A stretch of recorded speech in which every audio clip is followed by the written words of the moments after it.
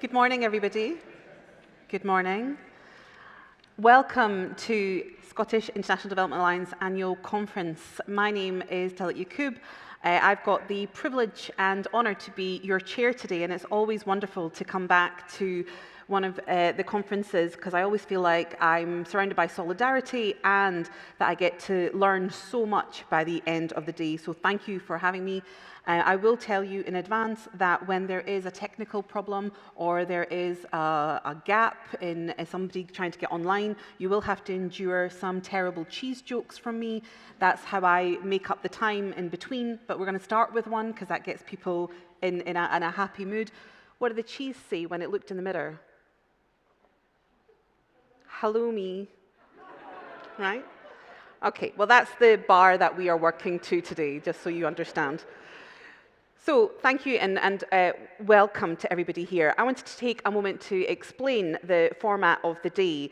It's a varied content to explore how we can collaborate for a more joined-up, long-term and global thinking on issues from climate crisis to anti-oppression, in particular the focus on future generations and future leadership. And we will be hearing from young leaders throughout the day, peppered both online and in person as much as possible.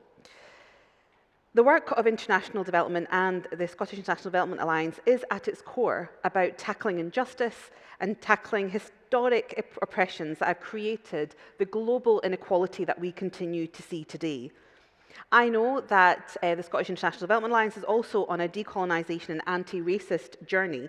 That's something that is particularly important to me as somebody who is a consultant, a researcher, a campaigner on particularly anti-racist and feminist issues. So I'm glad to see that happening, and I think more of us who are advocating for Global South need to do some of that self-reflection ourselves on our anti-racist journey. But if we are to take seriously that anti-racist work, we must recognise the context in which this conference is happening. It's in a backdrop of climate crisis, of oppression, of human rights abuses that are affecting so many across the world, including but not limited to in Gaza, in Sudan, in Xinjiang, in Afghanistan, in Yemen. And our work is only powerful when it acts in solidarity with all. Conflict, oppression, and the climate crisis, they are human-made political choices. Someone chooses to oppress, to deny funding, it's a choice. To prevent access to food, water, and emergency services is a choice made by the oppressor. And our work is to advocate and loudly, in solidarity, shout against that and do what we can in the spaces that we occupy. What we've also seen is the portrayal of the work to tackle climate crisis, to tackle inequality, the work of international development, the work of migrants' rights, often be demonised within media, often demonised, in fact, by a long political history of the most recent government. This is the point where I say all opinions are mine, and most of yours, let's be honest. But we have seen, as a consequence of that, a rise of division, a rise of racism, as we've seen most recently in riots in the UK. The work of solidarity, justice, and advancing human rights has never been more important as a cure for that division, and I thank you all for the role that you play in that. Like I said, today we'll be hearing from many young people throughout the day, reminding us of the importance of not only improving the world for them, but crucially seeing them as equal leaders to us and creating parity of esteem. Now I've got some housekeeping for you to do. First of all, we're going to be using Slido throughout the day. Hopefully many of you will have used this. If not, there are people from the Scottish International Development Alliance, which I'm sure are technical geniuses and can support you with this. Francis has just laughed at me. We're keen for the day to be as participatory as possible and very much want your input. We'll be using Slido for questions after most of the sessions. You can access that via the QR code that is magically on screen behind me. We also have a poll on Slido for you to vote for which question you'd like to have answered in our 3 big questions in the late afternoon session. Please see your agenda for this. A few housekeeping issues. On hearing the fire alarm, everyone should leave the building by the nearest fire exit, closing doors behind them, and go to the nearest assembly point. Fire wardens wearing high visibility vests will assist us to exit the building, and we should not re-enter until informed that it is safe to do so. If there is any threat is received or a suspicious package is found, the building will be evacuated and we will be shown to the agreed assembly point at Holyrood Park.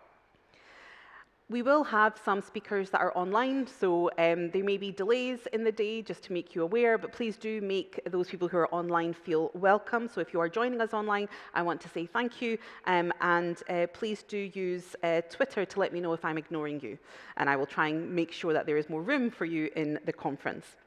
I also want to let you know that we have had a few speakers pull out, so there is a change to your speaker list as a consequence of COVID. So they are rightly not joining the conference because we want to make sure that it's a safe space, particularly for those who are high risk. But if you want to make them jealous, you can also share all your enthusiasm and your photos on social media. I'm sure that will help with their recovery. So it's a busy day, it's a packed schedule. So when we do have breaks, when there is lunch, please do try and return on time so we can get through as much as possible. The more time we have in this room, the more time we have for your questions and your participation. So thank you. I look forward to chairing the event, spending time with you and learning from you all. Now I'd like to introduce Francis Guy, who's the Scottish International Development CEO, to set out the day and welcome you all. Thank you.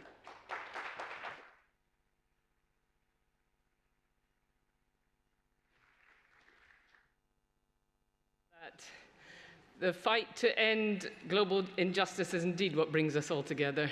Welcome, everyone. Welcome back to Dynamic Earth, and welcome to all those joining us online. Today, we're going to try and build on what we discussed last year, focusing on the SDGs, and try and look forward to the importance of thinking of future generations. If you like, re-looking at that old adage, think globally, act locally, but with a tweak, acting in a joined-up way.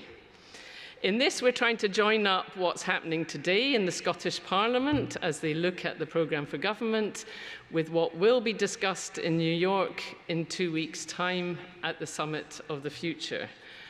We sincerely hope that the commitment to a Future Generations Commissioner and a Wellbeing and Sustainable Development Bill will remain in the programme for government today, and we'll let you know if we hear any news in the course of the day. If any of you have dared look at the Future Generations, the documentation for the Summit of the Future, you will have seen that it's a 5-page declaration and a 29-page pact for the future. Obviously, it's difficult to make 29 pages accessible, but I can assure you that civil society throughout the world has been working very hard on making the key points in those 29 pages valid, so it's worth a look. There are 60 actions in those 29 pages, including an important call for the reform of the international financial institutions that could have a profound impact on debt relief for many countries in the world.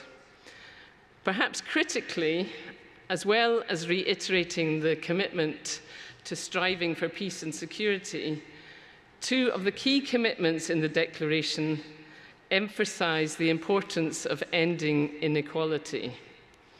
They include, and I'm going to quote, a commitment to ensure peaceful, inclusive and just societies while addressing inequalities within and among nations, and a commitment to eliminate all forms of persistent, historical and structural inequalities, including by acknowledging, addressing and remedying past tragedies and their consequences, and eradicate all forms of discrimination.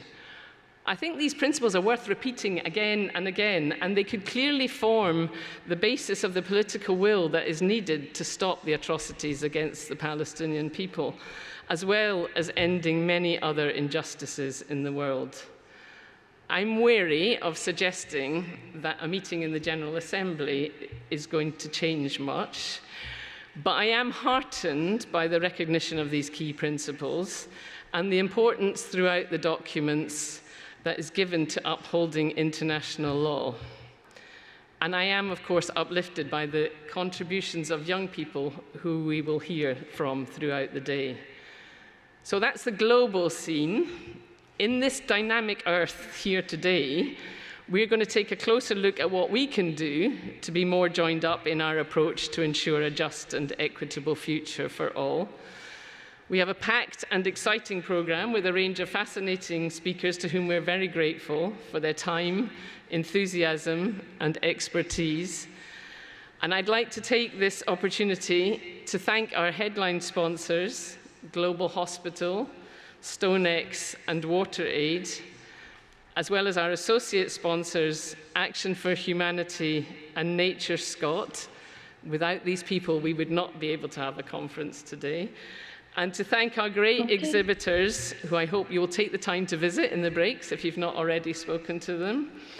Disclosure Scotland, EMS International, Friends of the Earth, Key Travel, McConnell International Foundation, Police Scotland International Academy, Reed Foundation, Tropical Health and Education Trust, Scottish Global Health Coordination Unit, Scottish Government's International Development Team, and SIDA's Diaspora Group for Global Citizenship, who are promoting a survey that they're running on trying to work out what's the real influence or not that diaspora communities in Scotland have on international development. So if you're interested, please do speak to them about that. I'd like to remind you also that Fair Trade Fortnight starts in a few days on the 9th of September, and Scottish Fair Trade will be supporting the campaign to be the change. Supporting fair trade is a great example of acting locally to support justice globally. Scottish International Development Alliance are continuing our commitment to decolonised, anti-racist, feminist, inclusive approaches that some of you discussed with us in April, and I hope that those principles will be woven throughout the day. It's my great pleasure to start by introducing our first voice of the future generation for the day. I'm happy to introduce Favour, who hopefully will appear somewhere. Favour is a 13-year-old from Malawi and is a speaker in her district's children's parliament. She is deeply committed to advocating for children's rights and ensuring their voices are heard. Favour represented Malawian children at the 2024 United Nations Civil Society Conference, where she shared her views on shaping the future along with other children. Over to you, Favour. Hi, my name is Favour Chindimba. I'm from Malawi.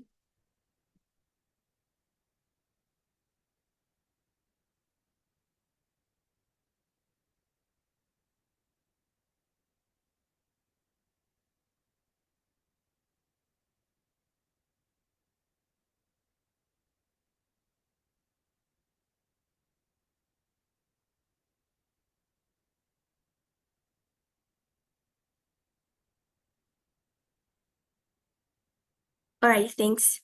I have a message for our leaders as they are going to the Summit of the Future. I'd like to say that they need to collaborate with us children. We need to work together because it is our future that we're talking about. And if it's our future, we need to involve the future, which is the children. So as children have big ideas for our future, which can transform this world to a better one. So we need our leaders to take ideas into serious consideration because in many communities, maybe in the development, the leaders don't really associate with the children.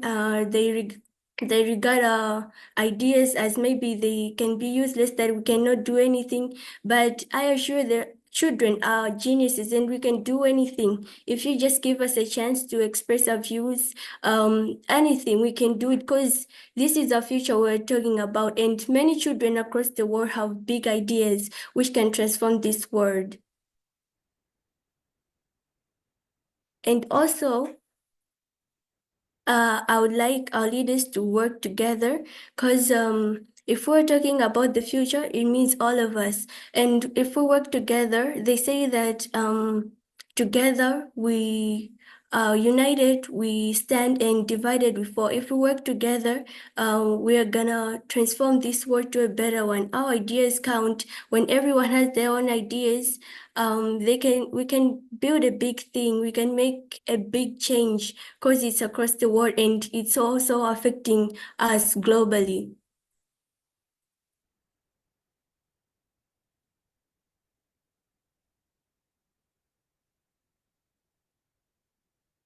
Lastly, I would like to ask our leaders to firstly, we should not just look at the effects of maybe climate change, but we should look at the main cause and try to deal with it. Because if we're just looking at the effects, we'll be dealing with it time and time. But if we look at the cause, the root of the problem, and try to solve it, this problem can be gone forever and we'll not be talking about climate change anymore.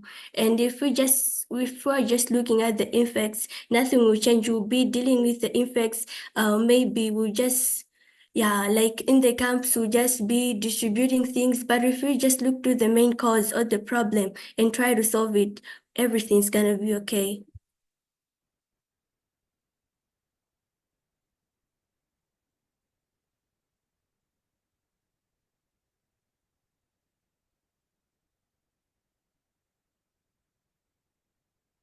Yeah, I can.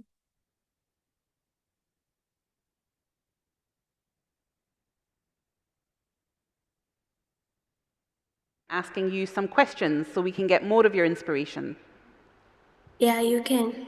Thank you very much. So I would like to hear more about your work with the Children's Parliament. We think that we have, young people's, a Scottish Youth Parliament here. We have Children and Young People's Commissioner, and we try to get young people involved. What's your work been like on the Children's Parliament, and what would you recommend we do better in Scotland?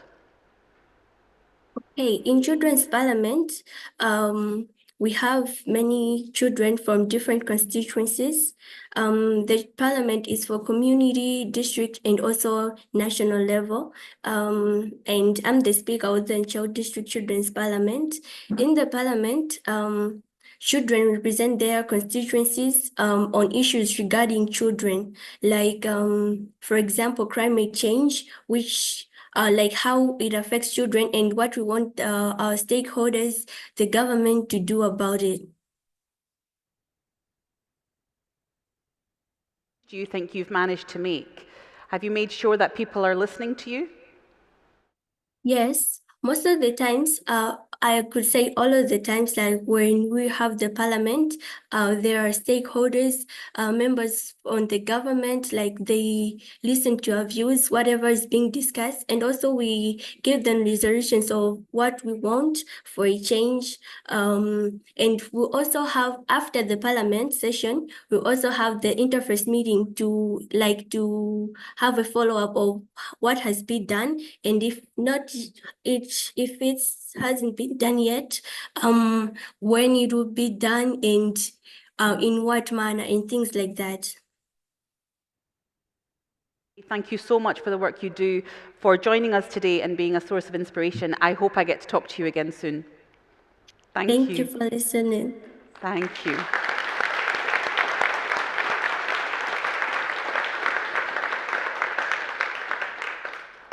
Thank you so much to Favour, and I think we can probably learn a lot from her. I was nowhere near that confident at the age of 13, so I've clearly got things to learn from her. So thank you to her for joining us. We'll now be hearing from our first keynote speaker today, which is Lord Jack McConnell. Welcome. As First Minister, Jack introduced Scotland's international development policy back in 2005. He has since been a huge supporter of global sustainable development, in particular to tackle poverty in Africa and develop the relationship between Scotland and Malawi. He became a member of the House of Lords in 2010 and now chairs the McConnell International Foundation, which supports those who are working to build peace and sustainable development. Jack, if I can invite you to the lectern. Thank you.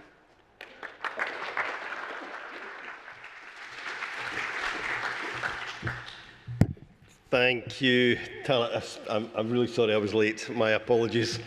I'll not say any more about the state of roads in the city. But dynamic earth. Now, when you've been First Minister of a country there are many occasions when you arrive in a location and it brings back some memories. That can sometimes mean a little plaque on a wall somewhere. It's got your name on it and it catches you by surprise.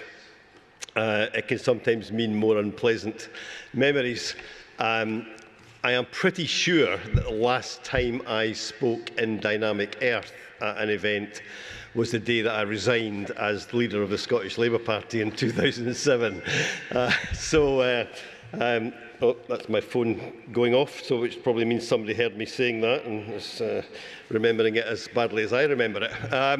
So it's great to be back in Dynamic Earth and a positive event that's looking forward rather than a slightly different event back 17 years ago.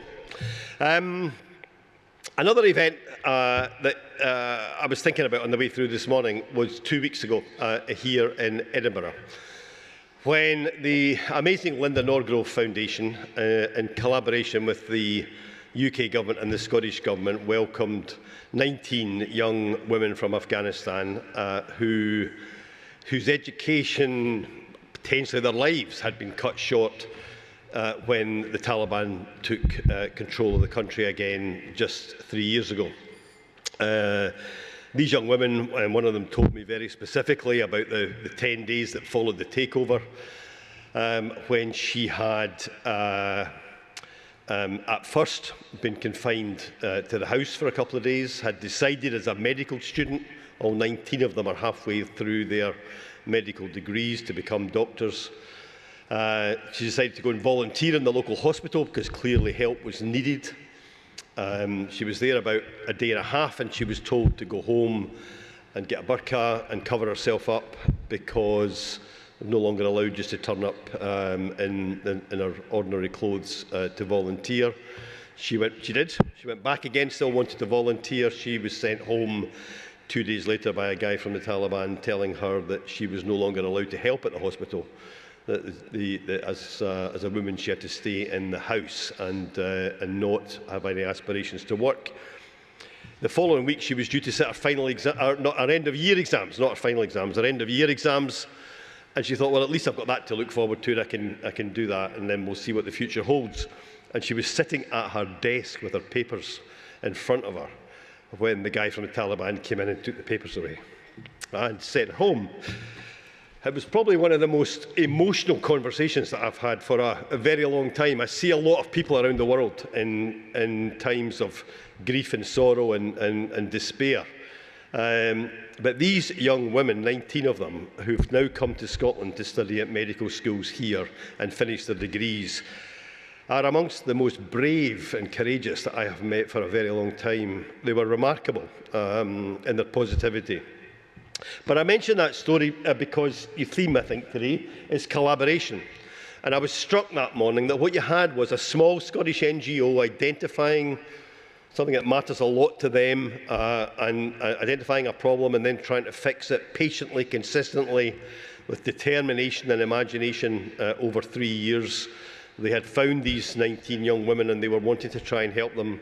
And then the two governments, the UK government and the Scottish government, for once actually working together to help solve the problem, working with the British Embassy in Islamabad and many others to get these women by a very dangerous route here and get them started with the universities backing them up too.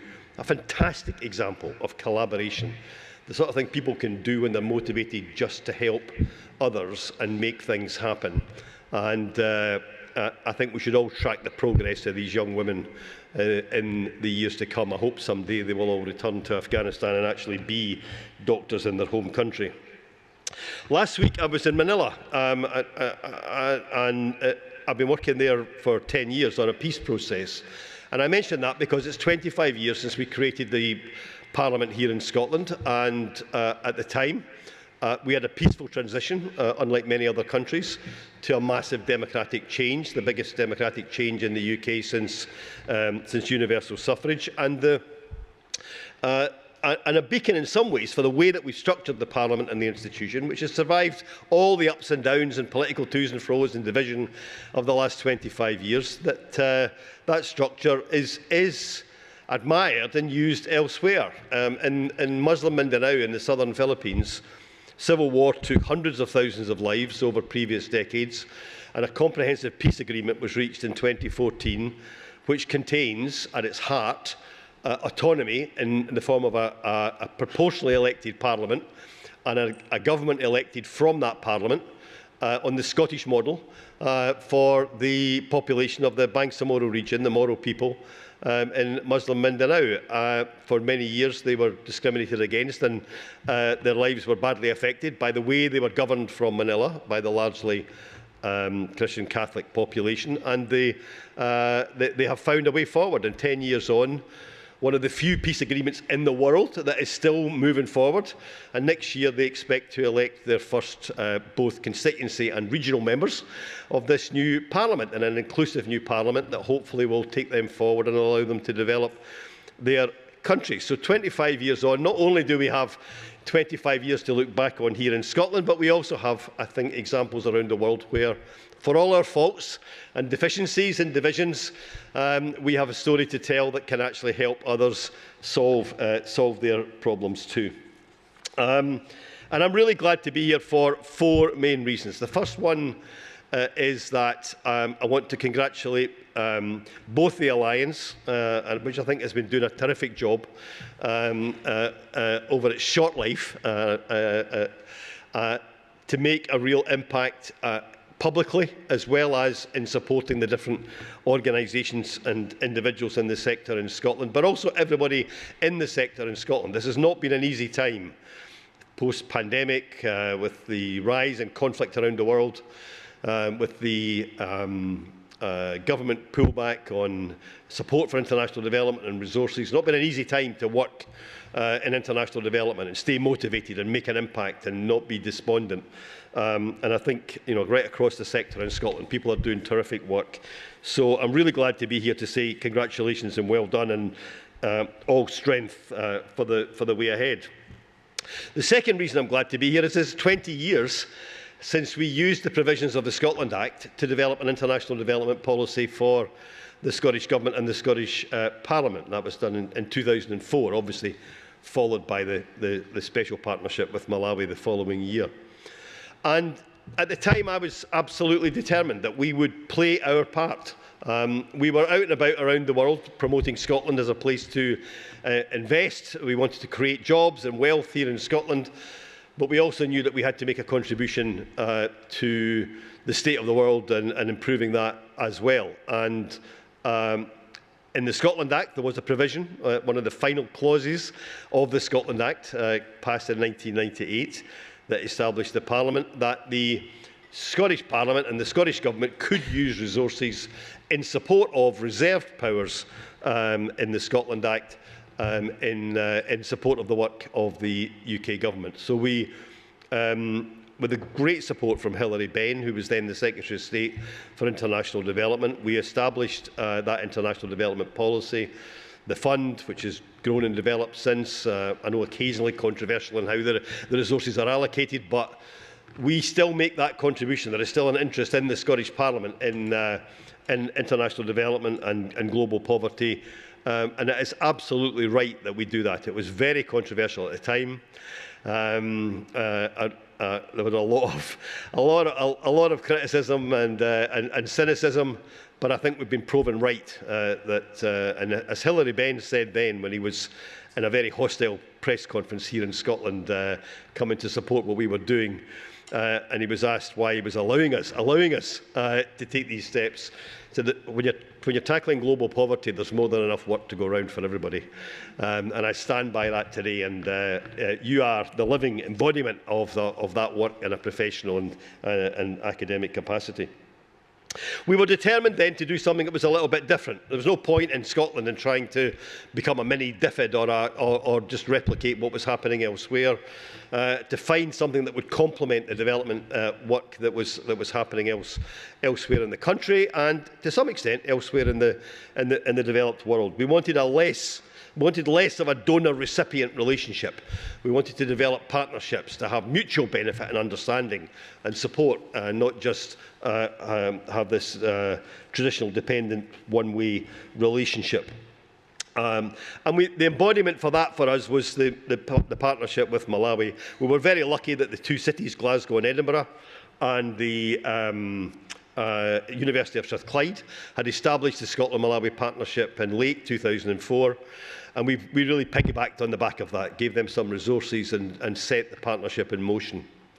And I had, at that time, I had what I thought was quite an ambitious vision. That I think at that time there were 6 schools in Scotland that had relationships with schools in Malawi, despite the 150-year relationship between the two countries. I think there was 2 universities, maybe 3 or 4 health projects. And I thought if we could double that or treble that, that would be really quite phenomenal. And when we set out to not have a government-to-government relationship, but have a people-to-people relationship, it was a bit of a stab in the dark, and let's see how it will go. And we all know the figures. 200,000 Malawians are engaged in the partnership in some way today, 100,000 Scots. There's massive public support in both countries for the work that goes on. There are some truly remarkable examples. I just learned this week of the dental project. Some of you are probably already aware of this, but the Maldent project, which is co-led by Professor Jeremy Bagg, Malawi's first dental school, building a dental school with money from the World Bank, an oral health improvement plan for children in Malawi, and the first graduates sitting their final exams this December and going to graduate next year.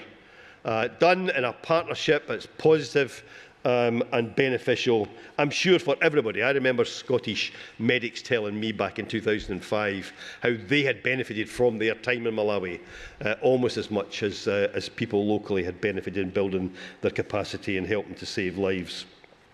And I know from our own foundation, the McConnell International Foundation, that that lives can be changed, and they can be changed for not a huge amount of resources, and where commitment and consistency and good, thoughtful judgment can really make a difference. We started, as a result of the pandemic, again, you will all be very well aware, how many girls, particularly in sub-Saharan Africa, but elsewhere in the world as well, were left out of school after the pandemic, either pregnant or married off or disadvantaged because there wasn't enough resource to send a girl and her brother both to school, and she was the one that was going to lose out. And we managed to attract a small amount of money and established 100 girls' scholarships in the community day secondary schools of rural Malawi in the most difficult places. And we recently were able to double that with the support of another charity. And fantastically, out of those first 100 girls, one of those girls is going to university this year. She comes from a tiny village with a family that has absolutely nothing. She thought her education was over when the pandemic hit, and then she was out of school afterwards. And she's gone back in, studied hard and passed her exams, and she's off to uni in November. And we also heard this week of the second 100 girls. I don't want this to sound, to minimise this in any way. Only one of those girls has dropped out after the first year that they have been in school due to pregnancy. Now, that might sound like not a particularly dramatic statistic, but the national average is closer to 10%, not 1% at that age group. And that is because they are in school. So we can all make a difference. We can do it in small ways, we can do it in big, big ways, but we can make a difference if we stick with things and we do the work that we set out to do well. And one of the things that will be available today at the conference is a new volunteering best practice guide that some of you were involved in helping us develop.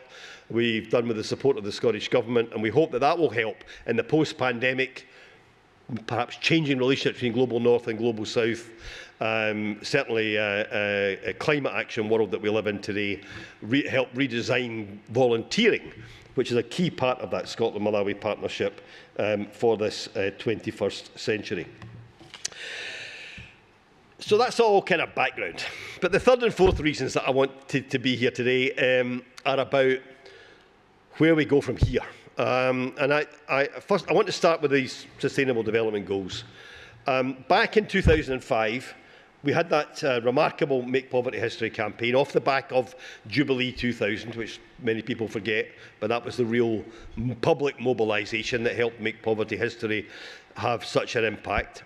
And of course, Make Poverty History then helped the Gleneagle Summit to again make such an impact. But we knew at that time that even getting the Millennium Development Goals back on track was going to be insufficient. It was good, it was progress, but it wasn't enough.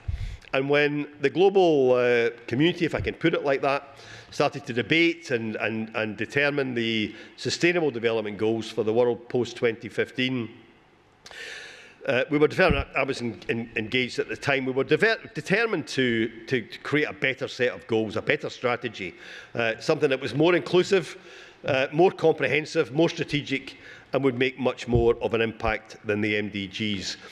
And the Sustainable Development Goals that set out to leave no one behind are very clear that yes, you can temporarily fix education, temporarily improve health services. Is that me? Sorry. Yes, you can improve, the provision of safe water supplies.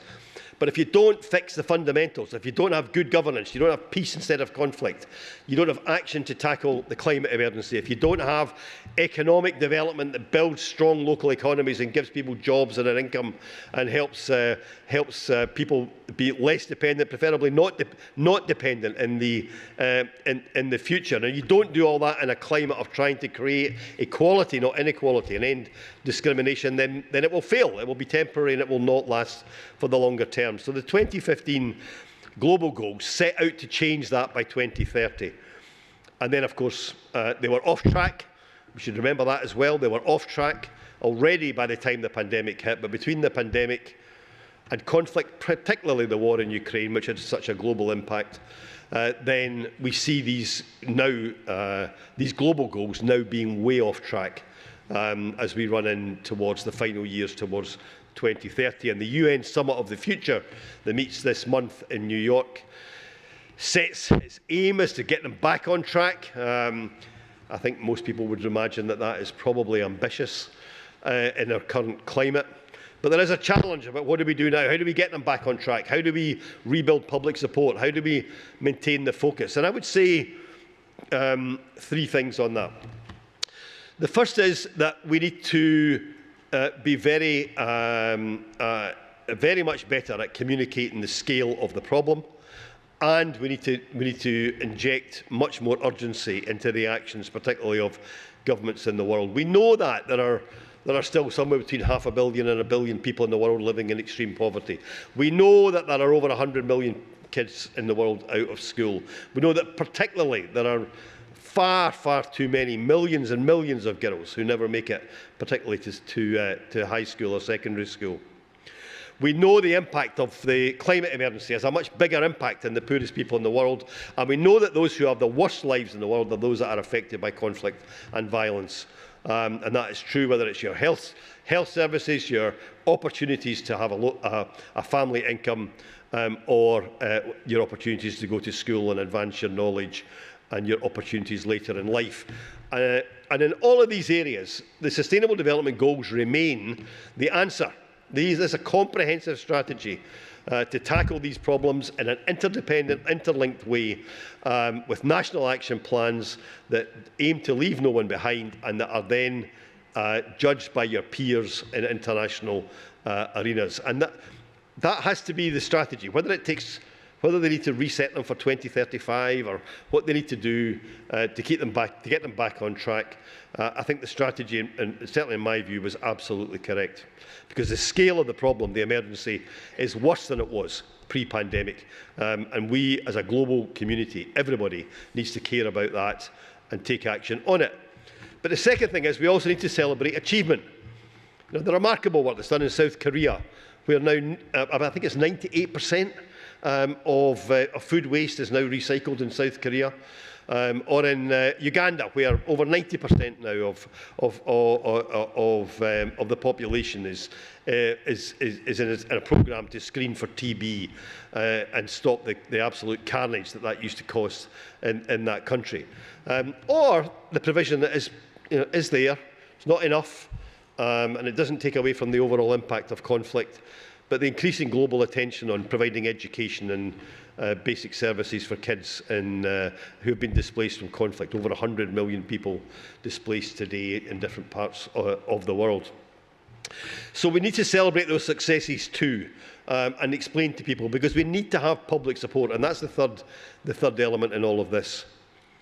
When Rishi Sunak, and I know he's almost gone, and I'm not being party political about this, but when Rishi Sunak, as Chancellor, decided to cut Britain's aid budget in the middle of a pandemic, a global pandemic, and therefore cut global health programmes that were saving lives and would save lives in the future, it was not just a shame on him personally and his Prime Minister. It was also a responsibility of all of us who haven't generated the level of public support that would have stopped him doing that. And I have a very strong view on this, and I hope I can convey this view to you today as a friend and a supporter of everything that you do. And I've said this in London many times to the UK and international NGOs that are based there. I think in the aftermath of Jubilee 2000 and Make Poverty History campaign, we all became too complacent. We all became, not too professional, because you can never be too professional, but a little bit distanced from the public that were driving that change and that government policy development pre-2005. So many programmes, so much dependency on government money, so many programmes that were making a difference, but were taking up time.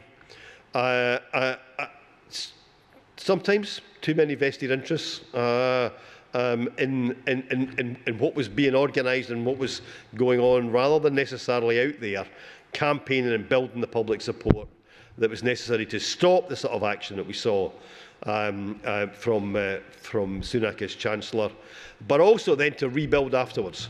There's a massive challenge now, I think, for politicians across the developed world to maintain and engage in this global effort. The political challenges on the left and on the right in particular, and we need to make sure, I think, that we can have, over these coming years, the sort of public anger, public support and a public passion for a better world that we saw 20 years ago. And I wanted to finish on that point, because I think that, I'm sure there's nobody here today that doesn't want that, doesn't believe in it. But I think, as I have tried to do over recent years, I think we need to reflect on where we got to, and we need to be better in the years ahead. And that is because of those girls from Afghanistan that I met 2 weeks ago, the young people in the Bangsamoro region in the Philippines who are possibly going to live the life of peace that people in Northern Ireland have managed to experience these last 25 years, and therefore get the education and the opportunities that they deserve. And those girls in Malawi that we have been supporting in those community day secondary schools, who are either back at school, or in one case going to university, or in another case going to return to school after her pregnancy is over, because she's coming back to education, and we should all want her there. So thank you very much.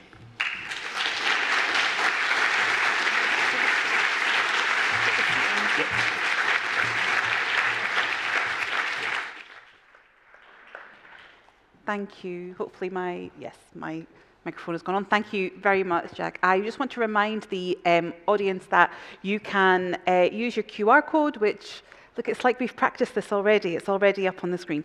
You can use your QR code to send us questions, but we will be asking the audience directly if we don't get things on Slido. But please do use this, and we can get your questions straight onto the screen. But as privilege of chair, I am going to ask a few questions, and also to give you a moment to catch your breath, reflect on what's been said, and get your questions ready.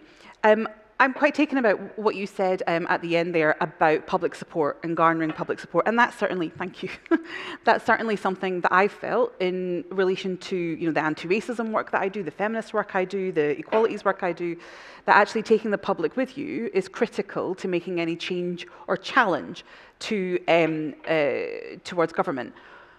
We've also seen a lot around international development be demonised in media and press.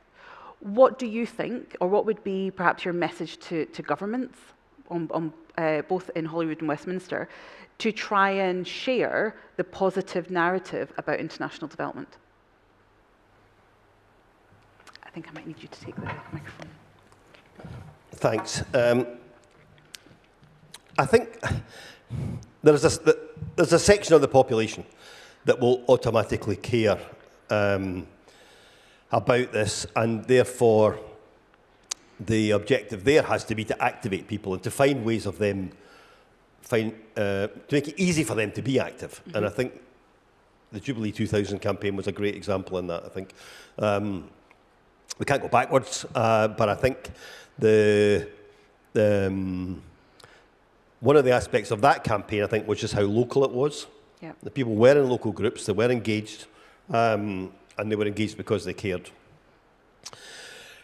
There's a section of the population that's always going to be hard to reach. Yep. And then there's a huge group of people in the middle, and who are always a deciding factor. And you're right, they are affected partly by negative stories. They're probably more affected by despondency. I think people are rightly hesitant to accept everything they see in the media. So if they see stories that are a bit exaggerated, they're not daft, and they can see through that. But what I think people feel that there's just that we're not making a difference. So why do we keep spending money in this way, or why do we keep talking about this, or why do we keep engaging in it? So I think the message has to be twofold. It has to stress the urgency and the scale of the problem, and the impact that problem does have on the world as a whole. We live in an interdependent world where everything is connected. How many people in Britain knew about the importance of Ukrainian grain 3 years ago? So I think there's more education, and politicians have got a role to play in that. But I think there's also a need to explain the differences. There are, however bad the statistics are today, there are millions and millions and millions of kids, particularly girls, getting an education in the world who didn't get it 20 or 25 years ago. We have made massive strides. If you look at HIV/AIDS, for example, maybe a slight turn back over the pandemic period. But in HIV/AIDS, the massive global investment, led by George Bush, perhaps remarkably, but credit where it's due, has completely transformed the global landscape on that epidemic, and particularly in Southern Africa. So I think we need to tell positive stories, but also stress the urgency and the interdependency of the issues. Yeah, thank you. And I think that humanitarian, the view that we are all connected, that one's losses are a loss, I think is a conversation and narrative that has not been made enough of. Thank you for that. I have got questions coming in thick and fast. Given the conversations are about future leaders and future generations today, we've got a great question that's come in, is what ways can we include children and young people in these conversations on global development and poverty, especially post-COVID?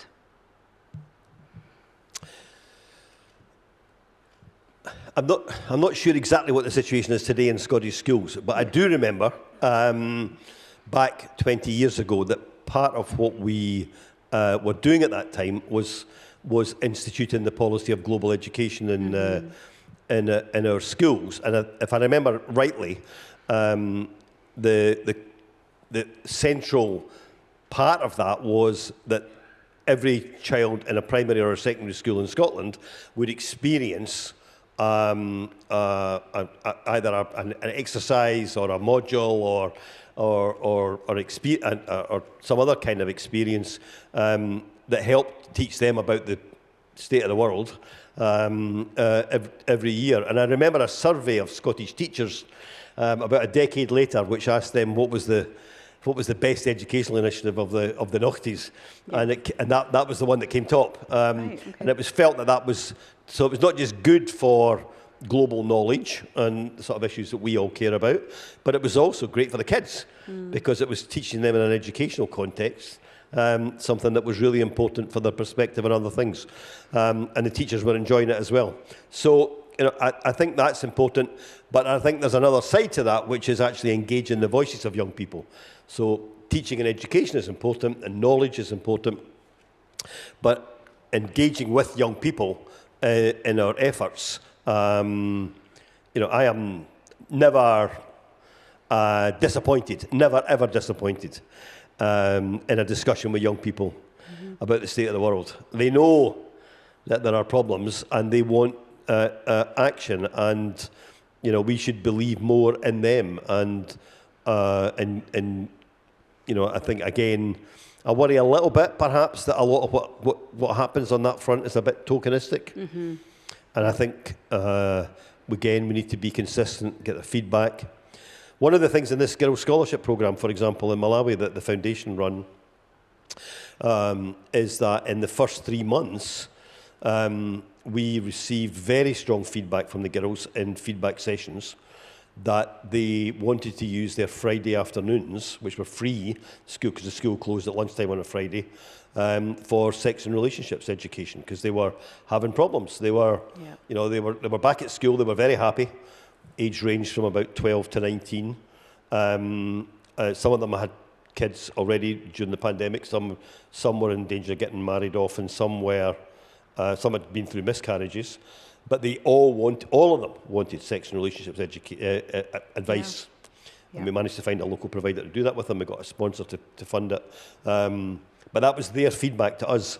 Yeah. So listen to them. Listen to these young people, and you will learn. I think you also get a level of candour that perhaps we don't have. Yep. We tend to move around the bush, beat around the bush in how as if we're talking, you get a level of simplicity and candour that just asks, well, why haven't you done that? Aye. Which I think we probably need to get back to.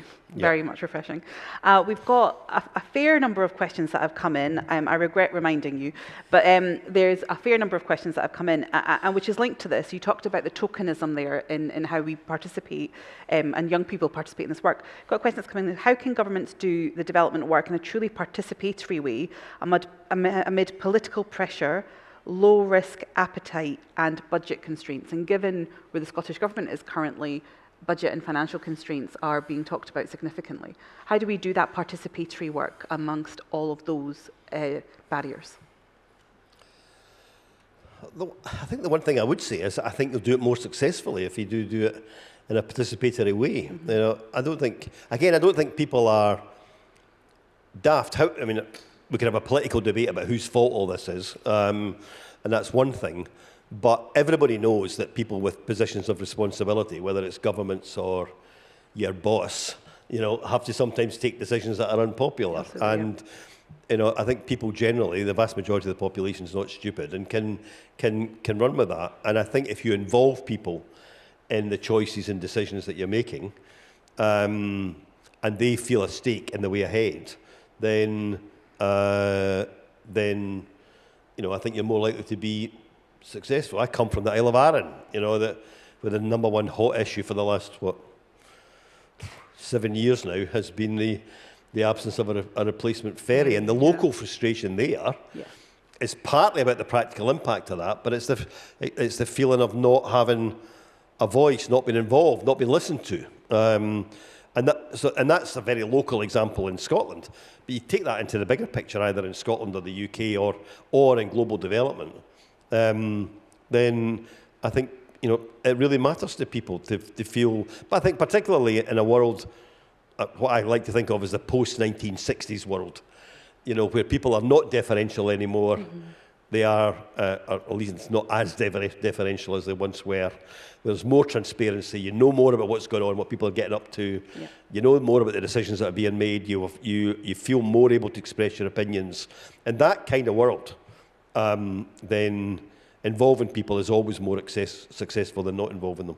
And are there examples of that kind of participatory work within the McConnell Foundation delivery that you're doing? I would say so. I mean, this most recent example that we're publishing today, the Good Practice Guide to Volunteering, that we've done with support from the Scottish Government. We held a conference. Some of you were probably involved in it. We held a conference here, an online conference, but it was based here in Scotland. We had some participation online from several parts of Africa, but Susan and I then went and did a seminar off the cuff at a few days' notice in the Longway on a visit to Malawi in February. And actually, the discussion there was so lively. People hadn't prepared it. It wasn't, you know, if I could put it this way, it wasn't a bunch of professionals all coming together to talk about it. It was just people who are involved in volunteering at a local level and have an opinion on that. And as a result, I think the good practice guide is, you know, at least 2 or 3 times better than it would have been otherwise. So I think that there are loads of examples. And I'll give you another example of inclusivity really mattering. This peace agreement that I've been involved in helping implement in the Philippines for the last 10 years. One of the reasons that they chose the Scottish parliamentary system is partly because they wanted to be different from Manila, because the government in Manila is very much based on the American model with a strong president and a Congress that, in some respects, the Congress passes the laws. The president and his team are really very, very powerful and have a lot of executive authority. And they wanted to be different from that. And they looked around and they saw the Scottish model, and they did like that idea of a parliamentary system where the government comes out of the parliament. But they also really liked the fact that there was a combination of local representatives and regional representatives. And we chose that in 1999 in Scotland because the previous referendum in 1979 had partly failed because large parts of rural Scotland were very, very suspicious of a parliament that might get dominated by the Central Belt. And we wanted to give a strong indication in 1999 that the Parliament would represent the whole of Scotland. And the folks in the Banks of Morrow got it. And their elections next year are based on a similar electoral system because they wanted to signal, not just to the Moro people who are the majority in the area, but the Christian settlers, the indigenous people, people who live in the islands, because they have some islands that are quite well populated, that they will have a stake in this new parliament, and the parliament will be for everybody. And I think that's one of the reasons that they have succeeded. There are peace processes all over the world that are falling apart. If you base a peace process on winners and losers, then it's more difficult to sustain. But they've based their peace process on everybody having a stake in the future. And as a result, they're still there, and hopefully next year they're going to move on to the next level. Thank you. I'm very aware of time, and my apologies. There's a lot of questions that have come in, and hopefully I'll be able to thread them in to some of the other discussions we'll be having on the panels. But can I just invite you all to say a huge thank you to Lord Jack McConnell. Thank you very much. Thank you. Not at all. If you want to just leave that on there, that'd be great. Thank you. Now we're going to do a very smooth and pre-organised swap over on the stage. So thank you very much to Lord Jack McConnell there, and thank you to SIDA staff who are now going to do some of that change. We're going to pretend this isn't happening. They're actually all in black, and this is the background of a theatre. Let's just pretend that's what's happening here. So thank you very much indeed. And I'm sorry I didn't get through all of your questions there, but like I said, we'll try and pepper them through as much as possible with other speakers as well. Can I ask those who are joining the panel to join me on stage here while I do some introductions? We're also going to be introduced by... Yes, we have her there. Brilliant, thank you. So we're going to have a panel discussion now, which is focused on from contradiction to coherence, aligning policymaking for people and planet. So contradictions and, dare I say, hypocrisies are peppered through government policy.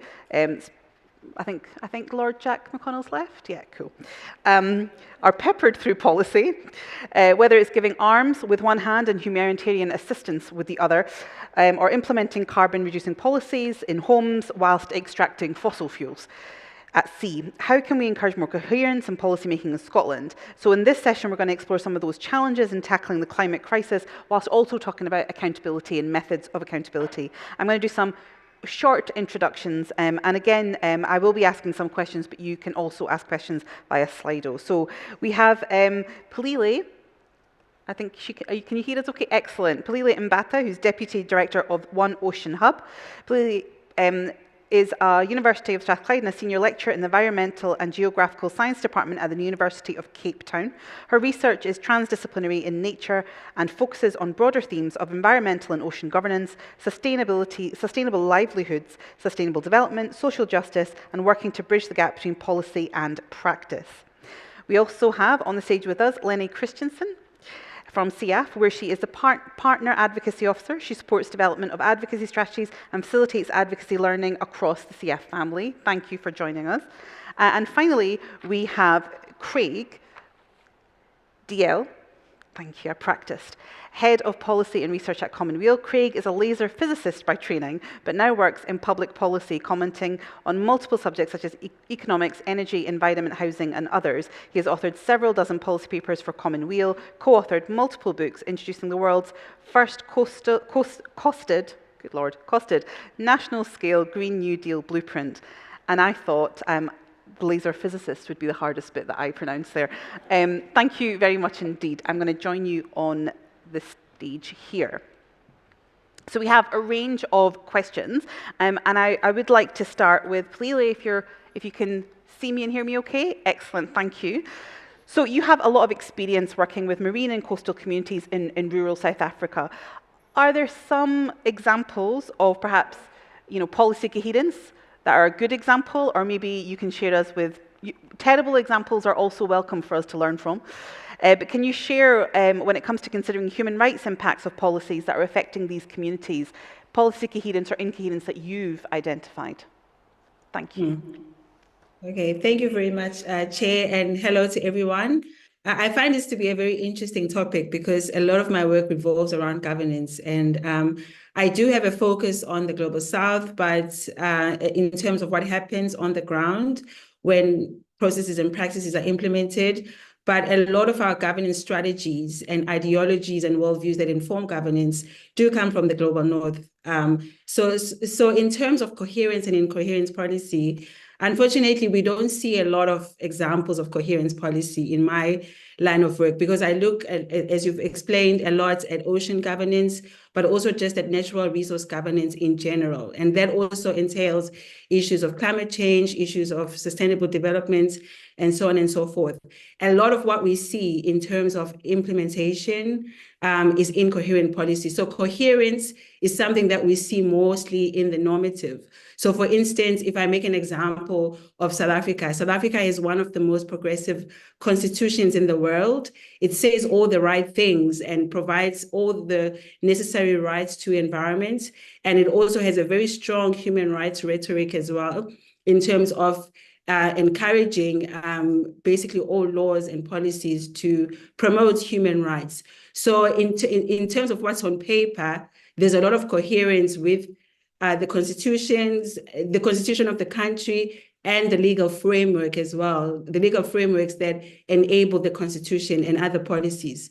But then in terms of what happens on the ground, the realities on the ground, we see a lot of incoherences.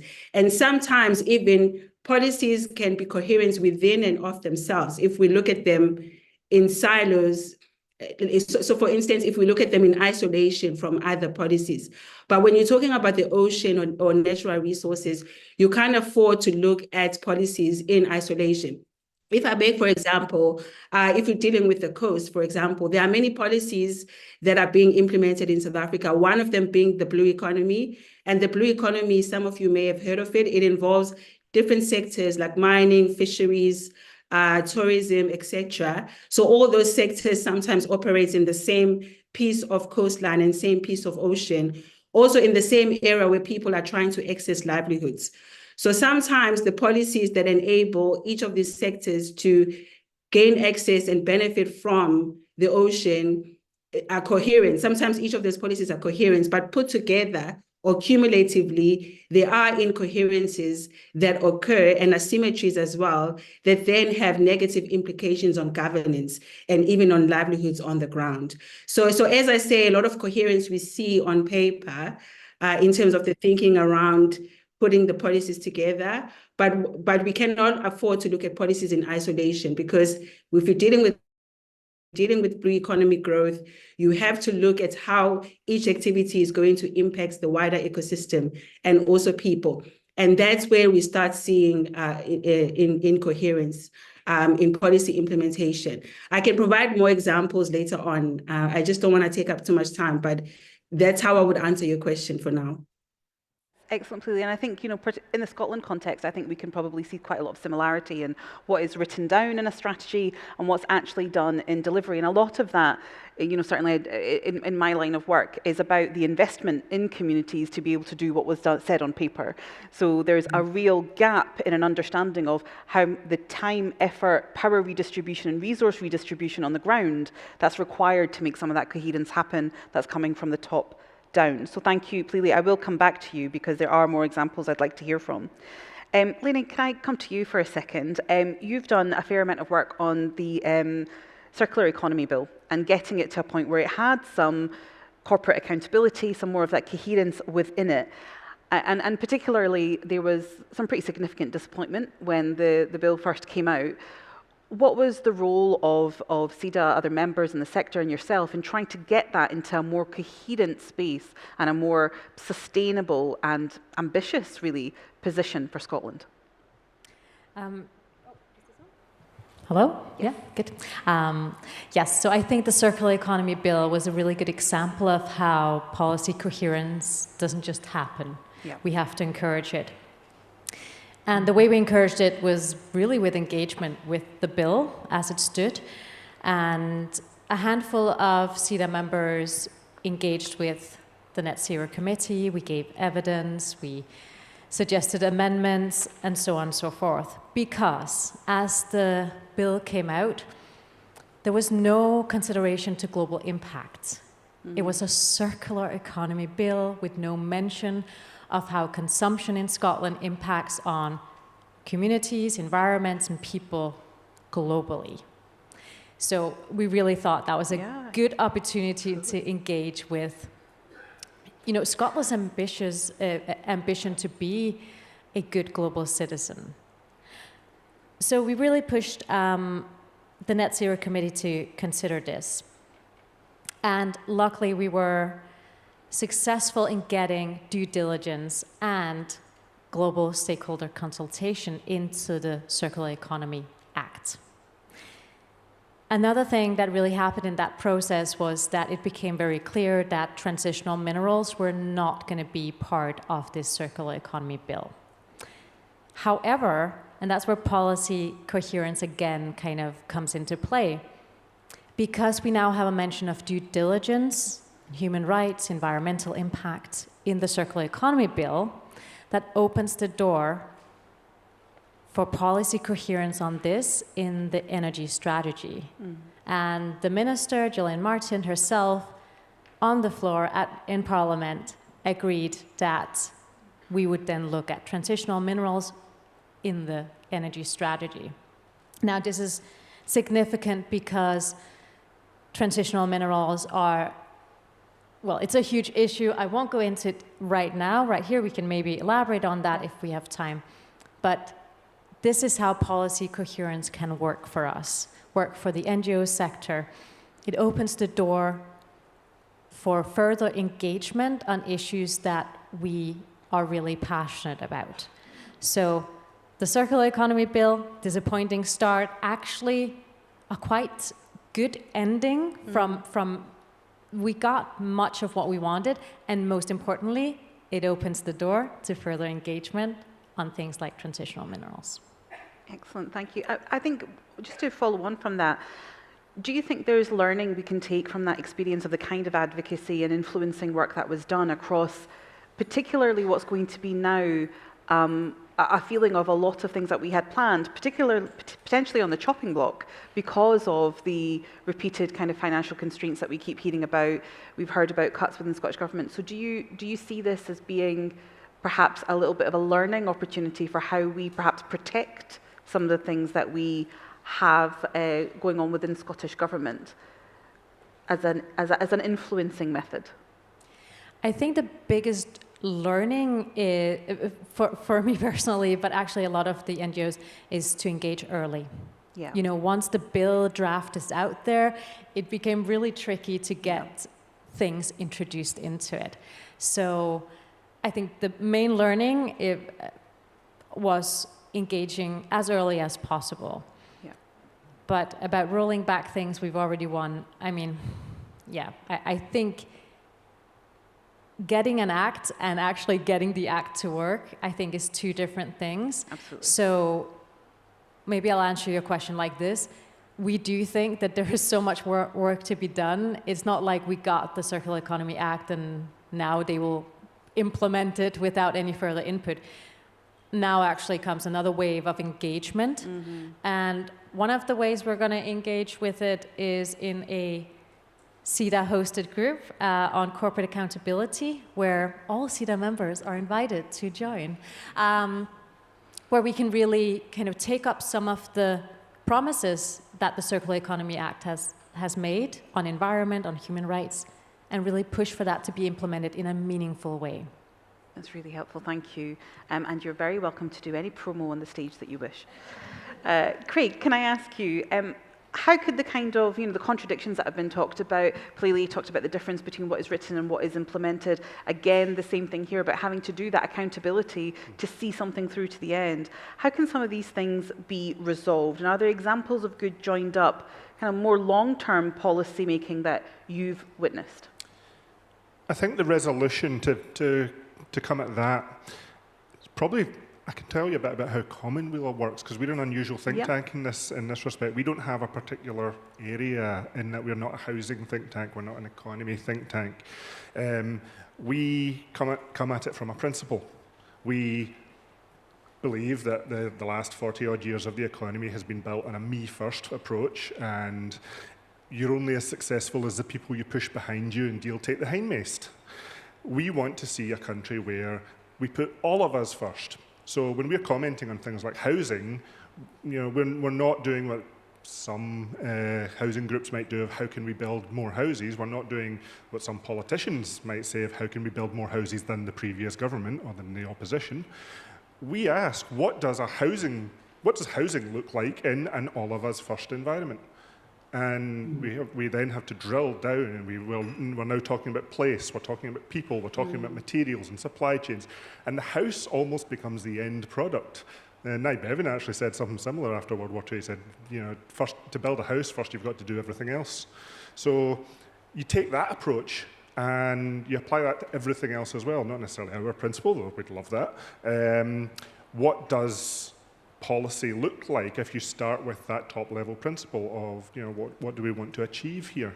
The big example that unfortunately we have someone missing from the stage that was well placed to talk about it. One of the best pieces of policy, and I mean this genuinely, that has come out of Scotland in our generation was Nicola Sturgeon's announcement of contributing to a climate loss and damage fund. But that was then followed up with almost no real impact. The 10 million that has been pledged towards it is okay. About 2 million, I think, has now been delivered. But Scotland's contribution to the damage of climate change, if you monetize it, is about £2.5 billion a year. So I ask you for £250 and you give me £1, but you only actually give me 20p. So that policy coherence, you start with that principle. We want to contribute to to fixing the damage we've caused. What does that actually mean? That's how we get to that resolution. And we see this across a range of different policy areas, right? So here's the rhetoric, because we know this is the line we need to take.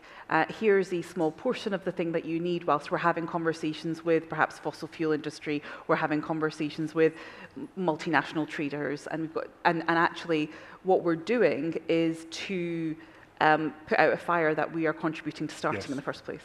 Yeah, I mean, I would have liked to see the moment that the climate emergency was declared, I would have liked to see an assessment from the Scottish Government of every single policy from now on. We will assess its impact on climate change, positive or negative.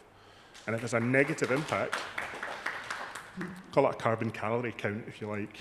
If it's a negative impact, we need to justify why that is necessary or unavoidable, and what are we going to do to mitigate against it. But we didn't see that. And one of the things that I find, and please do come in as well, is that actually this is what creates some of the difficulty in the public dialogue. Because actually getting people on board with what it is that is more transformational, more ambitious, more effective, but having a line from government that is repeated very well, or press that's repeated very well, that gives a notion of change, we're left trying to evidence why that's not what we asked for. What we needed was more. So we're caught in a trap almost in public discourse of trying to engage people in something they think we've already been given. Yeah. If that makes sense, particularly around climate crisis. Yeah, and how do we bring the public along with us? The climate crisis is often framed around the sacrifices we might have to make, but when you actually look at some of the opportunities of the transitions here, we fix housing. I have to sacrifice 90% of my heating bill. Yes. Yeah. Maybe you can just do the government comms. We've got a few questions that have come in. One of them is, how can we improve coherence across sectors like health, climate and international development to combat malaria and other diseases? Palili, could I come to you first and then we'll go to the panel? Would you like me to repeat the question? Yes, please. If okay, you don't no problem. How can we improve coherence across sectors like health, climate and international development to combat malaria and other diseases? How do you think we could bring those areas of policy together better? Yeah, I think that's an interesting question. Although, I mean, I don't have enough expertise to speak to health or malaria, but I can speak to the others like global developments and climate change.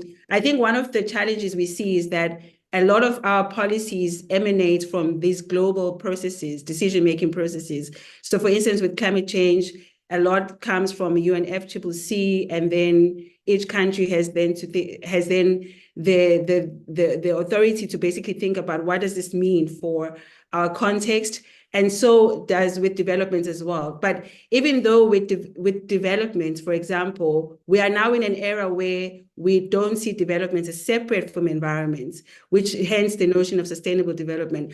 But oftentimes we see that trend of developments being separate from environment being perpetuated, which is a challenge. So I would say that one way of sort of like looking at issues of climate and development in a way that eliminates the issue of incoherence is to basically, sorry, I've just lost my train of thought there. So I would say that is to make sure that if these international processes align to country level processes, and also just making sure that at the country level, there's also some dialogue that is taking place with society, and also some co-production of what this would look like in our country. So not for governments to adopt global ideas or notions about what, climate issues we should focus on, or what development issues we should focus on.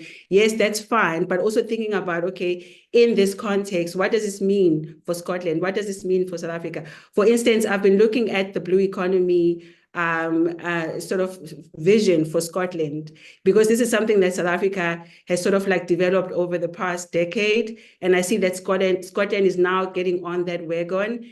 And they've also Scotland has identified a whole range of sectors to be part of the blue economy, which I find really ambitious. And I'm not seeing how some of this thinking around co-production, about bottom-up participation and bringing the public along is happening, even though I'm not saying that this wouldn't succeed, but I'm just saying that there needs to be, before we have a policy, we need to have a lot of process that goes before it to ensure that the coherence will be achieved at the end. So yeah, I can't really speak so much to health to that question, but I think on the question of climate change and development, we see a lot of issues because some of this dialogue and co-production and participation doesn't happen until the very end, which it actually needs to go in as part of the process of developing these policies in the first place. It's another part of the kind of incoherence that we've seen. We see language about lived experience, expertise. We hear language about co-production and bringing an engagement with the public. And it's often a small bit of money on the side when some decisions have been made, but it's written into the strategy at the beginning. So actually, that's another part of the coherence, incoherence rather, that we see in terms of how policy is designed and where people who are at the sharpest end of inequality actually come in to that policy design. You mentioned there, Palili, that Scotland is delivering an ambitious plan that actually South Africa has already been engaging with. Are there lessons from that that you think Scotland needs to learn? Yes, definitely. I think a lot of it has to do with what I think Craig just said about issues with participation and so on and so forth. So like I said, a lot of this hinges on these global discourses. For instance, the blue economy gained traction since the United Nations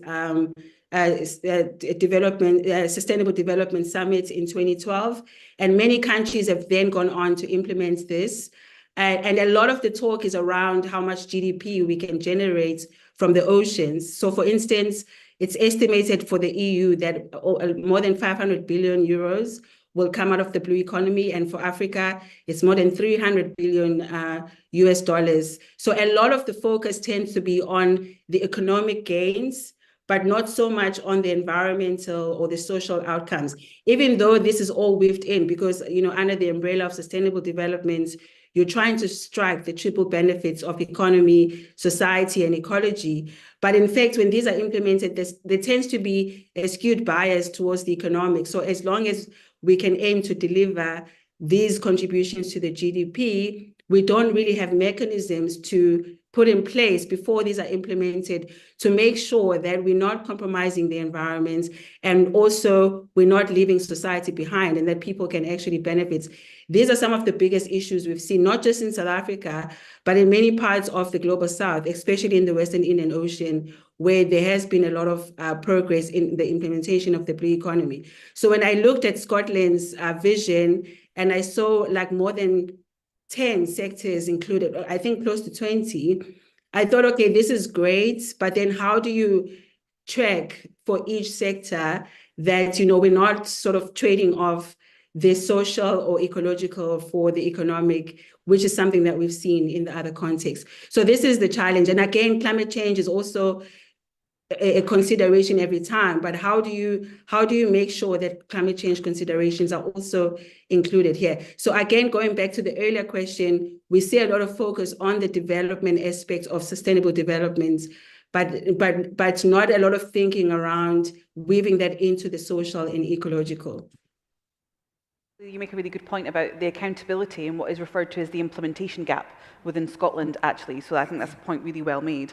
I'm going to ask a question of both of you involved in kind of Scottish policy making and engagement. One of the questions that's come in is, are citizens' assemblies a good way to build public support for coherent policy, and should we be demanding more citizens' assemblies? I'm possibly slightly biased on this. I was an expert witness to the Scottish Climate Assembly back in 2021, and that was, from my perspective, sitting on that, one of the most engaging, one of the most encouraging pieces of policy development I've ever seen. In terms of civic engagement, it was incredible, and I really wish we had more of them. We actually advocate that Scotland should have a second chamber on top of our parliament, but instead of a House of Lords, we should have a House of Citizens, and it is selected by sortition. So just like jury duty, you would get a letter through your door one day saying, your time's up, time to go make laws for a year. Time to hold the Parliament accountable for a year. I think that'd be a great idea. But yeah, you have to manage them carefully. Citizens' assemblies have to be very. The selection process is a big part of it. The questions have to be tightly focused, and the experts need to be there to guide the conversations and to draw the best out of the participants. But from the Climate Assembly, they ended up coming up with about 80 odd. Of some of the most radical and powerful recommendations, including recommendations that we as a radical lefty think tank were almost afraid to make. But that then led to very few of them being picked up by the government. And that is the big limitation with citizens' assemblies as they currently stand. What you need to really make them work is a promise before they start from the government to implement whatever they come out with. And that's a lot of power for politicians to give away and to trust to citizens, but they should. Yeah. I mean, as somebody who does like participatory work and public and lived experience engagement in policy, I'm 100% on board with them. But the problem is having to work with citizens and lived experience experts to say that actually there's a point at which I can't give you power because they're not redistributing power. So you can be involved in this, you can design it, you can put together recommendations, but it goes into the same place that I've spent my too long lobbying. And so, part of that is about what power are those in power now willing to redistribute. Yeah. I mean, that's ultimately the question of it's a fundamental question of democracy. Everything. In everything. Yeah. We see the same even in the not quite Citizens Assembly context, but in expert working groups and roundtables and lobbying, and all the meetings I spend a lot of time and a lot of effort working on, and we hand over recommendations to the government, and they come back and say, yeah, we're basically going to ignore all of them. Yep. And we've seen that. I mean, it's quite difficult to then get people to re-engage. Yeah, why would you spend a year of your life scrutinising Parliament if they're going to ignore you? Absolutely. Lena, did you want to add to that? I can add that I think a House of Citizens sounds amazing, and I hope I get picked first. That would be great. I think I might also add that part of my job is to look for opportunities for SCIAF's partners in the Global South to engage with policymakers on issues that are relevant to them, their lives, and the communities that they work in. So obviously a citizen assembly for the people living in Scotland, yes, amazing, would be great.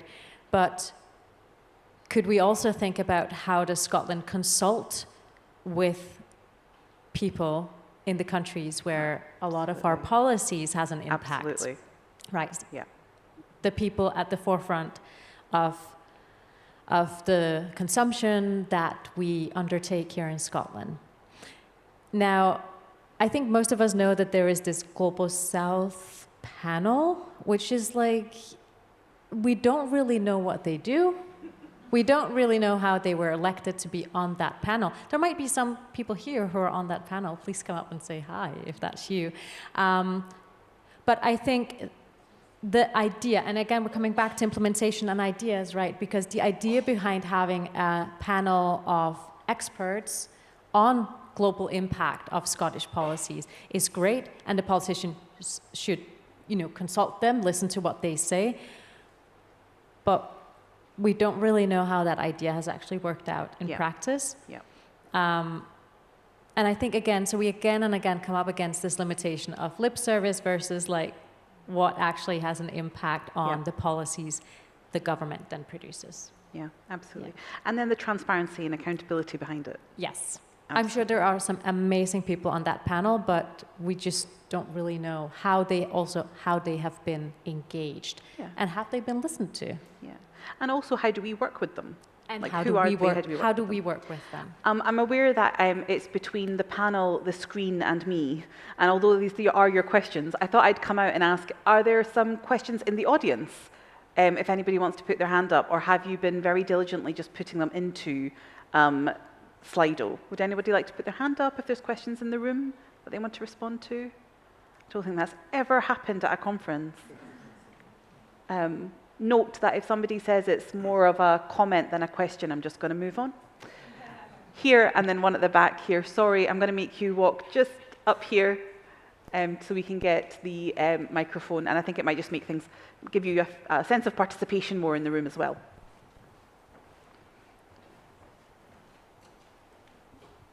Hi. You should be on, yeah. Okay. I am interested in finding out what you think is the next steps for democratic reform. It's nice to have another couple of assemblies, but that doesn't bring implementation and it doesn't bring commitment. I think we all struggle with getting through to the politicians, and even if a politician in a position shares your opinion or would like to change something, there's this barrier that is aside from devolved issues in Scotland or not. I think we're finding this across the planet, and I think in Scotland it very much needs to start with democratic reform, specifically because Scotland is far, far behind most first world countries in the world when it comes to specific and significant areas. Okay, so just for Pleely, I'm going to repeat that question. So how do we create, and not just in Scotland, but we can think globally as well, democratic reform that would enable us to do a lot of the work that we're talking about here? So policy coherence, creating better strategy, citizens' assemblies. What is the need and the what are the needs around democratic reform that are required to help us do this. Lena, if I start with you, and I'll go backwards this time. Yeah, I think actually I will defer to Commonweal on democratic reform. I feel like that's in your wheelhouse, but I do want to pick up on what you said about access to politicians, because I do think that there is a crisis of access in Scotland. So I am told that 10 years ago, 15 years ago, that the Scottish civil society had much better relationships, much greater access to the policymakers, and a better engagement with them. And what we see now is very much a siege mentality from the politicians. It's us against them, and there's very big reluctance to engage. Except we know that they are quite willing, some of them at least, to engage with very powerful stakeholders. I attended the S&P conference this weekend, and there were like side events like co-hosted by the gas and oil industry, right? So they are not impossible to get a meeting with, but maybe impossible for some and easier for others. Yeah. And that is a democratic crisis. Absolutely. But I'll let Commonweal tell us how we fix it. Well, this is an area where actually Scotland has a lot more to learn from the rest of the world than a lesson that Scotland can put out to the rest of the world. Scotland has an incredibly centralised democracy in a European context. We are missing almost entirely a local level of government. Every other country in Europe, apart from the rest of the UK and Ireland, has a municipal level of government. We have local authorities that are larger than some countries. So that's the first thing I would do, is bring in a local level of democracy that the rest of Europe calls normal. That would bring government much closer to citizens, allow citizens to access that government. It also provide a bit of a ground where any of us don't need to wait for that jury letter for the House of Citizens. We can get involved in the politics of our local area, and we can build up that civil democracy in our communities that can feed up ideas and power and ability to the rest of the levels of government. So that's the big thing I would make. I could talk for hours about all the other changes I would make to everything, including the voting system and the structure of Parliament. I feel like Craig's I'll posture. come back for another conference. I feel like even your posture has changed whilst you're really getting into it. I like it. What would I change? Almost everything, but the big thing would be municipal government. Thank you. Balili, can I come to you? And we're talking about access, democratic reform, to be able to create some of the strategy, the change, the coherence we actually want, because when we're doing the influencing, it's going into the same place, right? So what democratic reform have you seen in South Africa, or even global partners that you work with, that you think that is an example that actually needs to exist elsewhere? Thank you. I think my fellow panelists have touched on some important things that could also act as stumbling blocks or blockages towards democratic reform, such as centralized power, and also, issues of political will. But I would say one important ingredient for democratic reform is really just ensuring that policies do not only address the states, because a lot of the big policies we see and a lot of these international policy-making processes that then trickle down to country contexts, a lot of them engage the states and politicians, when actually there needs to be more emphasis on the roles of civil society, the roles of the private sector, and also other governance actors as well. And even in the writing of the policies themselves, it shouldn't be that governments are the only ones that get mandated to implement, for instance, decisions. There should be room for civil society actors. There should be room for the private sector and other local level actors as well to engage and take part in implementation. I think for me, that will be true democratic reform. Which is something that we're seeing in other parts of the world. But in many parts of the world, political will, issues of power, devolving power to levels outside of the state is still quite a big problem. That's climate crisis here, but actually the more localized power we have, the more empowered citizens feel, the more they have a stake. Actually, community divisions, the rise of populism and right wing, actually that is a cure for a whole host of societal problems that we see. We had a question, this is one last question that we've got time for. I think it was yourself at the back there, which is why I very annoyingly told the microphone holder to go to the back. Thank you. Thanks very much. Just very quickly around the issue of policy coherence. I put it in about the incoherence of austerity. So austerity is essentially a structural adjustment programme that's been visited on the UK in a kind of replica of the IMF and the World Bank. So we know that now it seems that it doesn't matter who you vote for, you get austerity. There's a brilliant book called Austerity, Who Invented It and How It Paved the Way for Fascism by Carla Mattei. So it feels to me like when we don't talk about that key thing which has already been identified by the UN as a targeted misogynistic attack on the most vulnerable society, what other conversations are we needing to have? Yeah. Thank you, that's my question.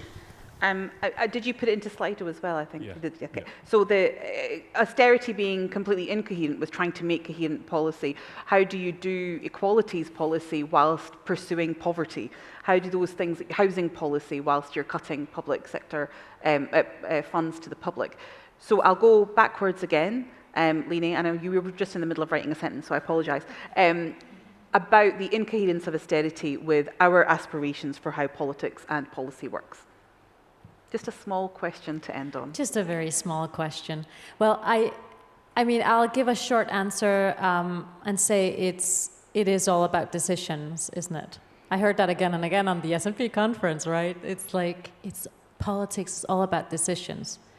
So what decisions are within the Scottish government, to make, what powers do they have to make decisions that are better and more in line with the policies that they promise us that they are for?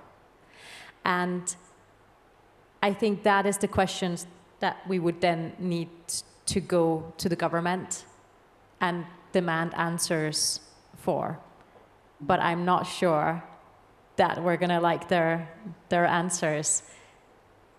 I mean, that is a very big question, and I'm not really sure I have a good answer for it, except saying it is all about what priorities do we have as a society, and how do we get government to make good on what they say is the priority.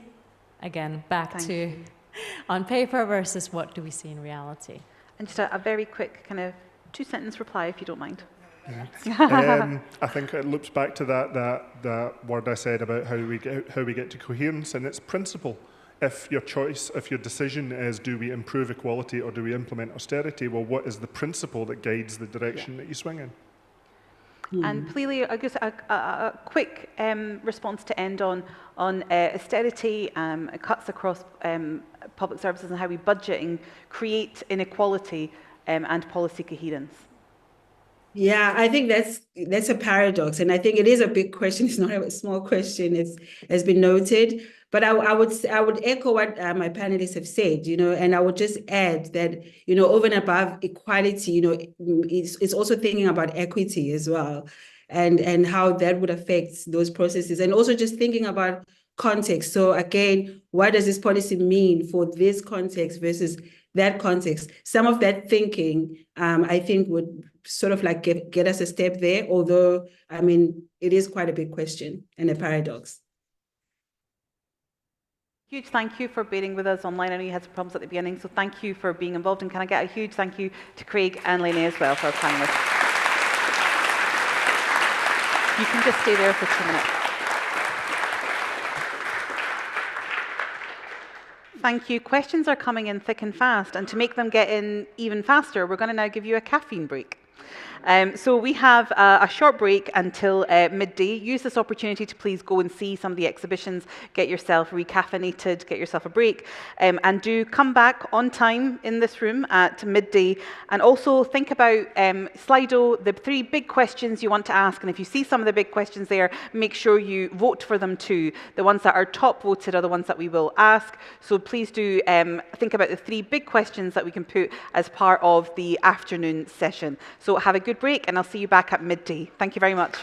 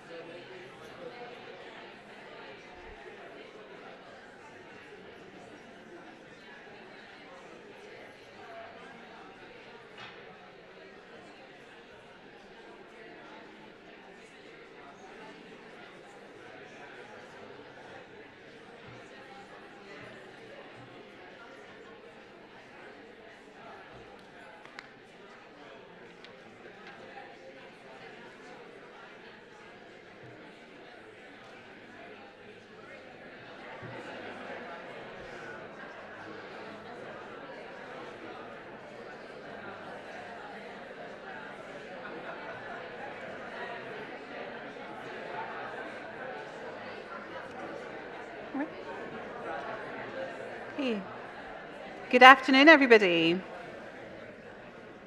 It's officially afternoon. In fact, it's 12:02, and I asked you to be back at 12. We'll discuss that later over lunch. Welcome back. Thank you for being so participative and involved with your Slido questions and the questions in person. It's really appreciated. It's what makes a conference engaging for you to have your part and your role in the conversations we're having today. I've already learned so much from the conversations that we've had. I think we're probably going to leave with more questions than answers, but in my view, that's usually the making of a good conference. It's positioning us to have more conversations with our peers, with others. It's challenging us to have conversations beyond the opportunities we get to come together as a conference as this. How do we create solidarity and do more of those discussions beyond this room? So we're going to be moving on to our second panel of the day, and I'm joined with esteemed guests, including online, who I would like to introduce just now. This panel is going to focus on the Sustainable Development Goals synergy, holistic and inclusive approaches to development. Development actors need to take a holistic approach. We've been discussing this in terms of policy coherence earlier today, to ensure that activities address multiple goals and that none are undermined. We often find ourselves in a position where we're left to pick what will be taken further, whilst undermining, usually as a consequence of a lack of resources, other work that we want to take forward. From this panel, we'll hear some examples of cross-pollination across SDGs, where joined-up thinking has had real impact. We'll also consider SIDA's push for transformative approach to development and how we can all ensure that we're walking the talk when it comes to decolonisation, anti-racist and inclusive working, which is a core part of my work and something that I think is incredibly important, particularly when we do advocacy for rather than with the Global South. So I have a phenomenal panel who I'd like to introduce. You have very distinguished biographies, but I'm going to give you a couple of sentences each. So I hope that covers you fully. We have Dr. Goran Zanga, is a longtime friend of THET, Tropical Health and Education Trust. He's originally from Kurdistan and undertook his initial medical training and practice in Iraq.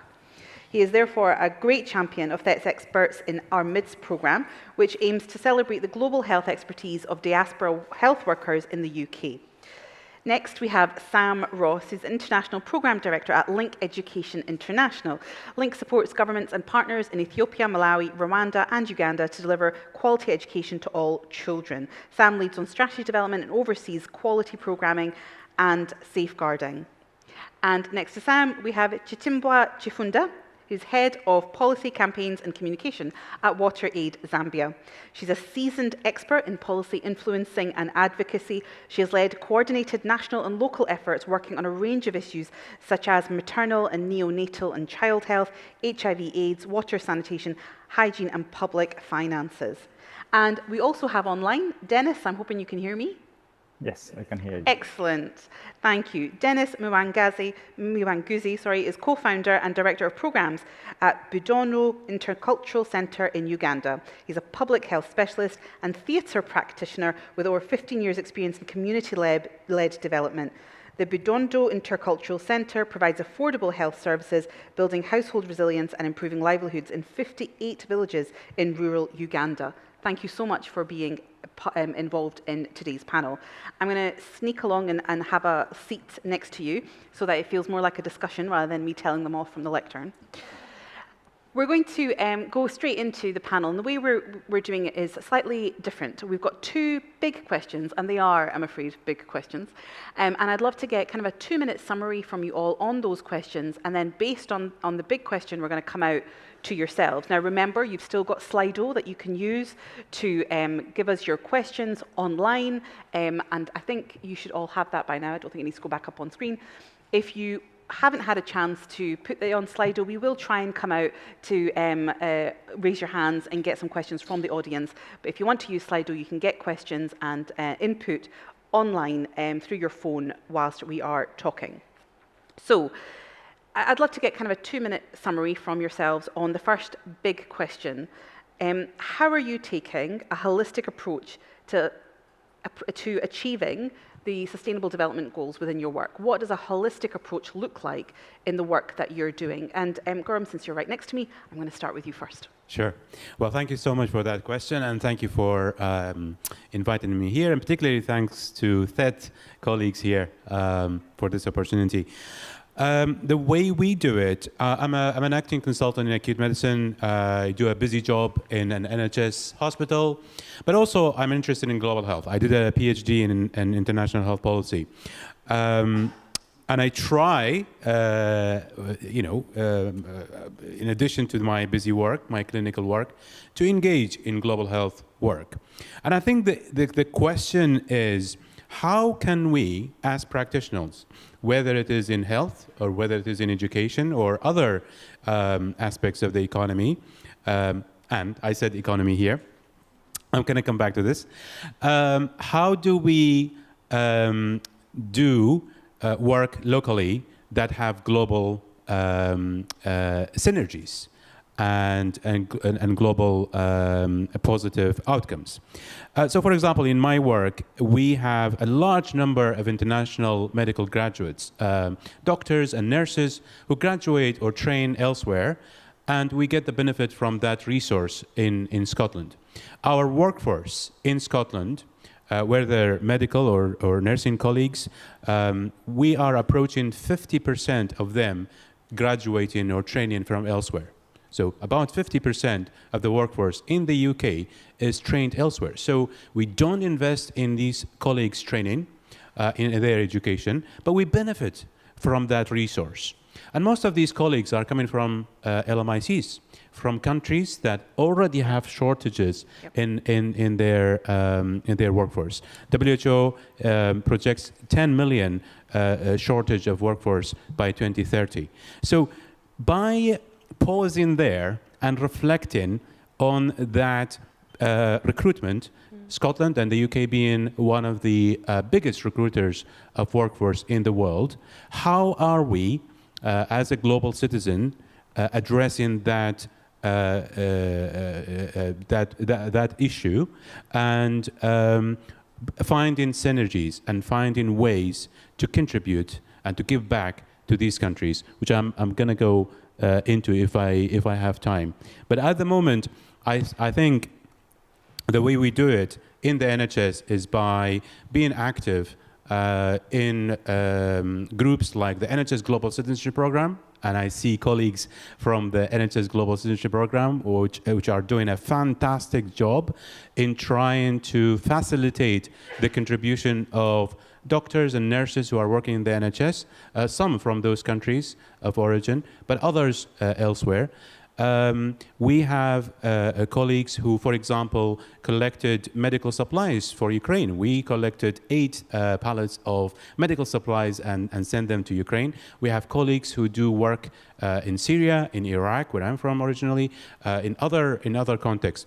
And the question is, which the NHS Global Citizenship Programme, I think, have been struggling slightly with, is how to facilitate that contribution. And I think it is a question beyond how do we facilitate that. The question is how we can act locally while we are contributing globally. How do we find synergies between the things that we already do locally that have global advantages? And we can do that through our education, our training. For example, there is, we have access to online teaching nowadays. Every single department of medicine in Scotland can invite colleagues from Malawi, from Uganda, from other countries to participate, to engage, to learn from those lessons. During COVID, for example, we invited colleagues from India, from Kenya, from Iraq to teach us about how they were tackling COVID in a limited resource setting. And that was a fantastic example. So there are many, many ways how we can find synergies between these and how we limit the disadvantages that we can potentially introduce through recruiting, for example, international medical graduates. Thank you very much. I'll come back to some of those points there. Sam, can I hear from you? Yeah, hi. So I thought I'd share how Link Education works holistically across several different SDGs by telling you a true story. So Bulisa is a rural district in western Uganda on the shores of Lake Albert. Most people who live there fish or farm, and Bulisa often floods. During COVID, schools across Uganda were closed for over 2 years, which is one of the longest closure periods globally. Teenage pregnancies skyrocketed. In Bulisa, over a 4-month period in 2021, when schools were still closed, over 9,000 child sexual abuse cases were reported to the local government there. Annette is 17 years old and she comes from Bulisa. She's got 2 children and had dropped out of school but wanted to return, and she did in 2023. But even though Uganda has a return to school policy for young mothers and fathers, Annette was seen as a bad influence by teachers, students, and parents, and so she was at risk of dropping out again. We began a social emotional learning project where over 100 senior female and male teachers were trained to deliver teen clubs that have given over 400 teen parents, girls and boys, the confidence, self-esteem, the decision-making skills to build their resilience. The club materials were developed with Ugandan experts in the ministry's gender task force. And now Annette enjoys school and plays a leadership role, welcoming other young people in a similar situation to hers to come and learn with her. So looking at the synergies across SDGs, so this is an education program, so SDG 4. It focuses on empowering girls, so SDG 5, gender equality. It supports young fathers, orphans, child heads of households, and girls forced into early marriages, so SDG 10, reduced inequalities. It enables young people to gain basic skills to earn a living through their education, so SDG 1, no poverty. Working with the ministry strengthens the education system to better deliver a quality education to all children, whilst demonstrating activities that can be scaled and sustained. And Link also works with communities to ensure they understand their role in supporting schools, SDG 16, strong institutions. And in other projects, Link also supports governments and schools to better prepare for climate change, so SDG 13, climate action. So I would think and hope that many NGOs operate in a similar way to Link, looking at how they can do cross-cutting work that crosses across many different SDGs. We are able to do that because our activities are designed and delivered by the people who live there and know the realities and the context of where they live, so can therefore create programs that are very relevant to their need. Thank you. Thank you so much.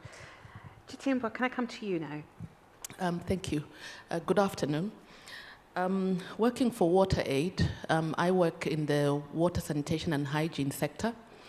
And this is an issue that cuts across many of the SDGs. So poverty, how do we reduce poverty without water? How do we achieve universal access to health without water? How do we improve education outcomes without water? And I can go on and on, like my colleague has said, but wash or water is integral to many things, but also for social and economic development. Mm-hmm. Earlier on, we heard about the blue economy, and in my country, we've been talking about how there's a nexus between water, energy, food, and the environment. We are currently experiencing a drought, so you can see how critical the wash sector becomes in all these different things. So for us at WaterAid, we are also working across the SDGs because we see these SDGs as linked. Mm-hmm. Part of our priorities include working in healthcare facilities, ensuring that mothers are able to give birth in a clean hospital that has running water and with sanitation facilities, as well as hygiene facilities, as well as in schools to ensure that girls are able to go to school. Mm-hmm. They have menstrual hygiene services and facilities. And so how I see us advancing holistic SDGs is by ensuring that we have holistic performance frameworks, management frameworks for our development work. So we also are very strong in terms of advocating for performance management frameworks for the WASH sector, but also for the other sectors to ensure that the work that we are doing also advances the outcomes of those SDGs. I think lastly, we also do work on advocacy for public finance. Mm-hmm. This is one of the critical barriers to advancing or achieving our SDGs.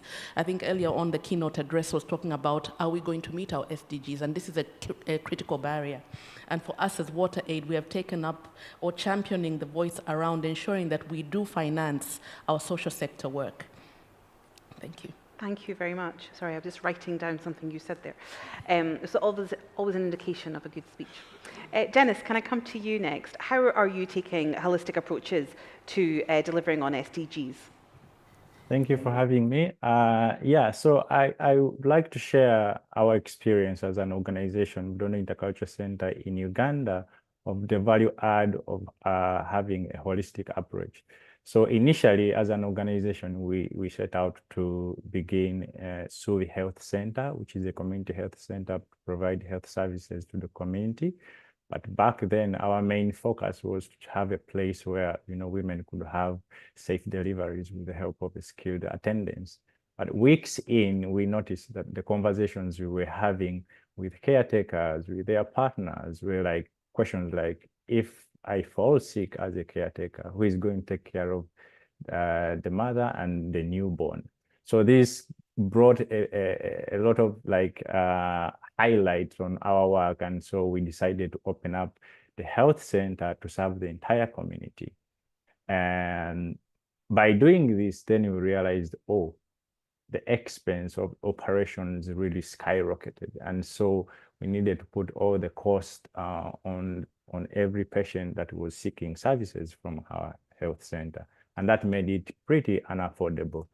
And so a year in, then we decided, okay, we need to figure out how do we reduce the cost so that the services are affordable and that people are able to access it. So we initiated a program, household program, entrepreneurship, to raise resources not only for families to be able to access services, but also for the organization to pay staff salaries, buy medical supplies. And this actually reduced the cost of care by over 70%. And so we started seeing more people coming to the health facility because it was way more cheaper than it used to be without compromising the quality. But still, through experiences of the cases we are handling, we noticed that we see relapses of malnutrition and other, my colleague has mentioned, WASH. And so we started rolling out a program at a household level, which is the third program called Population Health and Environment. And this was looking at WASH issues, looking at food security, how are they using their land to make sure that it provides for families for generations to come. And so with sharing this background, we really see the power of these different synergies within the SDG goals, that one strengthens the other, and it's more of like a ripple effect from there. So. Really helpful. I'm going to go to some of the questions that we've got. And just like the huge question that I asked at the beginning, more huge questions are following now. Thank you to you all. Remember that you can still add these in. A question that, starts off quite negatively, but I think is an important one. There's a lot of evidence that says the large kind of the remit of the SDGs was almost doomed to fail from the start. Are these still a relevant metric in 2024? And does the 2030 deadline still matter given this? I'll start from Dennis. I'm sorry, I'm going to come to you because I'm starting from the end to the beginning, so I can apologize. But do you think there's still a relevant measurement, and is it still relevant, the 2030 deadline, given everything, the context, and Chitimbo, you talked about financial resourcing of all of this. Is it still a relevant metric in 2024? Is it still achievable? Yeah, that's a really good question. And I think a lot of conversations within the SDG is how we interpret and measure impact in order to be able to track where we are at in terms of achieving the goals by 2030. And so what we sometimes notice that, how we measure impact at the grassroots level, community-based organization is a bit different from what, global players and actors measure impact. If you say, what do you mean by success in this particular SDG? Success might be like numbers, or like how many, the coverage in terms of universal health coverage, for example. But success in terms of like grassroots organization, for example, could be if we have been covering or supporting 30 families, in terms of numbers, 90 families would be really interesting figure. But 30 families, we used to only provide healthcare services. But now we have added value to that. We provide, income, household income, tree planting. So the depth of how we measure success is a bit different. So for me, I think we have really had a very interesting journey and very close to the SDGs by 2030 in a couple of parameters, but it all depends on how we measure and define success. A point well made. Anyone who's done any kind of funded project knows that often it is how many people did you get in the room, what number did you have, tell us it's 150 people, and then we can tick a box to say this had big impact. But actually, that is superficial impact. The deep, long work with a smaller number usually has longevity, usually has indirect consequences that we aren't able to measure, we don't see, but we know are happening within communities. So I do think the kind of superficial measurement that we tend to have, which is focused on a high number that gives us, I don't know, a good press release, is not really the strategy and the success we should be aiming for. So I think that's a point very well made. Chitimpo, can I come to you? What do you think is the relevance of SDGs in 2024? Is it still as relevant? And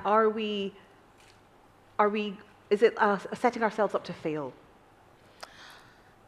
I'm half and half on that one. Yeah.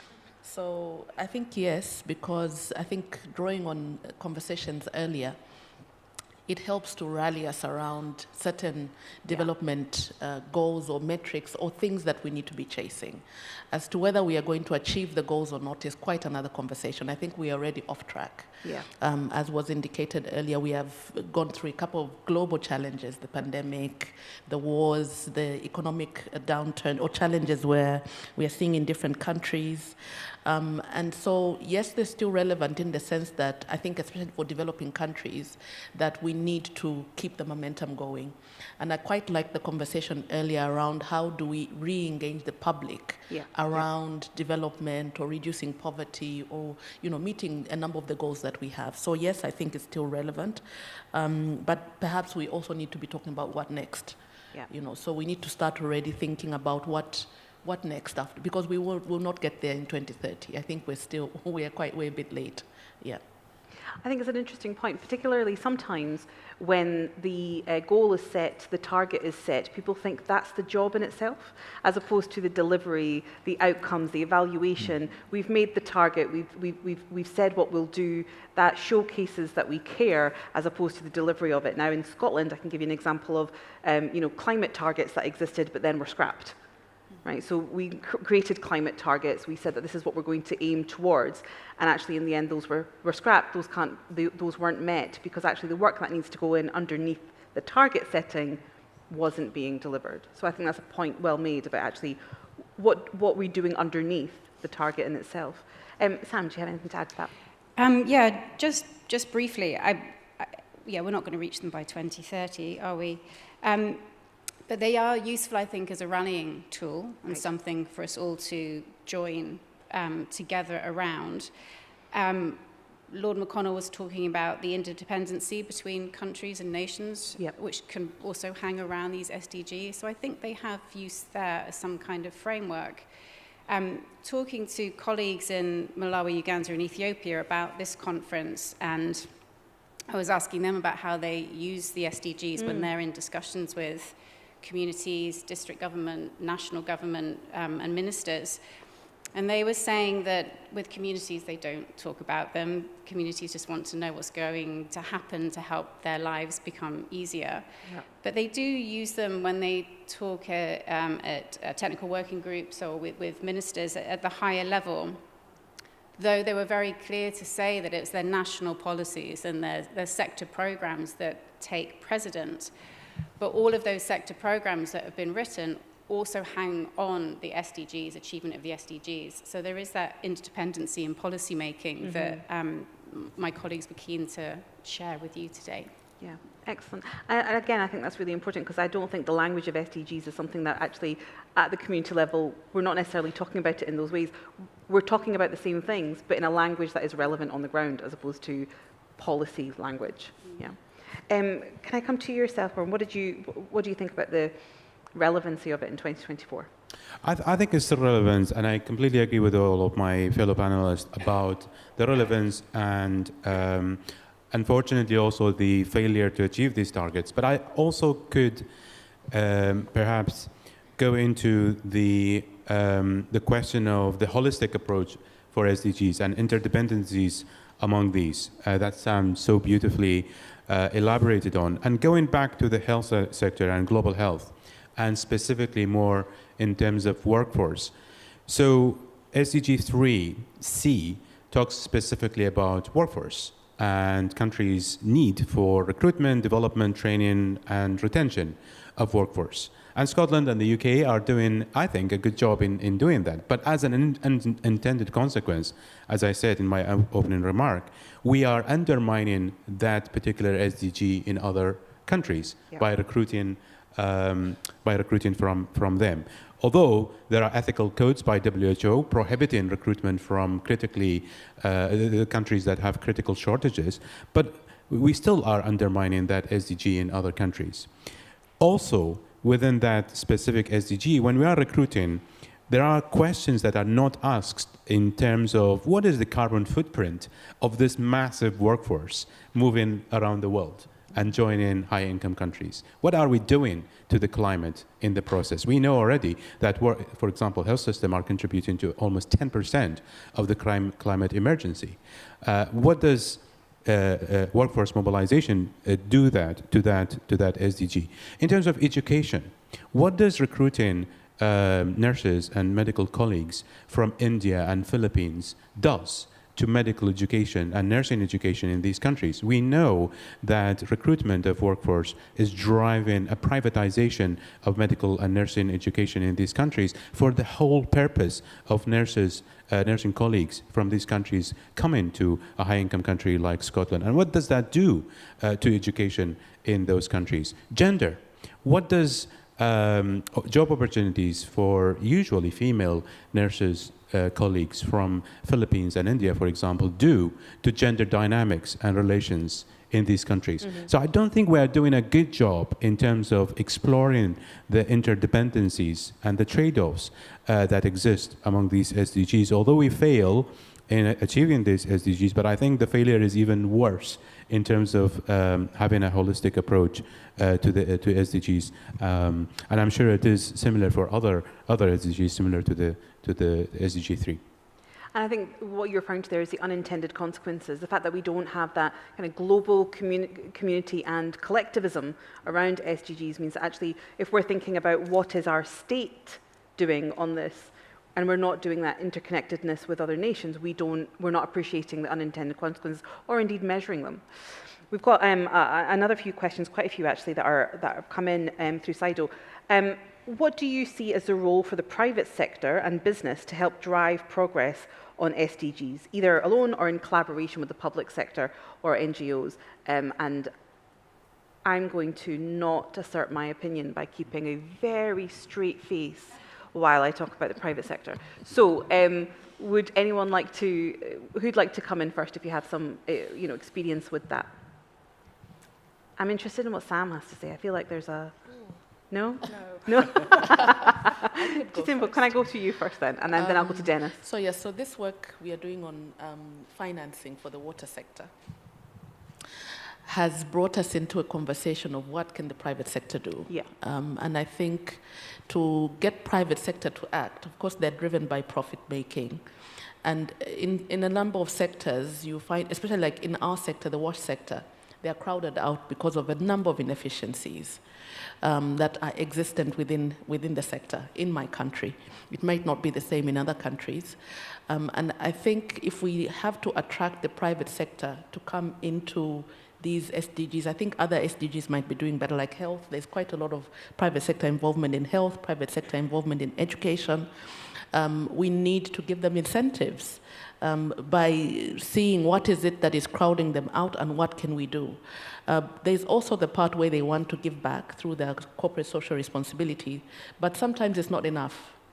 Yeah, so we really need to work alongside them, bring them to the table. Yeah. It would be interesting to know if there's private sector in the room in this conversation that we're having, because then they also get to understand development, what do we really want to see, and what role can they play. I think it's a very interesting, I think it's one of those issues that perhaps we have not really done much about, and I think it's a very, very relevant conversation as we maybe rethink our 2030 goals or whatever the timeline is going to be. We will need the private sector to get involved. Yeah. And potentially hugely effective if we can talk about and have an honest conversation about the trade-offs. Yeah. Like we can have a conversation where we come to the table honest about what we're willing to do, where we can find collaboration opportunities and ethical collaboration opportunities within that. Would anybody on the panel like to add to that point about the private sector at all? I'm just going to check. I think Dennis might want to come in. Dennis, did you want to come in? Yeah, I just wanted to add voice to what previous panelist has mentioned around corporate social responsibility. That has been a very clear pathway through which the private sector has played a big role in global development. But also, I think we should also start thinking a lot more like the private sector does. When we look at things or pieces of our work, like supply chain management, we have a huge presence of the private sector in this area. And in order to maximize the impact of the resources we are having, we need to start tapping into structures like supply chain management, reduce costs, time, and there are a lot of variables that the sector comes with. So if we are able to collaborate on pieces like that, and as well as how we reduce the cost related to running such services from their end, I think that would bring a lot of value to the sector. Come in just very quickly. Yeah, very quickly. I think in terms of the private sector, and this is again in relationship to health, I think there is a bit of ideological conviction that the private sector's involvement in health and maybe in education necessarily is positive and will have positive outcomes. And by the way, I think we need to be careful in our definition of the private sector. We almost assume always that the private sector means companies and those for-profit organization. But we also should take into account non-profit organization being the private sector as well. And being from Iraq after 2003, I think there was this ideological almost introduction of the private sector being companies and profits, and having, introducing austerity measure, reducing the public sector's size so that the market is more open and more a level playing field. And we know how that went for the health sector and for the education in these countries, and maybe also in Scotland. We have the PFI, Private Finance Initiative for the NHS, and we know how some of these initiatives went in the name of public-private initiative or partnership. So I think we need to be a little bit skeptical in that aspect, and also in connection to recruitment again of workers. We have many agencies now recruiting health workers right, left, and center in LMICs without safeguards such as the citizen assemblies that can provide oversight and accountability for these initiatives. Thank you. Thank you for your questions. I'm going to move on to the second big question that we've got here, and I'm looking for perhaps a 1-minute response on it. And what I would like to do is just to get some more kind of engagement in the room, what I'd like to do is I'll come to questions and I'll ask you to raise your hands and we can get a microphone round. But if you feel more comfortable, and you can still use Slido. If you're joining us online, you can still use Slido because I will be keeping an eye on this. But I think let's just get a little bit more energy in the room and get some questions from the audience. And I'd like to hear your voices directly as well. So the second question, and one that I think is particularly important in the work that we do, what anti-racist, inclusive, or decolonization or feminist approaches are you taking in your work? Now, I think this is particularly interesting when we talk about SDGs because that's not the language used in SDGs. But I think it's the language that we actually need to feel more comfortable adopting. We talk about, gender equality. We talk about tackling inequalities. We don't call it anti-racist, decolonized, feminist approaches. But I think there's scope that we should own what that means and use the language of that because we're talking about redistribution of power and resources. So on that point, I'm going to go the other way around now. So Dennis, I'm going to come to you first. What kind of anti-racist, decolonization or feminist approaches are you taking in your work? And if we can just get a quick kind of 1-minute summary of something that is, well, quite frankly, huge. A 1-minute summary would be great. Thank you, Dennis. Thank you. So usually in partnerships and work frames we have with different partners, we always start by asking our question like, how do we choose who we want to work with? And I think this is a question that is not really commonly asked within grassroots organizations or low-income countries that in essence do not have that much power and decision.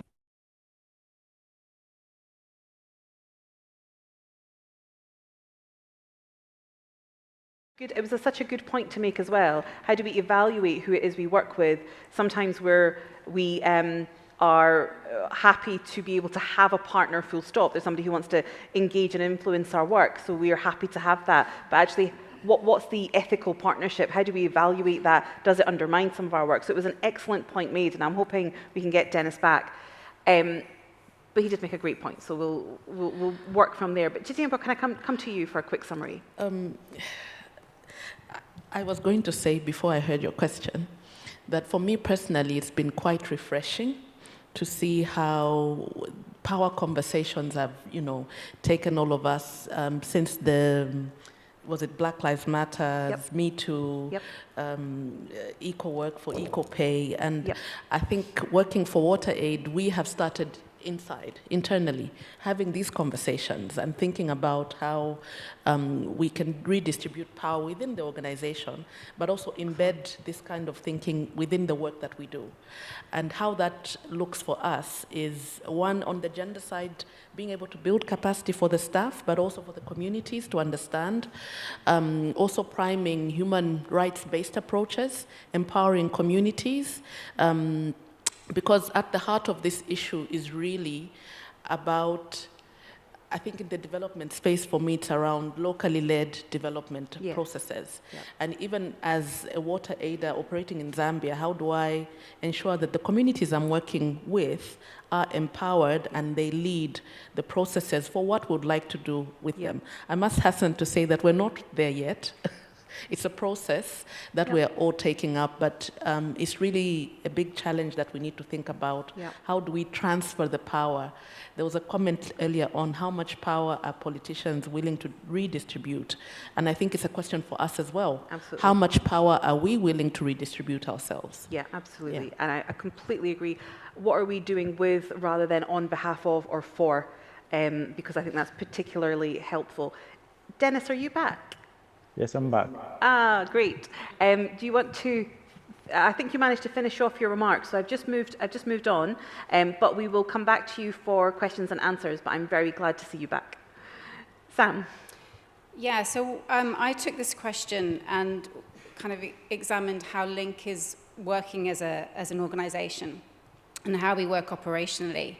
So we're quite a unique setup in that we have a small team based in, well, across the UK really, but we work with partners in Malawi, Uganda and Ethiopia. In 2 of those countries, those partners are completely independent organizations. They're registered locally, they have their own board, they're run by national teams, they have their own policies, etc.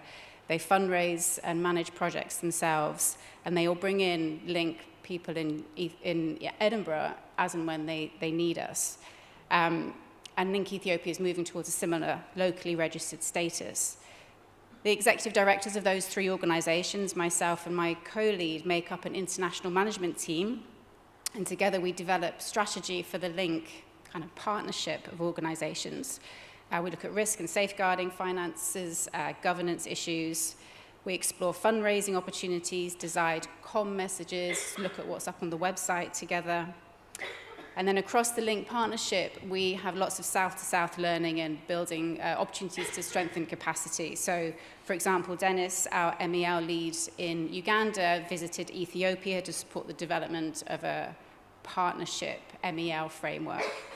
Rebecca, the comms officer in Malawi, recently went to Uganda to support the launch of a new project there. So there's lots of cross-learning amongst our different partners.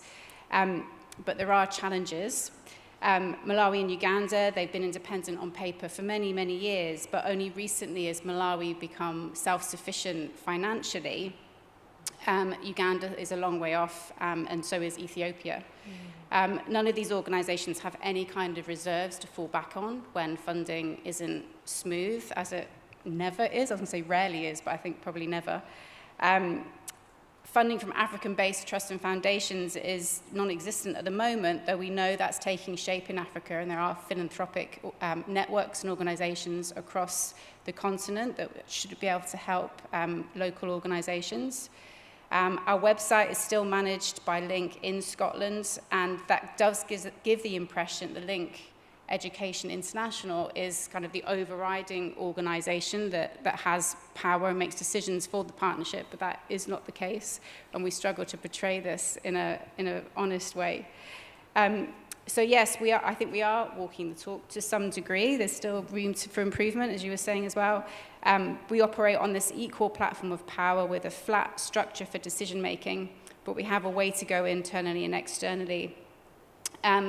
So that the funders are now moving to want to fund local organizations more, which is brilliant, and that's a real show of shifting the power. And that will really help our partners locally to become independent, not just on paper, but going forward as well. Thank you. And Goran, could we get a quick summary from you? Yeah, sure. When you come into this room, there's this bar here which started, I think, from green and then hot. And I think when we debate these things, we might sound a bit negative and hot in our remarks. But I think I should start with some positive reflections. I think Scotland International Development refresh report after the Black Lives Matters was one of, and I think it was an exceptional report and one of the very good examples of how governments can be self-critical about their approaches. And it's a fantastic report, and I invite everybody to read it. And also the NHS Global Citizenship Programme have been doing an amazing work in terms of overcoming barriers for equal participation through the tripartite model of leadership of partnerships. But I think 3-4 questions still remain in our ambition to decolonize global health. Scotland's contribution. One of them is the colonial legacy and Scotland's engagement with specific countries in the world that reflects that stubborn historical path.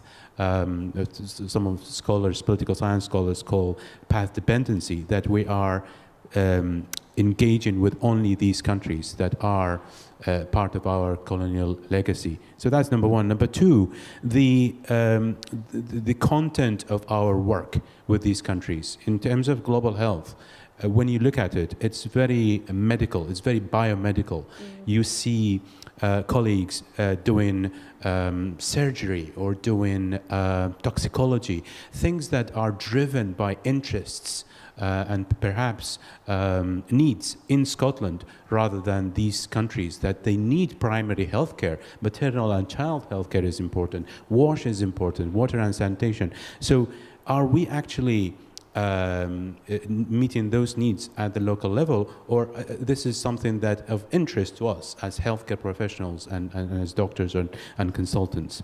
The third thing is the way we do the partnership. So it's very good that we see examples of flat leadership, but when you see the partnership in the global health level, we still see it as between key personnel and key leaders within the NHS, for example, and ministries of health in these countries. And we know that ministries of health are usually led by bureaucrats who probably are educated in the West. They speak English, they are educated in English, they read textbooks that are produced in Edinburgh, in here, rather than in local realities. So can we ask these questions, and can we start to be critically reflect on what does actually mean to be partners and equal partners? Yep. And can we reflect on the content, on the direction of the partnership, and who actually we are engaging with?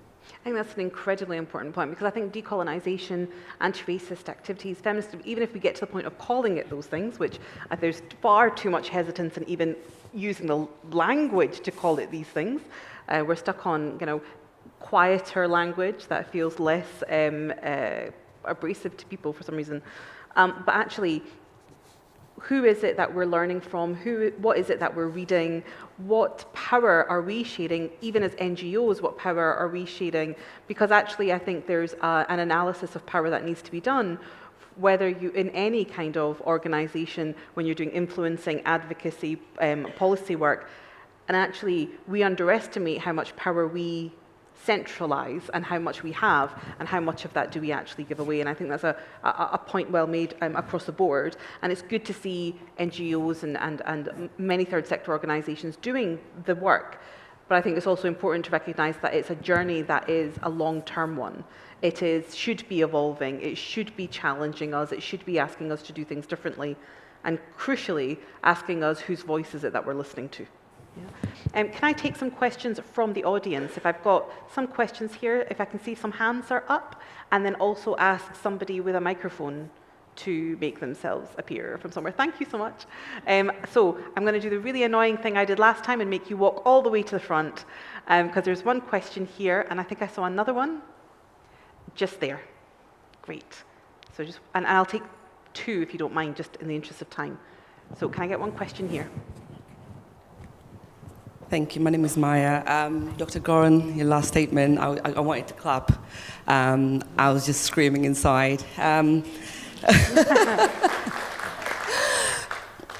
I've written some numbers that I just want you to think about.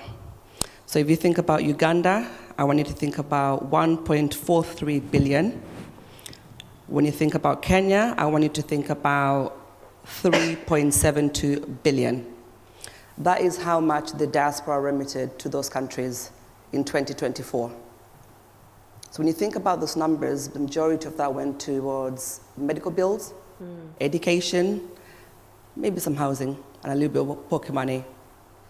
How, without reinventing the wheel, how do we get the diaspora communities in Scotland to be actively involved in some of the projects that are being done outside?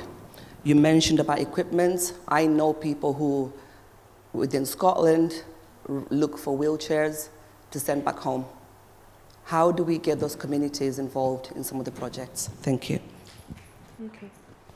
Thank you. And there's a second question just here.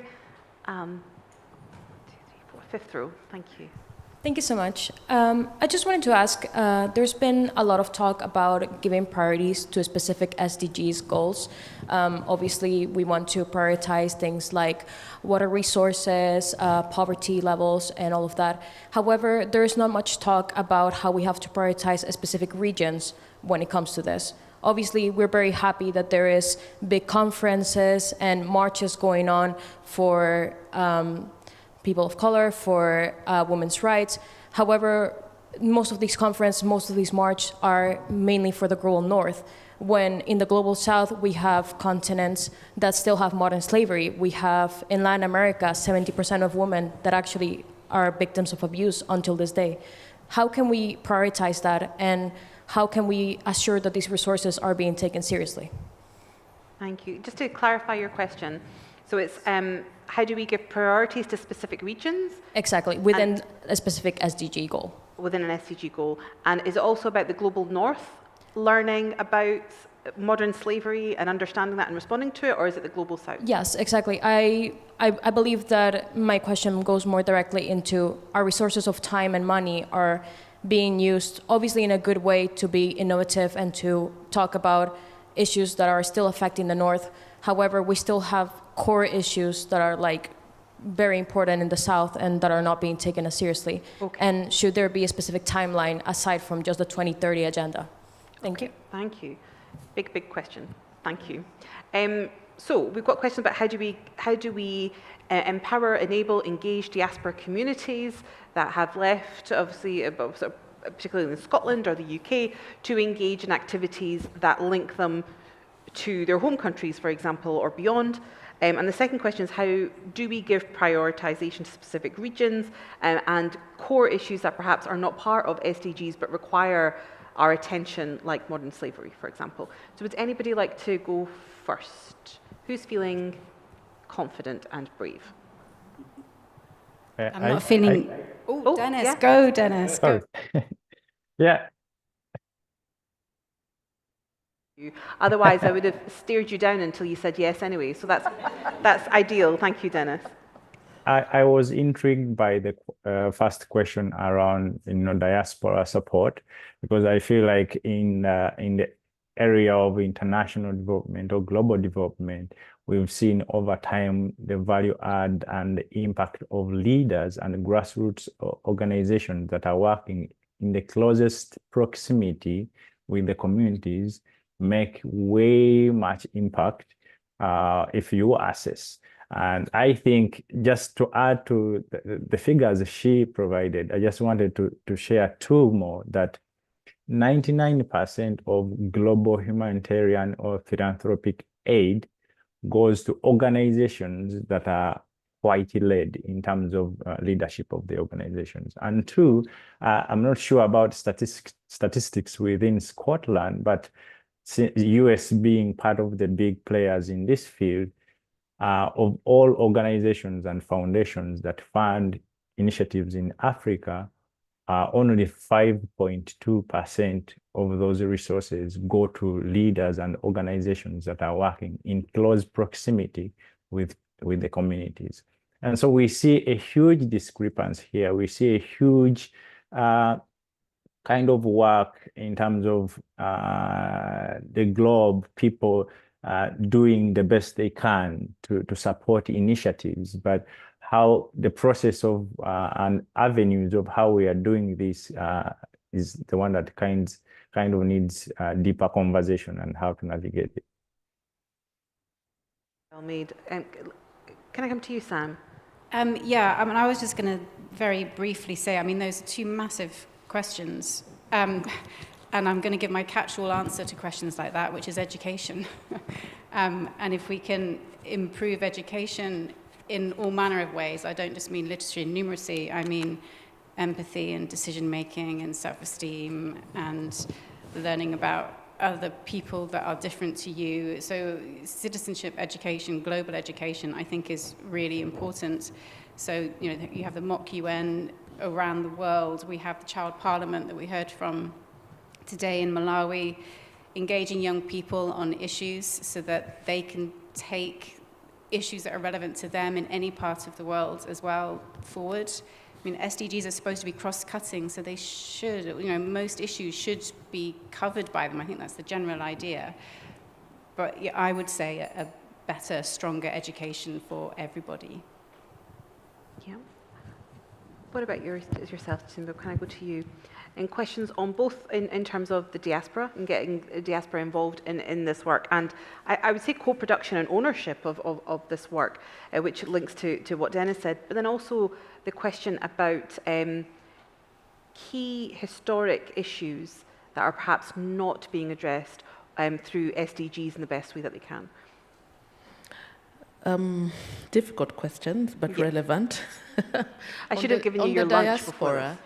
I think that we are, even for us in Zambia, I don't know what the figures are, but we have seen quite a high amount of remittances coming from the diaspora. I think it also goes to the organization of the country, as well as locally, but also, like, say, for instance, Zambia in Scotland, how organized are we? Because people do want to give back. But I think that at a certain point, it's beyond just giving back and to stray into coming to participate in the development process. It's not an easy conversation or an easy decision to make because there are many factors. Yeah, so I think it's a very relevant issue that we need to think about because it does go a long way back home for different purposes. So I think that we need to perhaps improve mobilization both abroad and at home, but also how can we think strategically about using this resource? I think that needs to come into the conversation. On other issues, look at the issues on power and diversity, equity, and inclusion. I think that we do need a louder voice on some of these issues that are still relevant, and how do we don't need to necessarily wait for the SDGs to act on them, but perhaps be more influential or have more influence about the issues so that they do come to the fore and they're addressed. But also back to the other point on what next. These are some of the issues that perhaps need to also be primed in these further international development conversations. Yeah. Yeah, that would be my 2 cents. Thank you very much, and they're very good 2 cents too. We didn't have a chance to ask this question, but there is a question about, the SDGs being, largely owned and determined and developed by the global north, and actually, what does that look like? Is there the opportunity for that review of who owns it, where did it come from, what's the evidence behind it, and is it focused on what is most needed in the nations that we espouse to advocate for and with? So I think that's part of the point that you're making. And of course, like many things, whether we talk about the Equality Act in the UK, whether we talk about siloed equalities work or policy making, we're talking about coherence, we're talking about SDGs, but actually they hugely overlap with one another. As you pointed out, Sam, in the example that you gave, how many of those SDGs were just in that one example.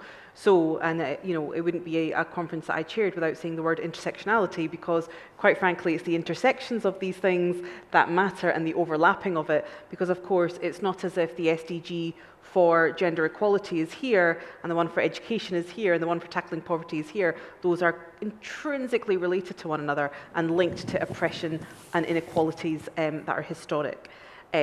That's my rant done for this panel. Gordon, would you like to give your responses to those questions? I would try to focus on the diaspora question because it's very close to my heart, and I'm one of them. Again, starting with the positive, there are a number of good examples of how civil society and government can do this rightly, and that's work around the diaspora in our midst. Report is and activities and projects are a fantastic example, and I invite everybody to read that and look at it and support it if you can. But also the NHS global citizenship work around this is also very positive. But I think there are still a number of questions that remain that we need to tackle.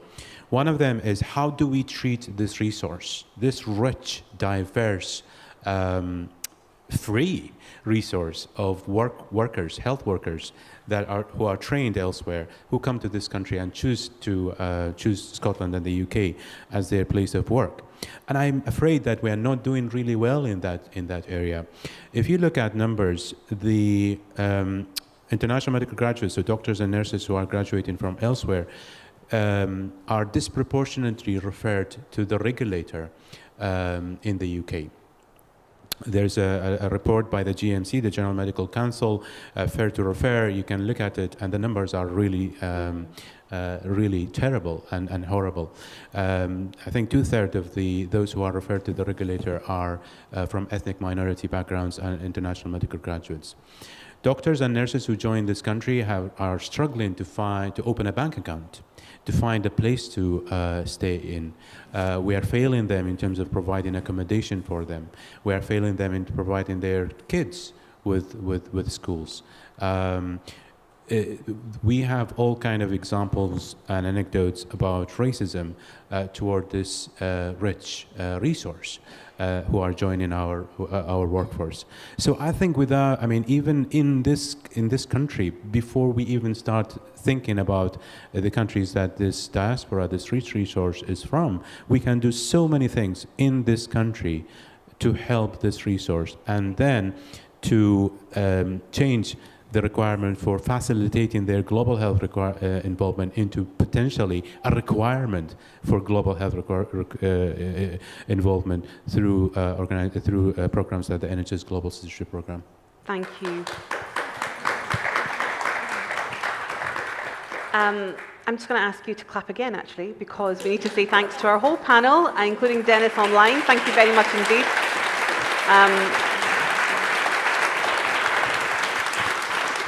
And most importantly, thank you for taking such huge questions with such ease. I very much appreciate that, and thank you, Dennis, who's online. I'm just going to speak from here for ease, but we are actually being joined online by Rita in Nigeria, who is part of our Voice of Future Generations. We should have her coming on shortly, whilst I ad-lib, whilst they sort that out at the back. This might be cue for another cheese-related joke. Rita is a girl champion for Save the Children International in Nigeria. She's a committed advocate for the empowerment of girls and has represented children in a host of national and international events, including the recent UN Civil Society Conference in support of the Summit of the Future. Can I just get a nod from someone at the back to confirm we have Rita? It's been a real privilege to be able to hear from kind of a wide range of young people today, because I do think that often when we are having professional conferences of this kind, we tend to have those who have been working in it for 10, 15, 20 years, and whilst that expertise is hugely beneficial and important to the work that we do, actually learning from a fresh environment, learning from those who are seeing things from a different perspective, and particularly young people having their existence and their parity of esteem in the work that we do is hugely critical. So Rita, I'm going to hand over to you now. Thank you so much for joining us. We'd love to hear from you. Okay. Good day, all honorable dignitaries.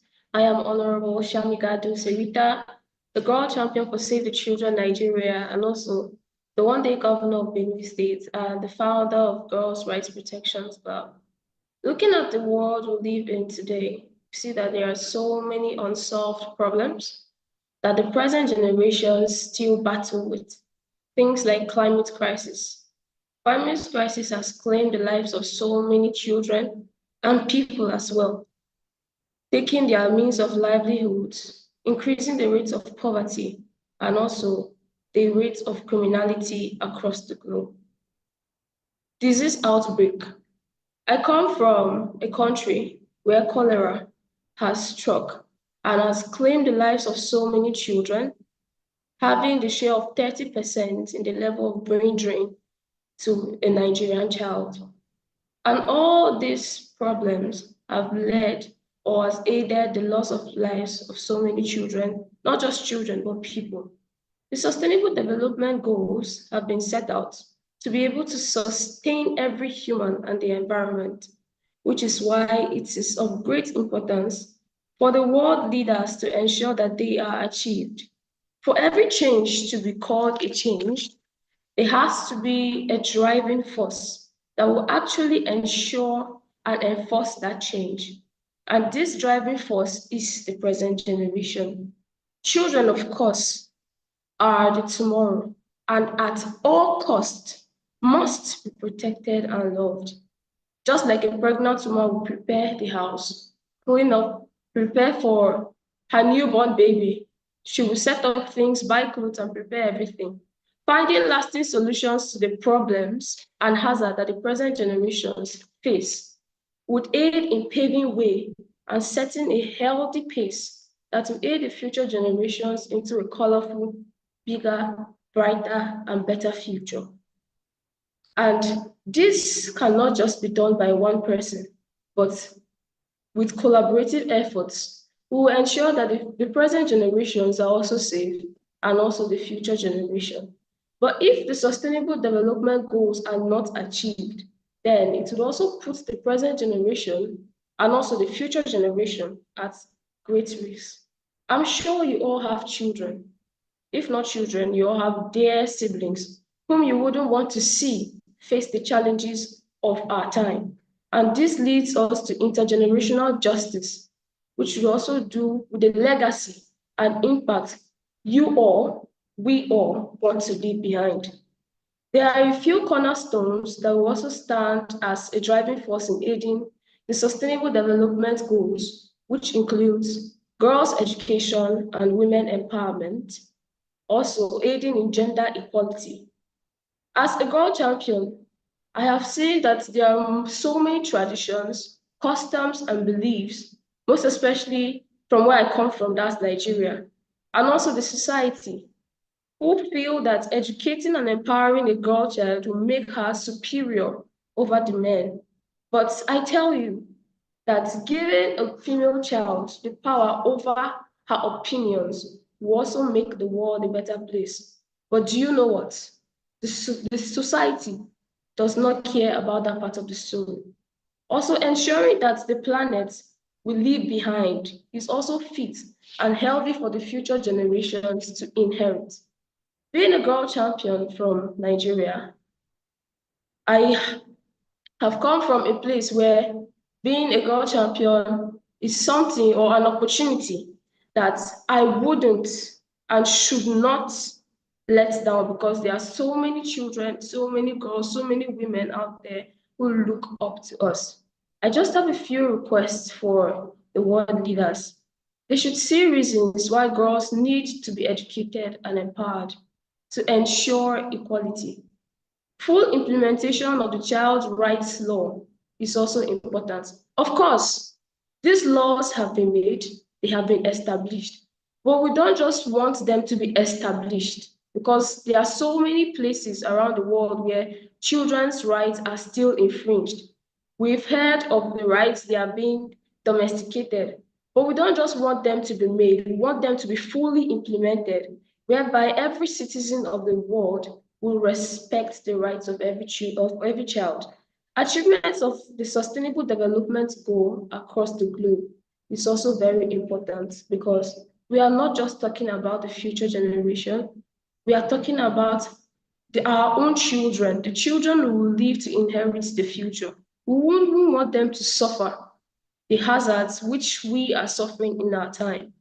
There is one thing, just one thing that pierces a man's heart, which is seeing his own child suffer. So we must all work together to ensure that the future is indeed bigger, better, brighter, and healthy. Thank you so much. Thank you all.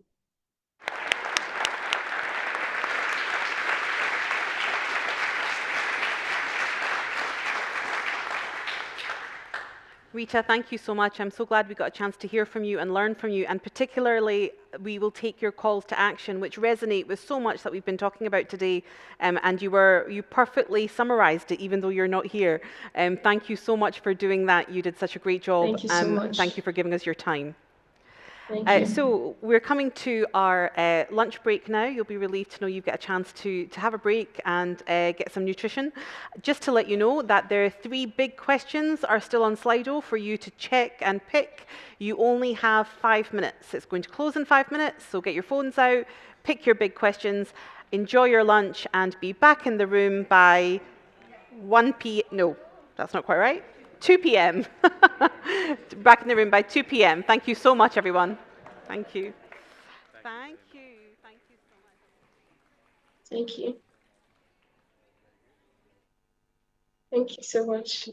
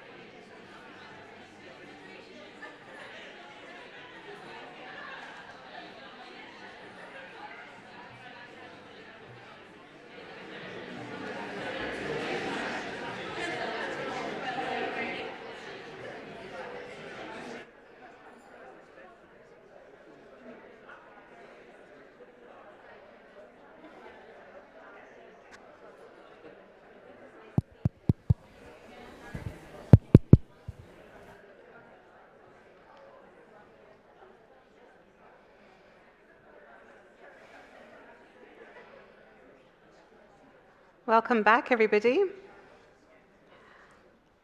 I hope everybody is replenished after a pretty great lunch. No stale conference sandwiches here. Very much appreciated. I think we've got some people who are just coming back in, so take your seats. Thank you for coming back on time. We're going to be moving into our next session, which is an in-conversation. We're doing things slightly differently. We're going to have an in-conversation happening both in person and online. We'll be joined by Sir Gregor Smith, Chief Medical Officer for Scotland. Gregor is a GP and former medical director for primary care in NHS Lanarkshire. He began working for the Scottish Government as medical advisor in primary care in 2012 and became Chief Medical Officer in December 2020. He's going to be in conversation with Dr. Amon Ningongola, who is online, is a Zambian consultant paediatric surgeon who works in a kids OR facility at the University Teaching Hospital in Zambia. He also lectures with the College of Surgeons for East, Central and Southern Africa. He has a keen interest in passing on knowledge to young medical professionals through medical education and mentorship, research and promotion of sustainable partnerships, and is passionate about promoting access to good quality surgical services to rural parts of Zambia and Africa. Thank you so much for joining us today online. To explain some of the basic links between healthcare and energy that Kids OR address, we've got a short film that we'll be putting on now that gives us a taster as we move into this conversation, and hopefully that should just be starting now. Thank you.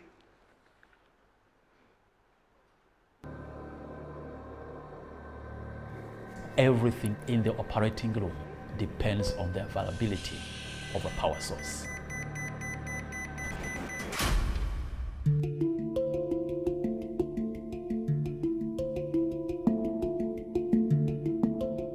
We have been working with Kids Operating Room to tackle the challenge of power cuts in surgery. The solar surgery system is a significant step in the right direction. Everyone deserves access to quality health care, including surgery.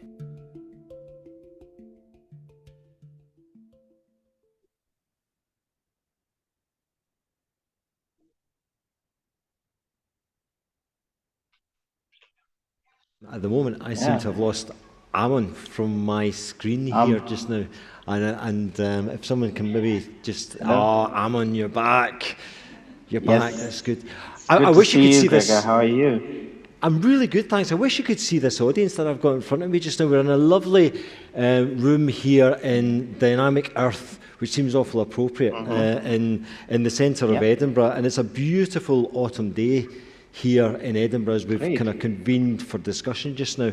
And tell me about where you are just now.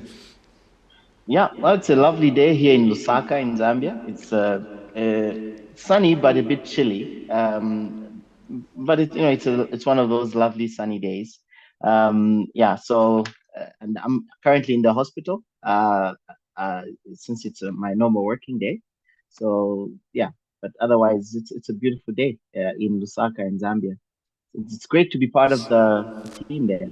Yeah. You mentioned this. You mentioned it's a normal working day for you. Give me a flavour of what a day looks like for you working there. Yeah.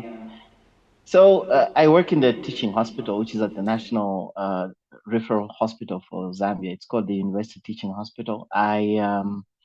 Depending on the day, I will either be in the clinic reviewing my patients and making lists for the following day, or I'll be in the operating room. So today was actually operating day, and we have 10 patients scheduled for surgery. So we operate on children who come from across the country, and so it's quite a busy service. We have 5 attendings or consultants, and the rest are registrars, and so we do some teaching as well. So it's quite busy. We do some teaching rounds, operating on 3 days in a week, and then we do clinics on the 2 days in a week. So it's a heavy job. So it keeps us on our toes. Yeah. And how does your day look being the chief medical officer? Sounds like a very taxing job for you? I mean, what does it involve? You know, the wonderful thing about it is that there's never 2 days that look the same, and it's very rare for the day that you think you're going to have to actually plan out exactly the way that you thought it was going to plan out as well. So it's no different from clinical practice that way, is it? We never quite know what lies in front of us and how we're going to have to just respond to things that happen. But for me, I mean, one of the big joys of my job is to be able to get out and actually kind of meet people. You know, for 2 or 3 years there, we were very limited in our ability to be able to do that. So it's been wonderful to get back out around Scotland, engaging with the clinical teams here and hearing about the work that they're doing firsthand. I think that's a really important part of my job. The other side of it, of course, is how I engage with my ministers here, and we're going through quite a busy time just now here. I'm quite sure you've got similar challenges that you face on a day-to-day basis as you deal with some of these things that begin to stack up, and you know, the problems and the pebbles in our shoe that we face on a day-to-day basis. What kind of challenges are you seeing just now in your practice? Well, one of the biggest challenges we have currently is we only have 10 pediatric surgeons for the entire country of 20 million people. That is a huge workload, and we have quite a number of patients on a waiting list. We're trying to do our best to offer the best surgery to the children, but sometimes your team gets burnt out because you're working overtime trying to clear the waiting list. But also you want to help as many children as you can, and they come from far and wide in the country.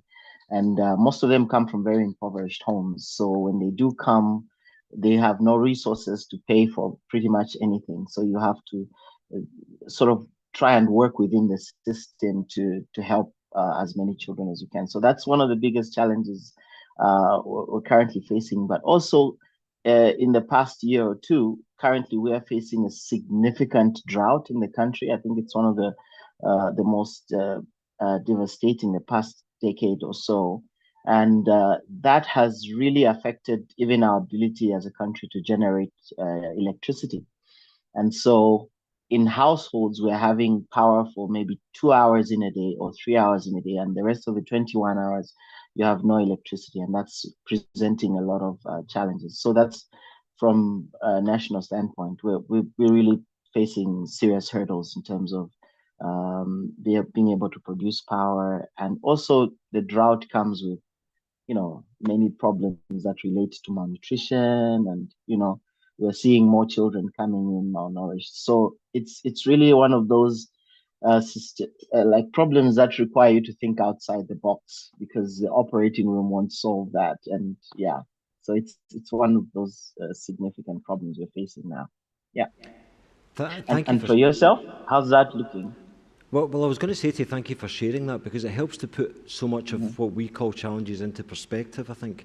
And in particular, how you support your clinical teams during times like that. You know, to be faced with how you prioritise care in that way when your capacity is really limited, and not only that, the environment that you're working in is constrained as well. I was really struck by the film that we showed just before our conversation started, and how we're starting to use new technologies to begin to kind of try to combat the impacts of, well, I guess we have to be, you know, very realistic and say that, you know, what climate change is already beginning to kind of contribute to this really challenging environment that we're seeing, particularly in the global south, although, you know, we're starting to see our own impacts of climate change on health here as well. And whether it be food and water scarcity, whether it be extreme weather events, whether it be the changing patterns of disease that we're beginning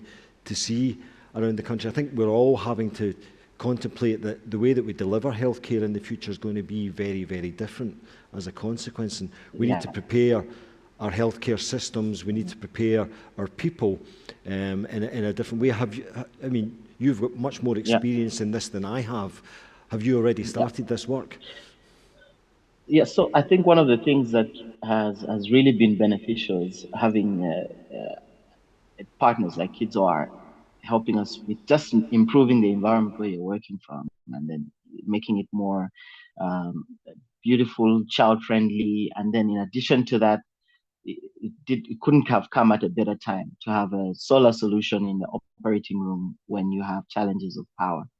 Fortunately, of course, from a government and policy standpoint, the healthcare is prioritized. So the number of hours you don't have electricity in the hospital is very, very limited, like maybe 1 or so hour. But even then, you have this backup, which is coming very handy. But then it makes you think now in terms of planning ahead, looking at what else, how can we be more prepared for some of these challenges going forward. And I think it's also a time when we're reviewing our national surgical strategic plan as the Ministry of Health. And it's one of the things that we're trying to see if we can factor in when we're looking at infrastructure. How can we make sure it's something that factors in say more renewable energies like solar and all that in our planning, rather than always waiting for support from outside. So within the planning framework, trying to work around having more like a preparedness in terms of having energy that is greener and available, even when we don't have our hydroelectricity available. So that's something that we are working around. Honestly, I would tell you that when you're looking at the effects of the climate change and what's happening now, I can tell you how ill prepared we were ourselves, because it's not something we've been thinking about, and it's not something that, from a surgical standpoint, anyone trains you or prepares you for. And so when you see now the effects of you're trying to do a surgery, I remember working in a rural hospital where power goes and then you have to use your phone torch to try and see and finish off an operation that you already started. But now it's something that we're trying to think through, like would have a generator those days to powered by diesel to try and work on the power. But then sometimes it wouldn't work very well. You don't have fuel in there. And now we're thinking more of sustainable energy sources to go with our service. And yeah, so it's interesting now when we're sitting to plan. We're now talking, okay, can we get this in the planning cycle? We plan for solar and other things in the hospitals that we build going forward. Yeah. That you're speaking about there is something that we've started our journey on now, just in terms of how we begin to develop the healthcare system that I work in into a kind of climate resilient, carbon neutral healthcare system that's sustainable and that's equitable. I mean, one of the things I'm struck by in conversations with global leaders that I have is that there are so many of our challenges that we share. We see them to different extents in our different countries, but actually there's a common theme that goes across them, and it's the continuing challenge of infectious disease, which of course just hasn't gone away. Making sure that we make the most of vaccines, that we're combating antimicrobial resistance, all of that is so important. But the dealing with health inequalities in our countries, the making sure that we've got sustainable approaches to our healthcare system, and that actually we've got a sustainable approach to planetary health, so that we're adapting to the consequences of the climate emergency as well. These are common themes that I hear in the conversations that I have right around the world now. As I say, they are impacting in different countries to a different extent at different times. But I think there's much that we can learn from each other. And your experience of adaptation just now is something which I would hope that, from Scotland's perspective, we can learn from you a little bit about some of how you've brought your workforce with you. Because I think that's the really interesting thing. When I speak to kind of particularly a lot of the younger workforce who are now working in the NHS in Scotland, the level of enthusiasm that I see in them to try to kind of make sure that the service is carbon neutral, to make sure that we are adapting, that we are have a knowledge of the impact not just in this country, but globally, of climate change, and that we're responding to that as well, I think is something that I find really heartening, and something which we've tapped into, because the goodwill and the enthusiasm there is really evident. Do you see the same? Yeah, I think, that is something that is now becoming more and more apparent in the younger generation, as well as those of us who have been in the service for some time, beginning to see firsthand the impact of what climate change could have on a community and a society. But also, there's the need perhaps to do a bit more in terms of education, especially when it comes to policies and planning. There is need for a bit more discussion around how can we plan carbon neutral as well as climate resilient, whether it's infrastructure or services. It's interesting, again, when you're looking about the environment and how we impact it while offering our service.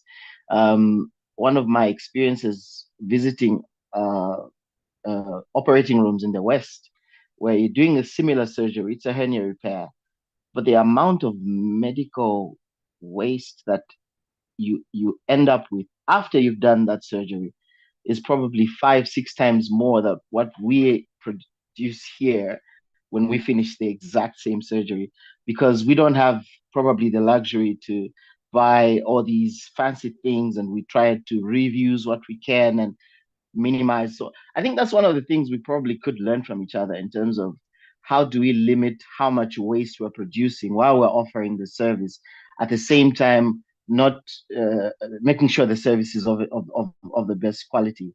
And that's one of the things that's still stuck in my head after finishing observing a surgery being done in one of the NHS hospitals. I was like, okay, that's a huge heap of medical waste for a simple hernia, which we also do back home, but we don't produce quite as much, waste into the environment, and we have to dispose of all that.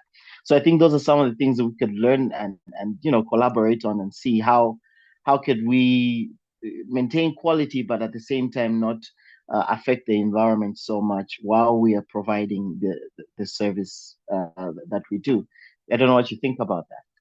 I think that's a really important point, because it's something that I'm really conscious of, is the amount of waste that we use within our system just now. Now, OECD suggests that up to 20% of the spend on healthcare actually is wasteful, doesn't impact meaningfully on improving health at all. And when you see the variation in teams across the country in terms of equipment that they're using, Denmark have got some lovely data on this as well. I think it's something that we need to look much more closely at.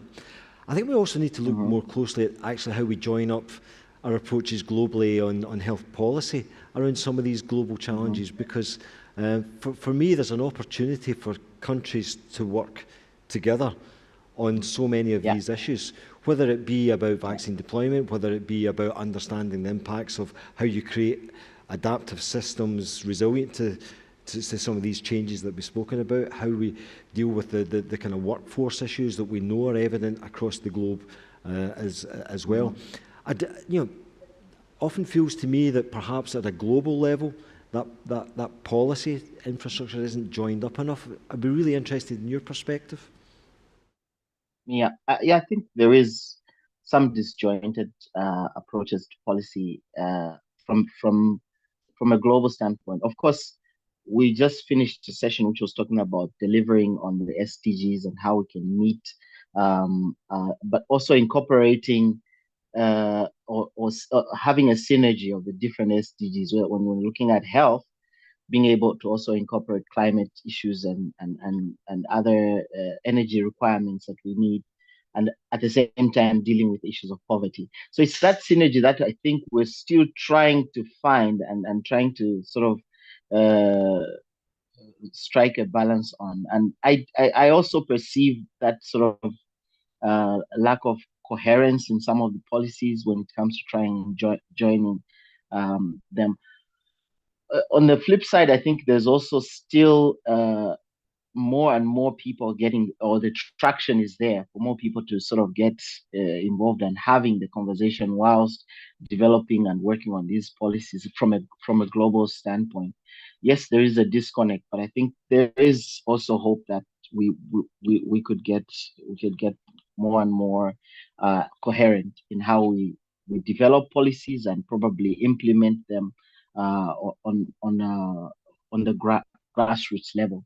I'll tell you one of the biggest problems I have with the way we work around policies, that even with climate change, or we actually have well-written documents with clear guidelines, with everything that probably we'll need to do.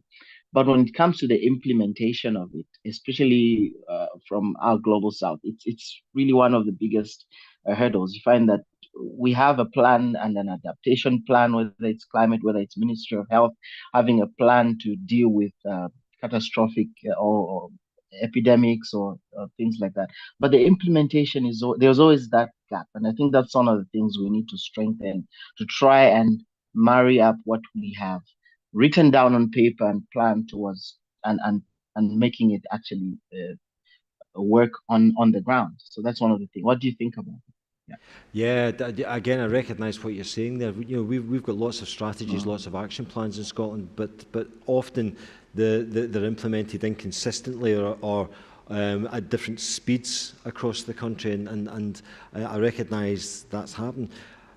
One of the things that I've observed over the years is with all these plans that we create, having a methodology by which you can be confident that you can implement them is one of the most important steps. And I often think it's the bit that's forgotten about, is how you prepare to implement, and you identify the methodologies, and sometimes a toolkit that you have of methodologies to try to make sure that you implement it, and you implement it consistently at scale across the country. Quality improvement has been a big friend of Scotland in terms of the way that we've prepared our workforce in having the techniques to take that forward. And I'm very proud of the partnership that has been developing with many of our kind of African partners now in terms of sharing some of that learning now across the countries. And I know that the people who have been involved in that have equally got as much back from working with our African partners as well in that space. And I think there's an opportunity to collaborate, particularly with countries there, so that we share that learning, and how we, you know, once we've created these wonderful shiny documents, how we bring them alive, and how we make sure that they're implemented and put into practice so that our colleagues can take advantage of them in the care that they provide. Oh, I wonder if we've just frozen there, just right at the end of the interview. Oh, He's wow. back. I'm back now, but I think, yes, sorry about that. Yeah, I think, you're very right about the need for collaboration and being able to share ideas and how to make the policies that we have practical and how we can implement them very well. And I think collaboration for me is a big thing, because when we bring our ideas together, bring our experiences together, I think it gives us a very good platform to be more effective in how we implement. And that's why I really appreciate what KidsR and Global Hospital have done with so many hospitals around Africa, with bringing in this solar solution. And then with that, you can see that it's something very practical. We can do it ourselves as well, and plan for it and be able to implement it as governments within the global south. And it's something that has been demonstrated to work very effectively. So I think collaboration is one of the key things that we continue probably advocating for. I know there was discussion about power balance and who drives the agenda and all that, but I think above all that, there's a lot we could learn from each other. And also I think we should keep our true north being to be able to make this world a better place, help as many patients as we can from the health sector. And it's really like the underlying drive behind whatever we do. Finding those kernels of wisdom and knowledge that we can share with each other and to collaborate around. And I look forward to hopefully more conversations with you in the future where we can bring some of that work forward together. Yeah, I look forward to that too. Thank you so much for having me. It's a lovely discussion. Amon, it's been lovely to speak to you today, and I really sincerely hope that we get a chance to speak again. Take care. Thank you so much, Greg. Thank you.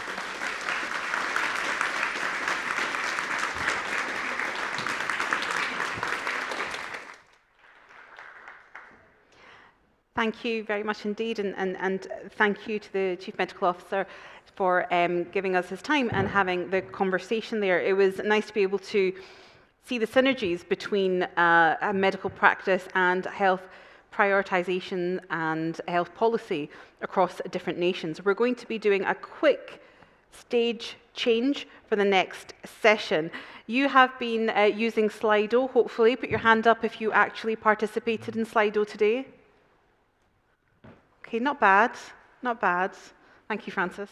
If you hadn't have put your hand up, that would have been questionable. So thank you very much for that. You will have had a chance to be able to vote on 3 burning questions and the big questions that we want to ask and have answered in a discussion today. So I will actually read out what the 3 questions are, I think, actually. That would be helpful, wouldn't it? Or are they going to go up on the slide? I don't think so. So I will read them out instead. Oh, okay.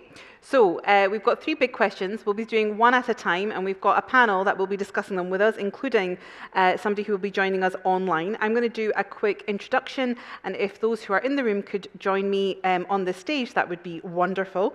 And we'll go through each question at one time. And what I'm hoping to do is, whilst we go through these questions, we have a bit of a discussion, there may be follow-up that we can come to the audience for as well. So we are joined by Frances Guy, who is the CEO of Scotland International Development Alliance. Frances joined SIDA in 2021. After a long career in diplomacy and international development, her career has included heading up Christian Aid's Middle East team, led gender issues for the UN Development Programme in the Arab States, representing UN women in Iraq, and serving as British ambassador to both Lebanon and Yemen. We are also joined by Othman Mokbel, Chief Executive of Action for Humanity. Othman is a British Palestinian with over 25 years of experience in the humanitarian sector. Under Othman's guidance, Action for Humanity has grown from a single context response to now supporting 10 programme recipients every minute and championing the voice of those impacted by catastrophe on the global stage. Welcome, Othman. And we also have online, perfectly timed, thank you, Nancy. We have Nancy Kankumkusi, who's coordinator of the Ringo project, reimagining the role of INGOs. Nancy leads a diverse team of civil society actors to initiate and implement international development programs that promote community philanthropy, shifting power, which has been a key part of the conversation today, and resources to the grassroots, localizing and decolonizing development initiatives in the global south. Welcome, Nancy, and thank you for being here with us today. So we have big questions, and I'm going to do a nice transition into the chair. We've had some big questions, one of which that you picked is, as political instability and far-right populism is spreading, how do we persuade people that global sustainable development is beneficial for everyone? We have no shortage of huge questions today, and this is another. And Frances, because you're closest to me and you look the most petrified, I'm going to start with you. Yes, oh, I need one of these. Yes. Yes, yeah. Sorry. Yes. Okay, yes. Yeah, very difficult question. And I saw it being marked up during the day. Yeah, scary. Actually, we had a little bit of an answer at one of the sessions earlier this morning. Craig suggested that actually local democracy, more local engagement was part of the answer, because one of the reasons, if you take his logic, of the rise of populism is a sense of alienation. And so that actually people... It would be good to encourage engagement, and so that people have a stake in society and what's happening locally as well as what's happening globally. So perhaps one of the answers is to encourage more local activity, and for everyone who cares about this to get more engaged locally and encourage more people to be more engaged locally. so that we avoid that alienation point. I think another piece is the education piece. We didn't talk about SDG 4.7 this morning, which is about global citizenship education, but it's very clear about promoting this kind of global awareness knowledge in schools. Scottish Government does a bit of it. We could do more of it, and we could extend that into higher education fields and again into community and adult learning.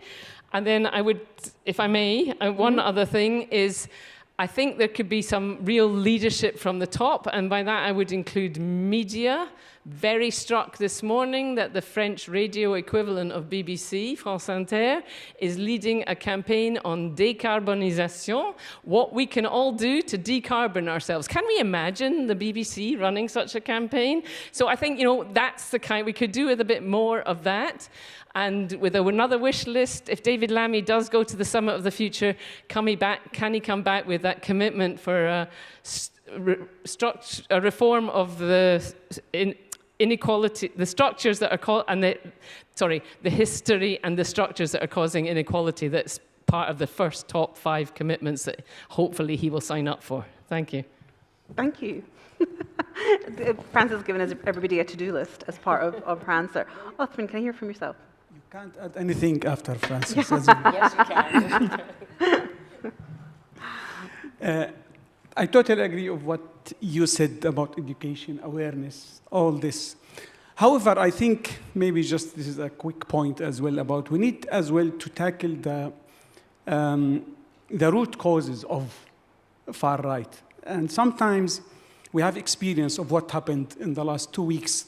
One of my colleagues, he's at the same time imam in a Liverpool masjid. And he was in the news. I think many of you saw him in the BBC, ITV news.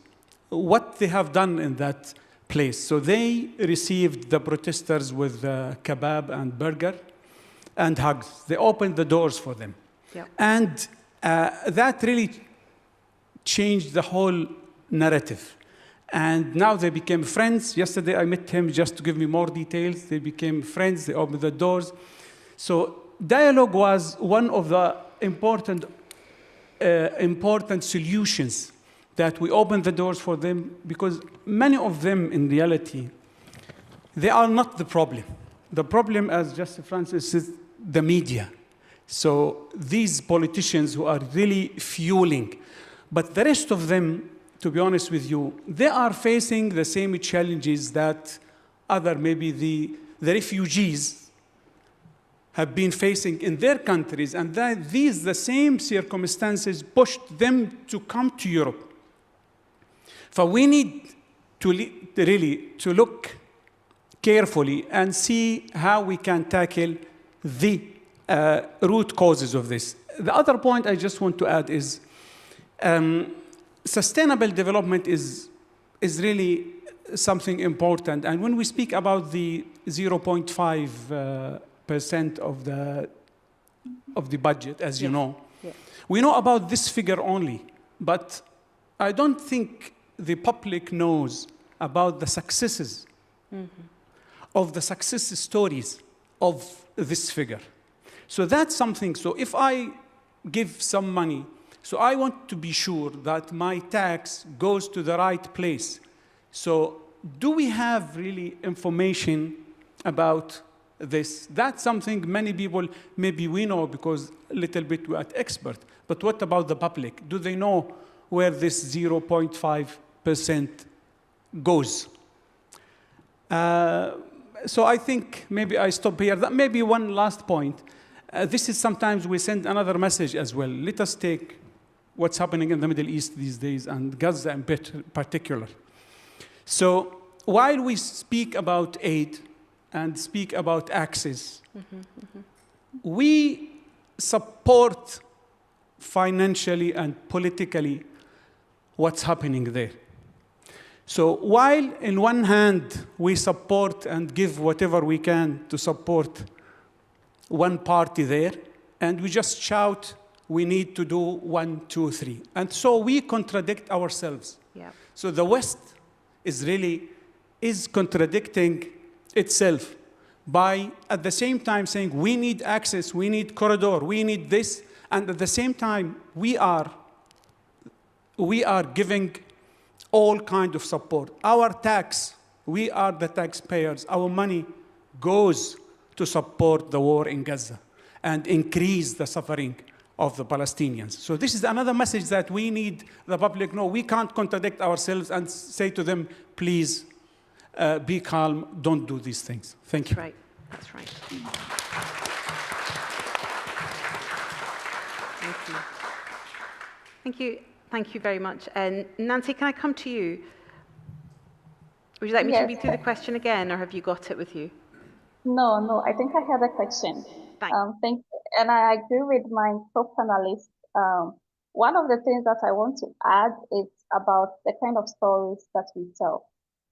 Because I think communication and the stories and the messages really influence. And if you want to really look at the issue from the root causes, it also comes down to what are the kind of messages that we are putting out there, and how are we engaging the different stakeholders to know that the work that we are doing, the development aid that we are channeling to different places, especially the politically unstable areas in most parts of the continent, is needed, just as we also need it in where we are. So it's also about focusing your messaging on the impact rather than looking at the different elements that do not really matter.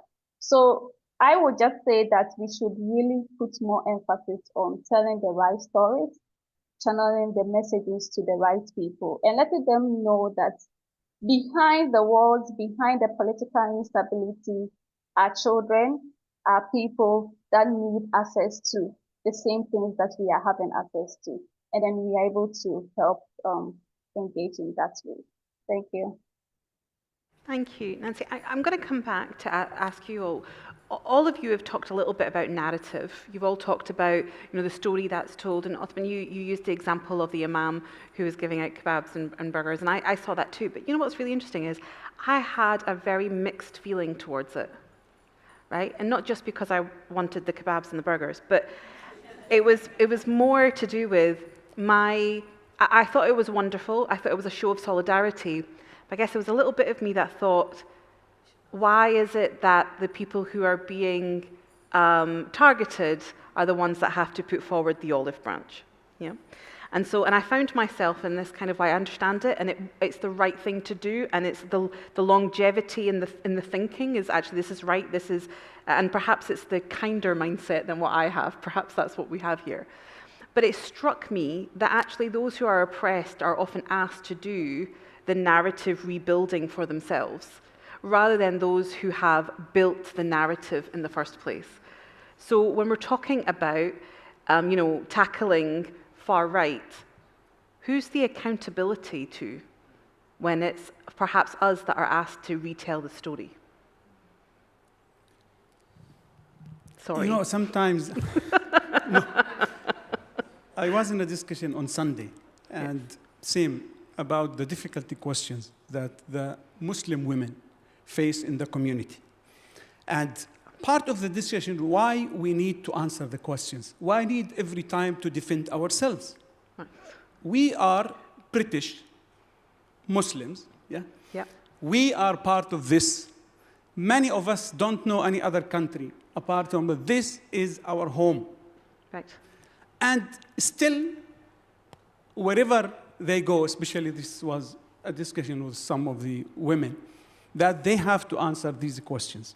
And this takes us a little bit back, that those who fuel the far right, and when the Prime Minister himself described those who they covered their face as chatterbox or letterbox or something like that. So what do you expect from the rest? If this is the message comes from and therefore I always say that we have an ethical problem. So from the top, ethical problem. So people did not vote for Labour because Labour are at this stage better than the Conservative. But what we have seen in the last few years, we have seen unethical no values, no principles in many occasions, and every one of us seen the practice during COVID and what we all were asked to do during the COVID. Yep. So this another discussion about ethics, about values. Where are we from these? So therefore, sometimes we, like, as you know, most of the protests were against mosques.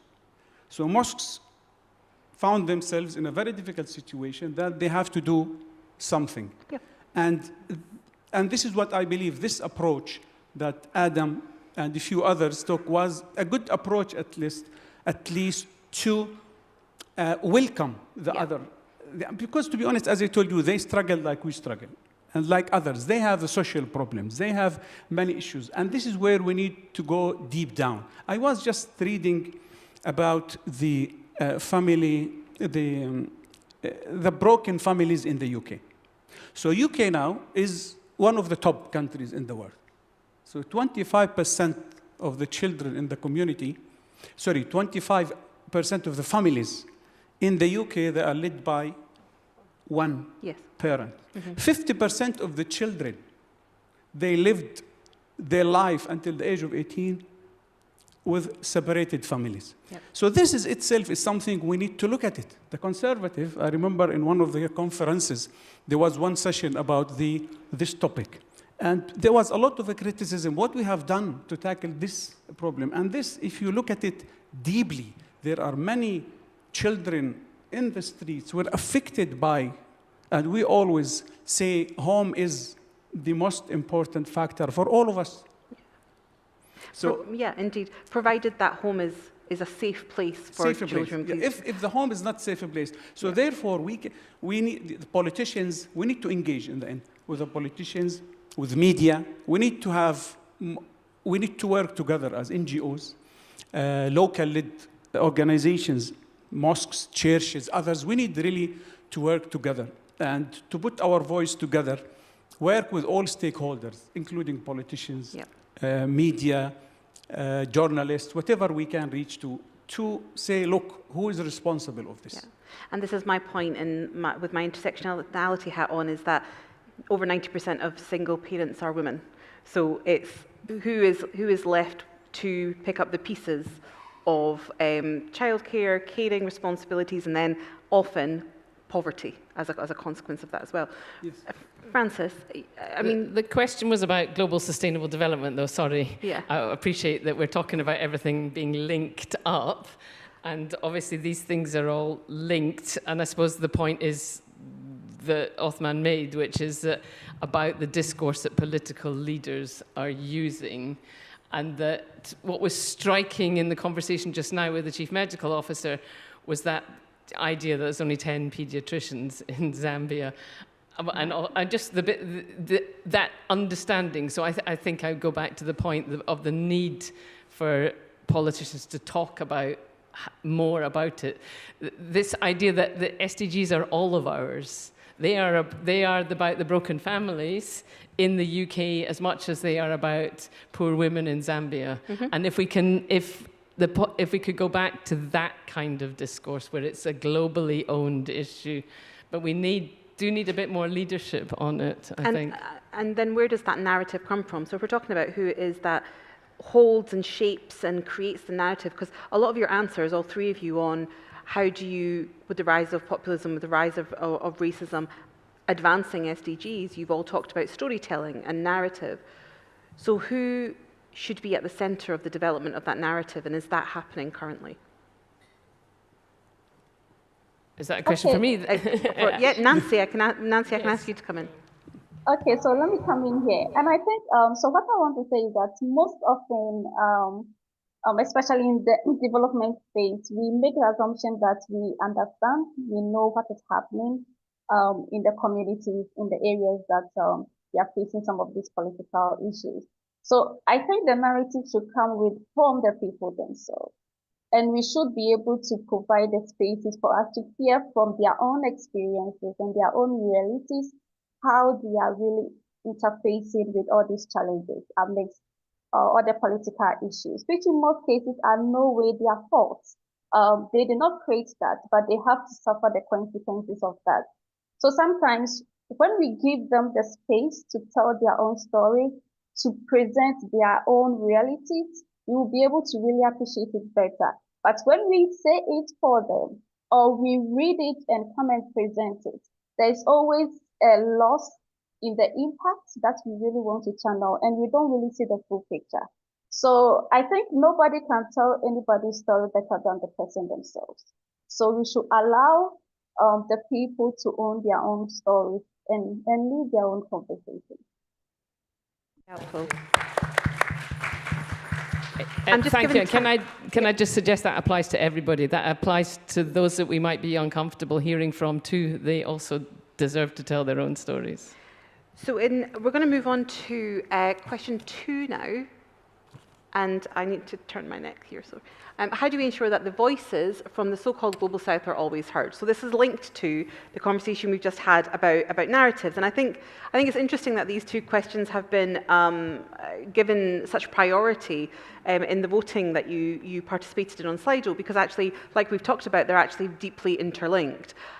Whether we're talking about the rise of far right and populism and far right movements, and actually having the Global South voices heard for themselves, co-production we've talked a lot about in this conference, the co-ownership of this, and where these ideas begin from, rather than, for example, whether it was media or it was politicians in the UK speaking on behalf of, or determining what Global South communities care about, what they do, who they are, and what their values are. So what can we do better to ensure that the voices of those in the Global South are central to this? And shall I go the other way? Nancy, shall I come to you first? Okay.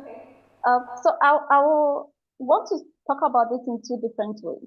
So the first one is the bigger picture, like how do we get the voices in these spaces, in this bigger international discourse and conversation. And one of the things that is useful, and I think I've noticed that in this year's conference and other conferences of this space, that we should give them a table, a seat on the table when we are having these conversations, right?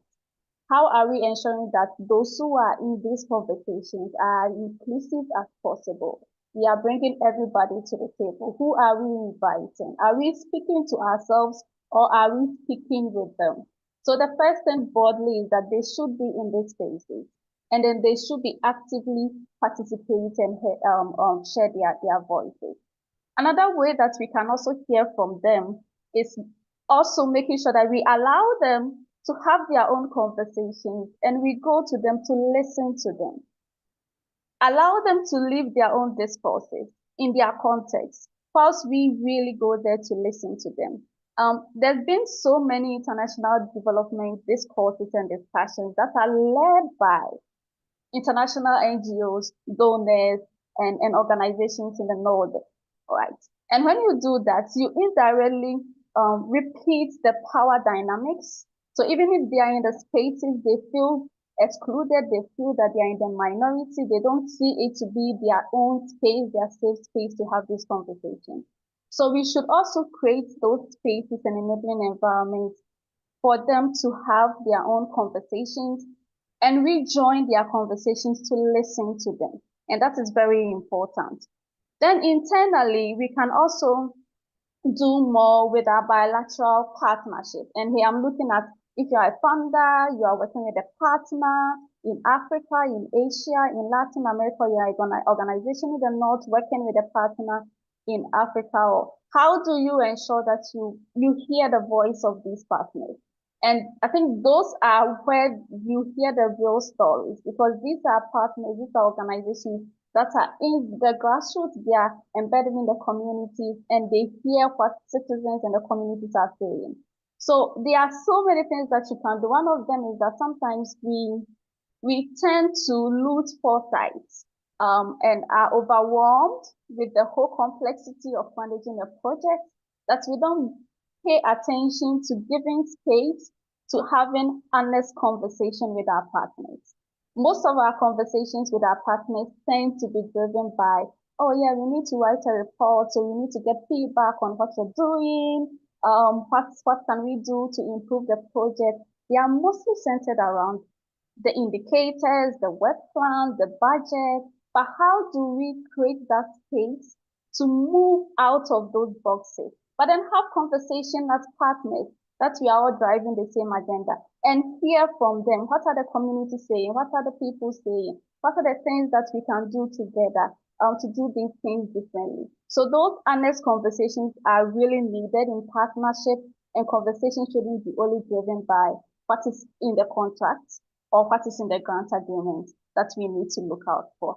One last thing that I can also add is that we are also have to be very conscious about the power dynamics in having this conversation. And it's all begin with how we even build this partnership, or we create this partnership from the onset. So when we have a partnership, and then from the beginning, the partner knows that you are in with me together. We are all working on the same level ground to solve a situation. It's easy for them to share feedback. It's easy for them to interact with you as a partner. But then when the relationship fails on the premises of I'm a donor, I'm giving you grants, so take this grant, take this amount of money, do these activities at this particular date and report at this particular time. With that premises, no matter the infrastructure, the framework that you create to harness conversation, you will not be able to hear the real voice of them, because then they are also feeling that we need to ensure that we meet the needs of the donor, else we lose this project. We need to ensure that we meet what the funders are saying, or else we cannot get more additional funding. So being self-conscious about the power we have is very important. And when you are conscious about the power you hold, you'll be able to know how to loosen up and create that space to transfer the power to the communities, national organizations, for them to be able to share and speak for themselves. Nancy, I think your points are, and your points are well made. I mean, this question is central to doing decolonization work well in international development. If we don't do this as part of decolonization, we've not actually achieved it. So I think your points are very well made about who it is that's at the table, but when they're at the table, who's actually getting heard. So I think that's really pertinent. Othman, can I come to you about making sure that the voices of the Global South are heard, just very quickly? Okay, first of all, I don't like the terminology of Global South, because as you know, this is linked to the colonization, and it is linked to the bad history. And I think it is the time for us to think about different terminology. So I hope next year you don't use the terminology. Find something else, Francis. Okay. Global majority? My lesson. Yeah. Yes. Global majority might be? Global majority may be low, medium income countries, developing countries. I think we can think about many terminology, but this is really in our minds is related to that past. Okay. So, number one. So number two, just about how I link the two questions together. So sustainable development really tackles most of the root causes of the global issues. So if we speak about refugees, the same, migration, etc., by doing it properly in the Global South, if I say, that will help us to tackle even this problem. So therefore, most of the migrants, they come from the Global South. So therefore, the Global South must play important role here and come to the discussion around the table. You know, even when it comes to some INGOs, the big donors, when they deal with even local partners, they deal with them like contractors. It's not equal partnership. Equal partnership. Yeah. And sometimes when we talk about, in many occasions, about what the budget includes in any project, it doesn't include even capacity building. Yeah. It doesn't include any, this is only for this and give us this. So this means we are not empowering the local communities. And the localization, which I think most of us signed the commitment of the Grand Bargain in 2016, And one of the commitment is 25% of the funding should go to the local organization to empower the localization. However, 2 years ago, I was part of the review committee to review them. Until 2021, only 5% of the 25%. So this means that we still talk the talk when it comes to the localization. So we need to think differently. And the Global South, the organization there, the community there, we need to think how we can empower them and bring them to the table. It is enough to say we are the voice. Yeah. We should pass the mic. Thank you. Agreed. The mic,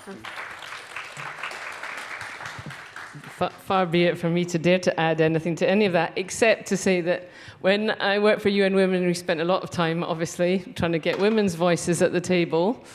And that often involved looking at what were the barriers to being at the table. So I think I take Nancy's point entirely, that a lot of it's about looking at what are the pre-existing power structures and what that means.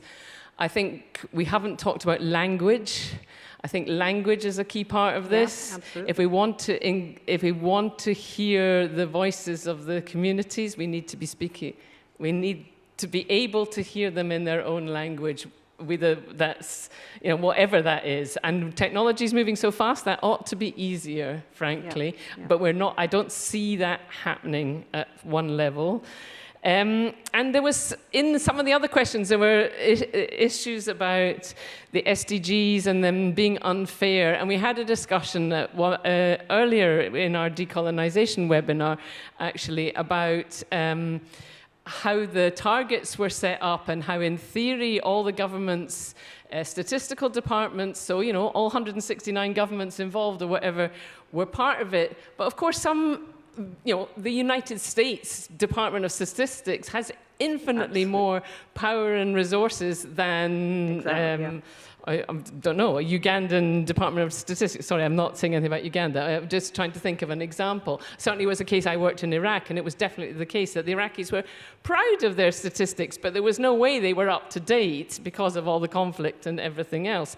So there was a power dynamic in that. And I think that in the UN, because I worked for UNDP, there was an attempt to deal with that, but not fully. And so it's true that the SDGs are perhaps also part of that power structure. Yeah. I'm not saying we should necessarily undo them all, because there's a lot of good, but I think we should recognize some of that. And just one other thing on data, because I think data is part of the power dynamic here, is, again, in UN Women, we tried to encourage a look at alternative data forms. Indigenous women in the Amazon measured what was happening in terms of the climate change through stories. You can, again, IT helps you quantify some of that now. So we could quantify that. But did we have trouble convincing the statisticians that that was as valuable, if not more valuable, in terms of measuring climate change than what was happening to water levels or whatever? Yeah. So there's a lot to do. Thank you. And on data, we see that all the time across policy areas, where there's just the lack of parity of esteem between the lived experience, qualitative storytelling, and the hard data that is perceived to be the be-all and end-all of data and basically monitoring, actually, and evaluating as well. We don't have very long, and there is another big question, although all of these kind of interlink with one another. But what the question actually asks is, what do you think are the biggest areas of focus for foreign assistance, inverted commas, I'm going to put that in the next 10 years? So what do you think are the biggest areas of foreign assistance in the next 10 years? And Othman, I'm going to start with you, only because you made eye contact with me, so it's your own fault. So I'm going to start with you, and then I'm going to go to Nancy, and then Francis. I think the spotlight will continue to be held on fragile and conflict-affected area. There is no doubt about this, and we see now around us in the Middle East, the Syria crisis started in March 2011, and now 13 years. No one expected that this crisis to continue like that even Gaza war, as you know, no one expected now. Next month, it will be 1 year.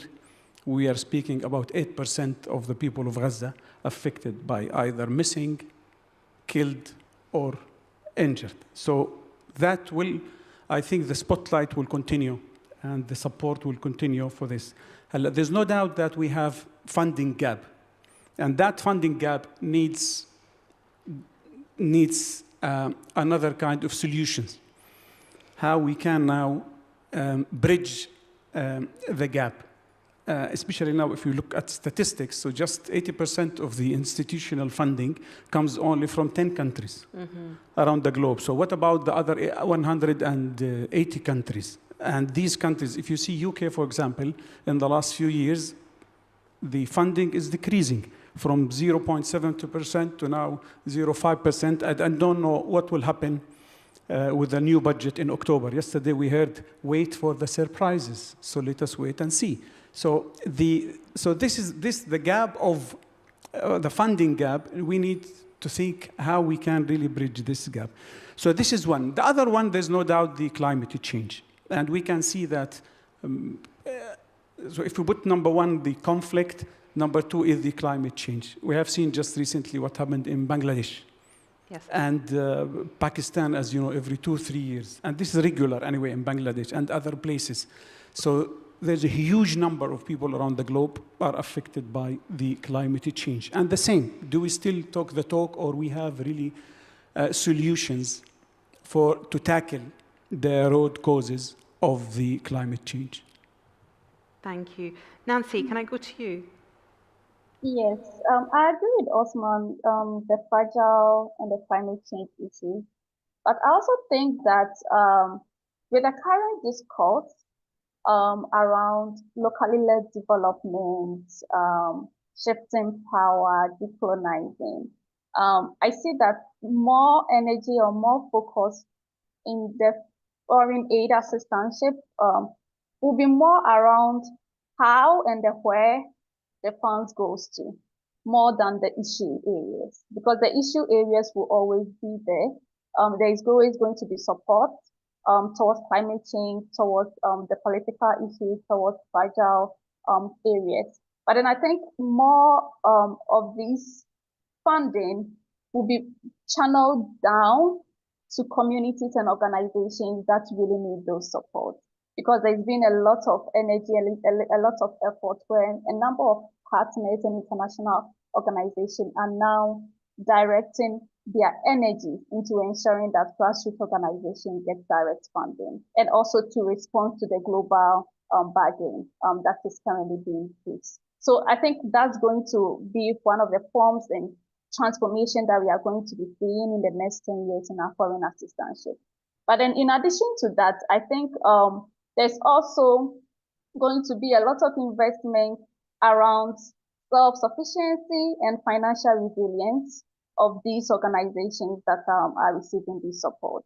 There's more conversation, more energy, more effort that is channeled into how do we help organizations, how do we help communities to be able to stand on their feet. We all know that the foreign aid is depreciating, so the aid is not coming in as it used to.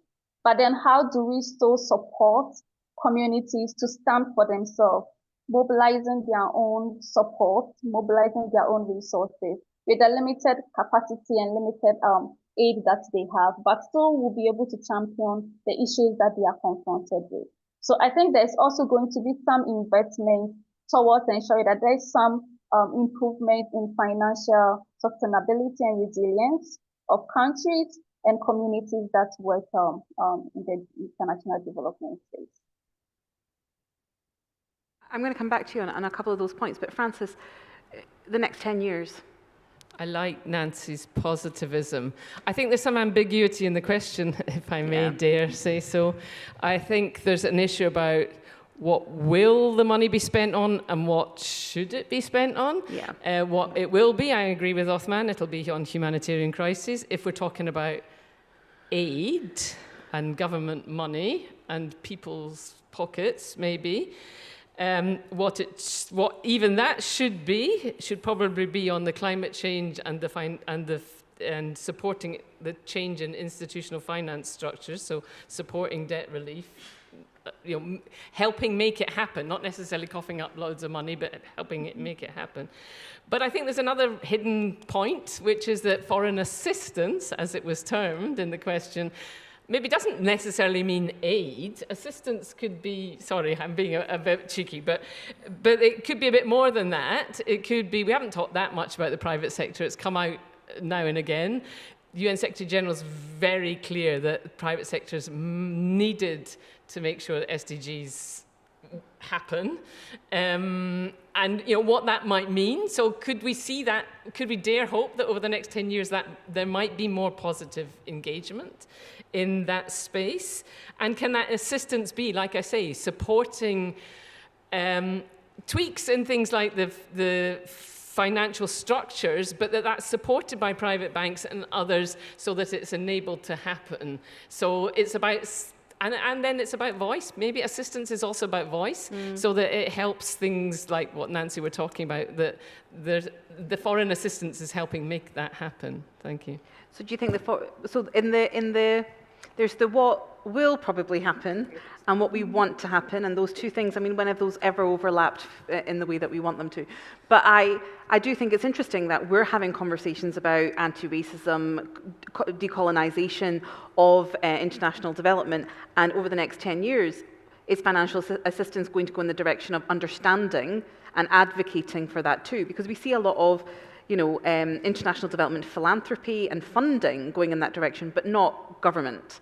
So I think, do you think that you see financial assistance, or would you hope to see financial assistance, and whatever that term means, actually advocating, advancing decolonization when it comes to international development? But that's why it's so good to hear Nancy being so positive, because her organization's been a key part in that conversation and making that happen. And I wouldn't want to sing the praises of FCDO, but I believe their civil society department has actually dared make some funding available on a flexible basis to people like WACSI. And maybe that's the big, they're not talking about it. Maybe they could talk about it a bit more. Maybe if governments who were taking risks, as they see it, sorry, I apologize, are doing that bit of flexible funding and giving like some of the philanthropists, give you 3 years worth of funding and you do what you like with it because we trust you to do the best.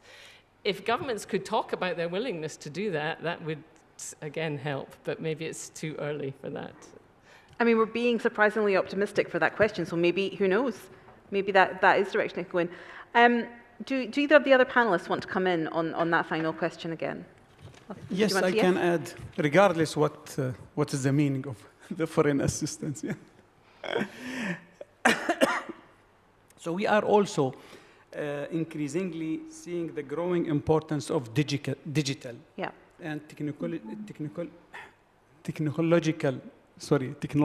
technological solutions to development and aid generally. So I think now when we talk about technology, when we talk about AI, I think we will see solutions, especially when it comes to health, to education, to different sectors in the humanitarian and the development. And that's something I believe that more funding will go towards solutions of this, digital, and initiatives of this kind. And there's no doubt that we need all these stakeholders to because here where the private sector can play a very important role, but no doubt that we need all the stakeholders, from the government to the NGOs, the INGOs, the private sector, the philanthropists. So we have, I think, wider variety of people who can really support the initiatives related to technology and digital transformation in our sector. Which, of course, brings us back to, actually, the second question about the voice of the Global South. Because when we talk about digitization, when we talk about AI, when we talk about technology, that voice of the Global South, for want of a better word right now, but becomes so critical because the ownership of technology does not exist within those communities. Yes. It is taken from them. So that conversation becomes critical. Yes, and at the same time, as I mentioned earlier, that so the big funders, when they support the locals, I have seen in many occasions, so they are not willing to give any support for capacity building, for building technology, and so this is something we will, in the West, let us say, we might move fast. However, the low-income countries or developing countries, they will be behind. Yeah. Until we rethink about the budget of each project and how we can support them in order to, we all go in parallel together to tackle the humanitarian and development issues. I'm going to use privilege of chair and throw a curveball because I feel like you, the audience, hasn't done enough work. So what I'd like to do is that you've got a break coming up. And I'm not sure how much you've done enough work in this session to deserve the break. So I am going to instead throw a bit of a curveball so that you are having conversations. And I want to ask the panel what each of you would have as what you hoped the big question would be, or what you think a big question would be that the audience needs to answer in the work that they're doing. So what big question should they be answering in their work? What would you want them to take away as a big question for them to reflect on? So I'm going to go to, you seem poised. Yeah, that was surprising. Yes. Okay. Because one of the questions that I was waiting people vote for it. Okay. But it seems no one voted for it. Okay. Oh, it didn't take the score. So I think the question that related to partnership. Okay. And how we can, because I think we live now in an era that we need more partnership. We need consortiums. We need big players to come together. And even, in Action for Humanity, by the way, our business model is partnership. Yeah. So of the 40 million that our income last year, so 80% came from partnership and just 20% from the community. So I believe that collaboration, partnership, consortium are really very important points. And if the audience can give some or shed light on partnership, the question related to us, that will be great, I think. Okay, so a question is about, how can they improve or expand the partnerships that they're engaging with currently? Yes. That would be, okay, so that's something for you to think about and talk to each other during your coffee break. Nancy, do you have a question, a big question, because you've been asked questions, but do you have a big question that the audience can reflect on? Yes, I think I agree with Osman. I was expecting the people to ask more about the partnership. So maybe my big question is looking at all the questions that they've asked us in relation to partnership, in relation to ensure that the voices of communities and majority world are heard. What role can they play in the capacities of wherever they are, whatever they are doing, in ensuring that this is really coming to pass? Because sometimes I think we are quick to give responsibilities to others that these people should do this, these people should do that. But then we are all also contributing to the current system. So what can you do in your capacity to make these changes happening? That would be my big question. What can you do in your capacity to make, can you say that again? What can you do in your capacity to make what changes happen? Equitable partnership happen, and also the voices of the majority world being on the fronts. Yeah. Excellent, thank you. Francis, your big question for the audience. I think they deserve a bit of self-reflection after all of that. So where, if you're working for an organization or wherever you're working or not, where do you see things being in 10 years? Honestly, like what is the funding going to be on question, and where should it be in an ideal world, taking into account what we have talked about? And then that goes back to Nancy's one, what are you going to do to make those two things happen? So it's a kind of a sequence to hers. Thank you. I mean, I think that was a get out of jail card, but okay. No, I think that's great, and I actually think that's a really good question for us all to reflect on, because actually, does our work go in the direction of where funding is available, and does it pull us away from the mission that we have and the core purpose? Now, this is, as somebody who's worked in organisations that is year to year trying to find funding, trying to find access, that's a constant struggle. But does it pull you away from maybe the ethical starting point, the global South partnership starting point, the power redistributive starting point? Because actually the strings are being pulled by whatever is prioritisation of people beyond you. So I think that's a really important question for us to reflect on. In 10 years' time, in the work that we're doing, where do we want to be? Where do we think we're going to be? And how are we going to reconcile that without it being such a trade-off that we lose the essence of the work that we're doing and at the core of it? Francis, did you want to come back on that? No. Okay. I think we've had, a series of very, very big questions, and I think the panel have done a great job of trying to get through it. But I wanted to go back to you all for just some closing remarks on, summations about the big questions that you've heard so far, and any kind of key points that you've heard that you want to reinforce in the conference today. So Nancy, can I come to you first? Okay, so I think I will want to reiterate some of the key points that I've also heard from my other co-panelists, which is very important for us to take into consideration. And that is has to do with how are we ensuring that the funding, the support, and that is support in terms of all the different support that we can give to organizations is very in a way that is also building their own capacity for them to be able to stand on their own and also be able to lead in the conversation. So that capacity conversation. And also the issue about the language. And I agree, I don't like using the word the global south is decolonized, is colonial. So what language can we use best? And how can we adapt to listen to our people with their own languages? Because we force them for them to speak in our language. They don't understand our language, but we ask them to speak in our language. So how are we also going to ensure that we open up to listen to them and also to speak in their own language?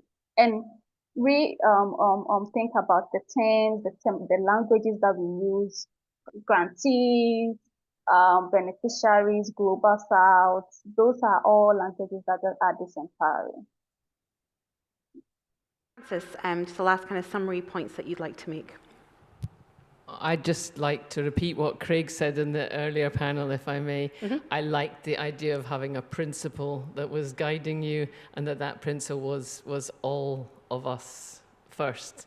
So like trying to think of all the implications, and that if your principle is directed that yeah, it is the leave no one behind, but it's doing it in a more conscious fashion. Absolutely. And Othman, one last point from you. My last point that the linking up policymakers with humanitarian agencies is a key. Because we as a humanitarian, we deal with symptoms. And I believe the policymakers, they have the cure. So therefore, we need to do more work in advocacy side, especially in advocacy, and come together, put more pressure in order to, because most of these, what we have seen now, especially in the Middle East, is a political solution is needed for them more than anything else. So we have a role, in addition to what we do to provide aid, that we advocate and work with the policymakers to find solutions for these problems. Thank you. Thank you. Can you give a round of applause to our panel and Nancy online? Thank you.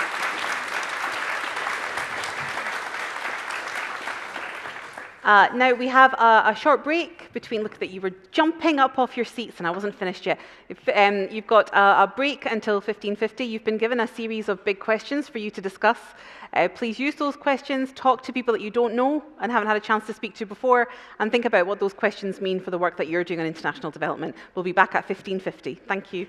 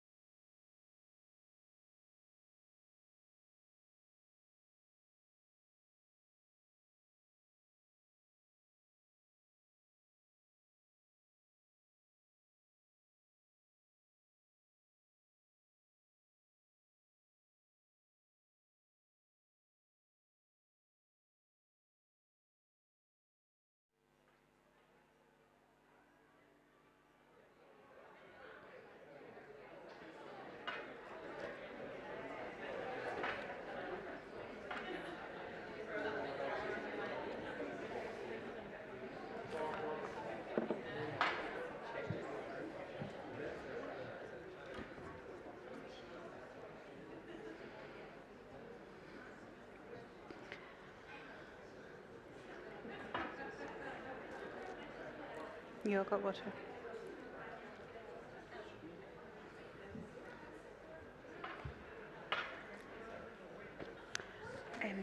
Just to say, your mics are already on, so you don't need to press anything.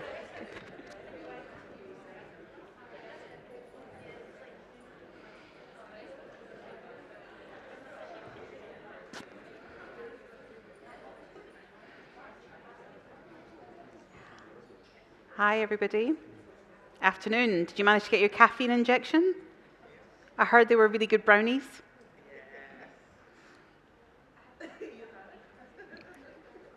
Nobody bought me any, it's fine. All right, welcome back, everybody. Thank you for sticking around for our final panel today. It is a busy day in the land of Scottish politics, so I appreciate that one eye will be on your phones whilst we're also participating in the panel. I know a few people are away dealing with that as well, so thank you for those who are around. We're going to have some responses to that today on this final panel too. So this panel is about future generations first, embedding long-term global thinking. Long-term thinking is vitally needed if we're tackling the mounting crises facing people and planet. Future generations must be at the heart of our thinking and our doing, and this session will explore some of these frameworks that will help decision makers at all levels to do this well. Scotland is considering appointing a Future Generations Commissioner. We'll go on to that in a moment. The UN is hosting a summit for the future, and global citizen champions are driving action at local government level. The session will explore what's needed to truly embed global, long-term and connected thinking with our various communities. And we've got an excellent panel to join us here today. We have Colin Galbraith, Chair of Nature Scot, with a lifelong commitment to nature conservation, both locally and globally. Colin brings a wealth of experience and passion to the role of Chair, which he took up in June last year. As director of his own environmental consultancy, he tackles diverse challenges related to nature and the environment. Welcome, Colin. Johannes Gonani, co-founder of Pitch Edu and member of SIDA's Diaspora Steering Group. Johannes set up Pitch Edu, can I just check Pitch Edu in 2016 to help ethnically diverse groups in the west of Scotland be more visible and proactive in shaping their communities. Johannes also works part-time as project coordinator at West of Scotland Regional Equality Council. Welcome. We have Wendy Kimpton, Strategy and Regulation Director at Scottish Water. Wendy has worked in the water industry for more than 20 years. The focus of her role is on strategy, development and economic regulation. She is committed to ensuring the industry remains resilient and efficient and meets the needs of communities whilst protecting the environment. And finally, and a big thank you to Lewis, who is standing in for somebody who was unable to make it because of COVID. So lots of allowances for any giant questions you pass his way, because that's simply not fair because he's been put on the spot. So Lewis Ryder-Jones is Advocacy Advisor at Oxfam Scotland, previously led on policy influencing and communications at the Scottish International Development Alliance. He's previously worked in South America and Middle East with grassroots community development and teaching roles for a range of organisations. So a huge thank you and welcome to you all. You've been asked to prepare a few words, and I'll just go from the top all the way, and Lewis, that gives you an extra few minutes to prep yourself. And so Wendy, if I could start with you, thank you. Okay, thank you very much. Could everybody hear me okay? Excellent. So thank you very much for inviting me here today. I am Wendy Kimpton. I work for Scottish Water.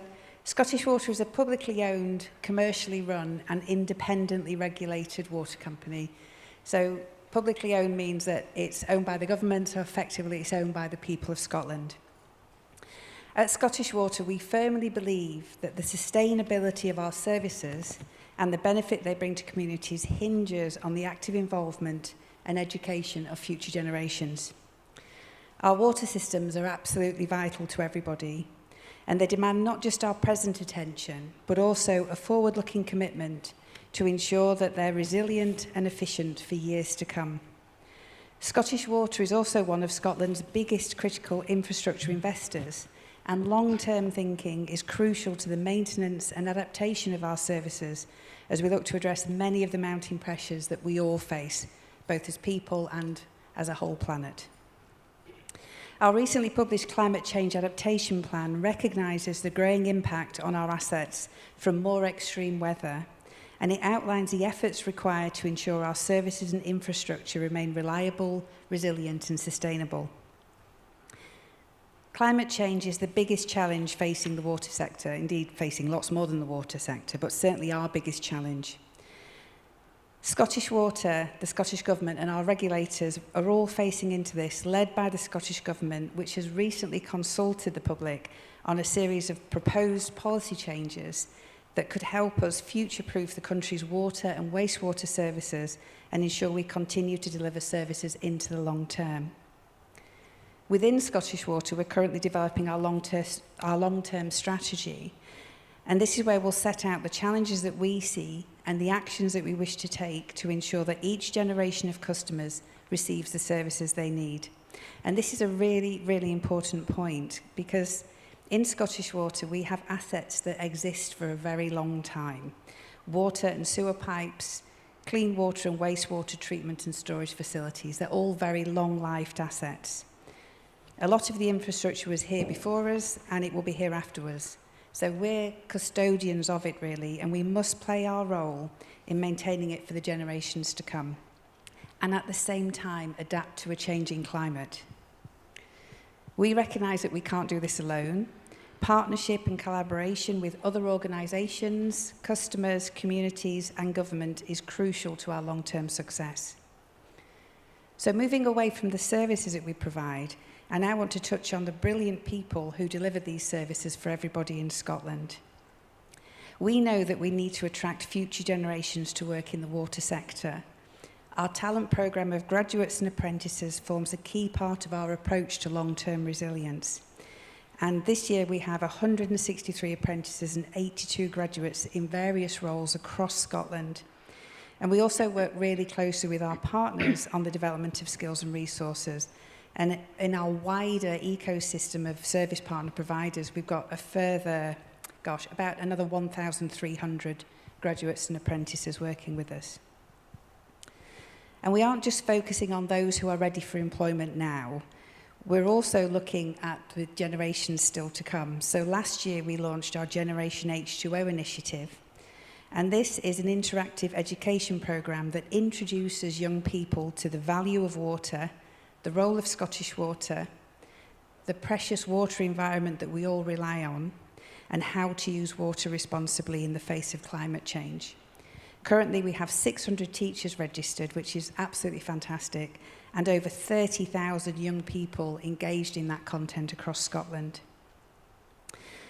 And finally, just looking at legislation, for Scottish Water, potential legislation such as the Wellbeing and Sustainable Development Scotland Bill will continue to drive the right behaviours and allow for a more collaborative approach to thrive in response to the challenges that we face.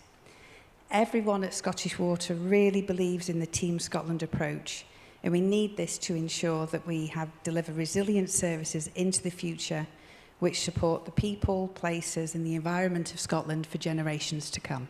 Thank you. Thank you. Thank you, Wendy. Johannes, can I go to yourself, please? Hi there, my name is Johannes Konani, and on the issue that has been presented and talked about today, one key answer lies in inclusive, grassroots-driven collaboration, bringing together voices from all levels of society, starting from the local communities to international policymakers, ensuring that future generations are at the heart of our strategies. Allow me to share with you how this is happening within my sphere of life. I'm a member of a group of Diaspora Global Citizen Advocates. The Diaspora Group for Global Citizen is a collective of community leaders, academics, and activists from various diaspora communities in Scotland. They staunchly believe that their voices of these communities are crucial in promoting global justice, both within Scotland and internationally. It is, however, apparent that their representation in key decision-making spaces that directly impact them and their communities is significantly lacking. Their mission is to enhance the presence and influence of these lived experience community voices in shaping Scotland's role as a global citizen. They focus on raising awareness about the causes of forced migration, such as climate change, inequality, poverty, and conflict. So this work is at strategic level, but allow me to exemplify how the building blocks start at community level. I'm going to talk about a charity called Pachedu, which I co-founded. Pachedu is an organization that epitomizes how local grassroots approaches can foster long-term sustainable change. The organization works directly to support migrant, diverse, ethnic, marginalized, and disenfranchised communities, mostly from the Global South. The organization supports these communities to challenge the perception and change the narrative around their identity and the identity of the continent. You often hear of the dark continent, but believe you me, it's the sunniest continent that you've ever seen. Most countries from that part of the world are talked of as third world countries. They aren't even second world countries. Who coins out these narratives and for what? Mm-hmm. When they come over, instead of being viewed as assets, they are viewed as people who've come to steal jobs without realizing that they bring with them various skill sets. They bring with them the wonderful gift of a philosophy called Ubuntu. Ubuntu, which translates to I am because we are, emphasizes community interconnectedness and mutual support. As Bishop Desmond Tutu put it, a human being is a human being through their interaction with other human people. That's what makes you whole. They do this through the provision of holistic family support-oriented projects. What's unique about Pachedu's approach is their commitment to the community-led development, ensuring that solutions are driven by the people who will be most affected by them. Pachedu doesn't impose top-down solutions. Instead, they facilitate platforms where local voices can shape the interventions that will impact their future. This inclusive approach not only builds resilience within communities, but also ensures that the outcomes are sustainable in the long term. By listening to and involving the people on the ground, Pachedu ensures that their programs are not just for the present, but are truly investments in the future. As food for thought and not thought for food, I encourage each of us to reflect on how we can contribute to this unified long-term approach. Let's share our ideas, our successes, our challenges, and let's commit to working together in a way that truly puts future generations first. I thank you.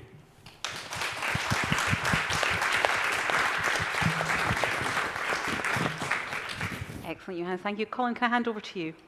Thank you very much and good afternoon. I've been asked to talk briefly about the role of public bodies and the planetary aspects of future generational thinking. I think that's the best title I have ever had in my whole career. It's just wonderful. We are in the midst of a climate and nature crisis, and that is a really serious situation, and it results from our own management of the global ecosystem over the last numerous decades. So what I want to talk about briefly is the environment and the things that we can do to try and put it better. It's about embedding long-term thinking and connected thinking, putting future generations to the fore and in the heart of decisions that we make today for the environment. Dealing with global issues, and much of my career before I joined NatureScot, I was dealing with global issues through the UN and various other routes. But what we're seeing is that the rate of change in the environment is increasing, and the uncertainty is increasing. We don't quite know what will happen next. We don't know exactly what the next stage will be. Nature does not tend to change in a linear fashion. It can change very abruptly, and we can see that kind of shift happening. So the first point really that I want to make is that we can take action. We hear all the negative voices, climate change, nature loss. It is a difficult situation, but we can take action, and I think that's the important message. I wanted then briefly to look at where Scotland fits in the global situation, in the global scene. And US Senator Tip O'Neill famously remarked that all politics is local. I would say as well, all nature is local, and all nature conservation has to be local in terms of delivery. We have lots of environmental legislation, lots of environmental laws around the world, But perhaps one of the most important actions that we can take and government agencies can take, is to make sure that these agreements are actually implemented. We have frameworks for climate change, for migratory species, for a whole range of things. How do we implement them? Well, the answer globally is not very well. We really need to take them more seriously. I want to then just bear in mind we're coming to the end of the day. I wanted to give you one or two examples of how Scotland is globally connected. I still need to make these arguments to loads of people that I talk to. One or two quick examples. Canadian forest fires, really tragic in Canada. That influenced our weather here in the last month or two. Saharan sand and dust appears periodically in Scotland. I find that just remarkable that we can be so connected that we have there. In passing through, that goes over to North America. It leads to an increase in asthma and to lung disease a month or two after that dust arrives. We're linked in terms of species. Obviously, there are loads of migratory species. We all know about swallows going to South Africa. We all know about Atlantic salmon going to the Atlantic Ocean. Did you know that we're also connected to Ecuador? Take one thing away, we're heavily connected to Ecuador. There is one little wading bird that nests in Shetland, up in the north of Scotland, quite rare.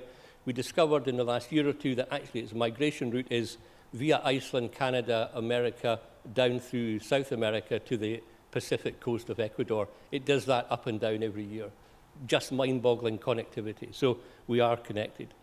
Migratory species can be real indicators of where the environment is and where our overall well-being is. So there's something there that we need to look at how we use that information in future. But Scotland can make a contribution as well. It's not just about receiving dust from the Sahara or whatever. The action we take here to actually mitigate climate change, to look at our overall well-being, can be really powerful. Powerful directly, but powerful as a role model for others. And I think three quick examples: peatland restoration at my organisation, Nature Scot, with the Scottish Government and with loads of partners, Scottish Water and others, are really putting money and time into peatland restoration to mitigate climate change. Seagrass restoration. Seagrass can sequester carbon faster than any other plant that we know in Scotland. Can we not do more of that? And then in the urban environment, there's a wonderful example of nature and people together improving well-being in the East End of Glasgow that I encourage everyone to go and look at if you have time. A couple of minutes, if I have still left. Where does that leave us in terms of the international scene? Well, do we see ourselves as part of nature or apart from nature? And what's an interesting observation in my world is that most of the really high biodiversity areas around the world are areas that have still got indigenous populations of human population as well. And I think there's something in there about who we learn from, and I think we could learn from these indigenous populations much more than maybe we have in the past. And I use that in the Scottish context as well, in terms of where we are about marine conservation, listening to fishermen, listening to crofters in the Western Isles. So how can we do that? Just very, very briefly, there are examples around in Scotland where we can look at biodiversity. We have 2 World Heritage Sites, natural World Heritage Sites. We have St Kilda, but in the last month or two, we also have the Flow Country in Caithness and Sutherland. Again, encourage you all to go and look at what's there.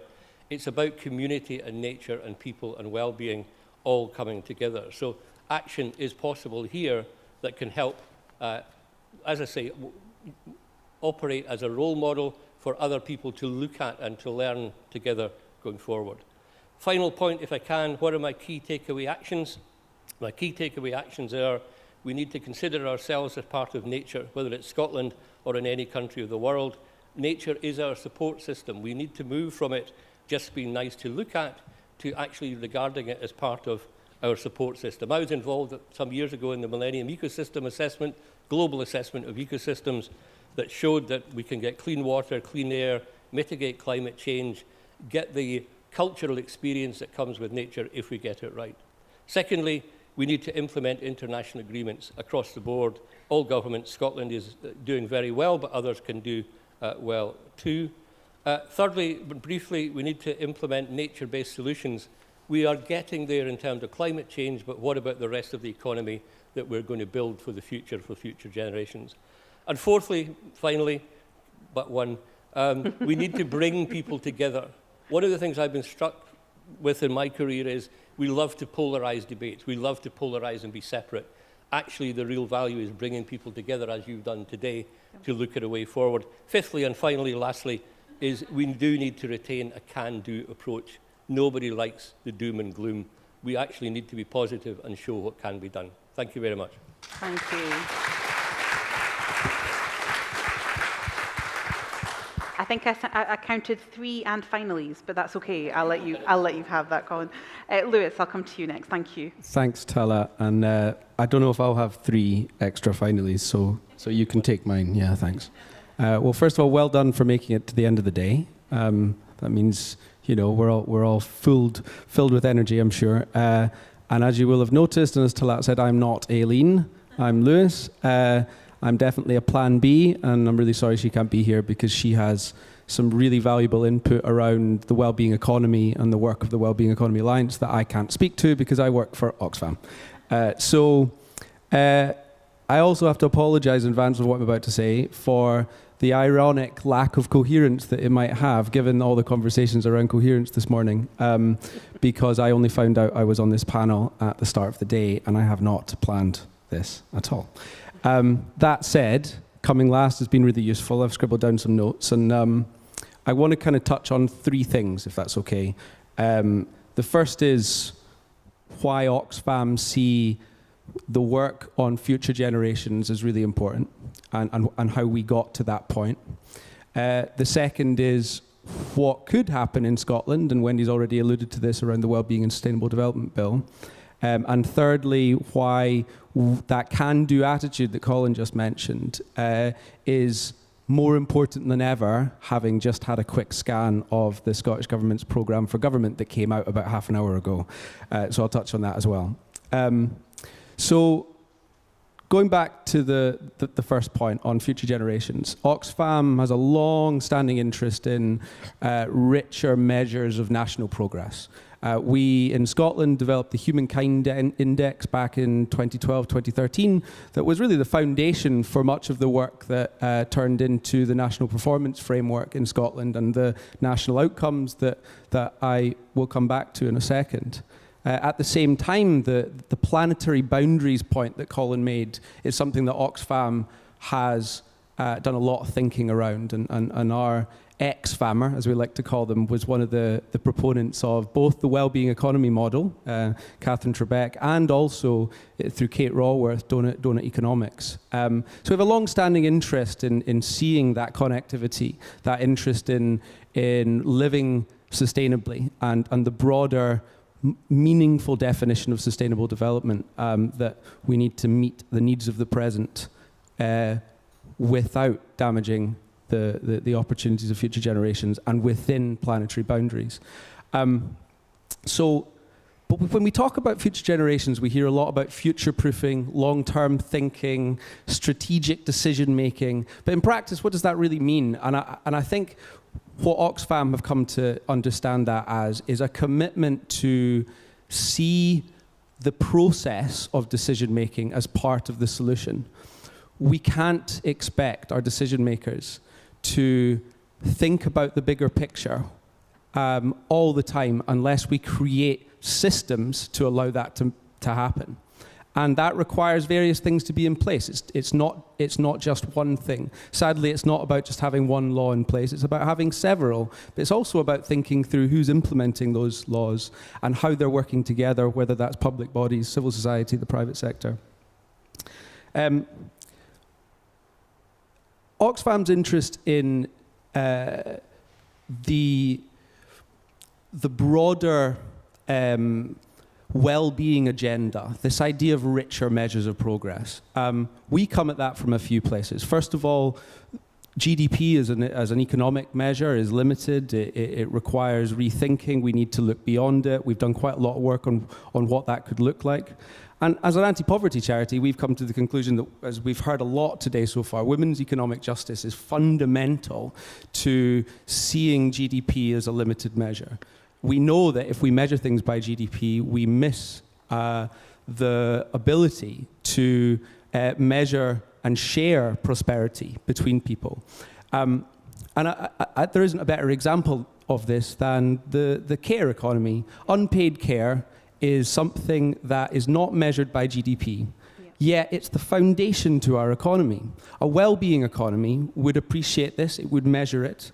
And Oxfam in Scotland, we're doing quite a lot of work over the last few years around trying to encourage care to be measured more holistically. And what that means in practice is using the National Performance Framework and adding a national outcome that focuses on care specifically, and measuring that through the role of single mothers, as we heard about earlier, unpaid carers, of people with additional support needs, and the role of paid care for a future economy that's both low carbon and gender just. And I can come back to that perhaps later. But having a national outcome and a set of national outcomes more broadly that cover different aspects of well-being is all fine and well. And we actually have quite a good one in Scotland. But the truth is that to make that really impact decision-making, we need something else too. And that's where this Wellbeing and Sustainable Development Bill comes in. We need a way to show, we need to be able to make sure our decision makers are accountable to that framework. We need to make sure that we are forcing the civil servants that are and the officials that support decision making by political leaders to do the right type of impact assessments that look beyond bottom lines and economic measures. And to do that requires different sets of rules. It requires different sets of circumstances for support, and that includes things like a support mechanism such as the Future Generations Commission, or something that the Summit for the Future is advocating for, amongst other things, I hope. And certainly civil society input and our own input, Oxfam, for that has pushed for that at global level. The Welsh model is really interesting. The Future Generations Commissioner has been a really positive thing for both the well-being of present generations and future generations. And Scotland could, through this legislation, be a real-world leader in this space. Sadly, and this brings me to my final point around the programme for government, after high hopes from various organisations that this legislation might be in the programme for government this year, probably the last opportunity for it to be in a legislative programme before the next election. Sadly, it's not in the programme for government. And this brings me back to the idea of long-termism and future-proofing. From my scan today of the programme for government, there is a fundamental disconnect between dealing with the problems that we're facing right now in terms of the financial black holes that are facing the government and the various other challenges that are right in front of us. A disconnect between that and thinking what we might be doing in 10 years' time. There was supposed to be a human rights bill in the programme for government. Sadly, there wasn't either. And much of the work for that was done over the past year and a half. For me, these two areas and a distinct recycling of current work in the programme for government suggests to me that there is a real lack of ambition right now from our government around how to really think about what we want in the future, despite the challenges we're facing right now. And that comes back to this can-do attitude. That makes me more motivated as part of the mechanisms outside government seeking change, that we need to keep making noise. We need to keep saying that this type of long-term rule setting for ourselves and for our future is fundamental for progress into the medium term. And so I'm not lacking in hope. I just feel like I need to, go to bed tonight and then get up tomorrow and start again. Thanks.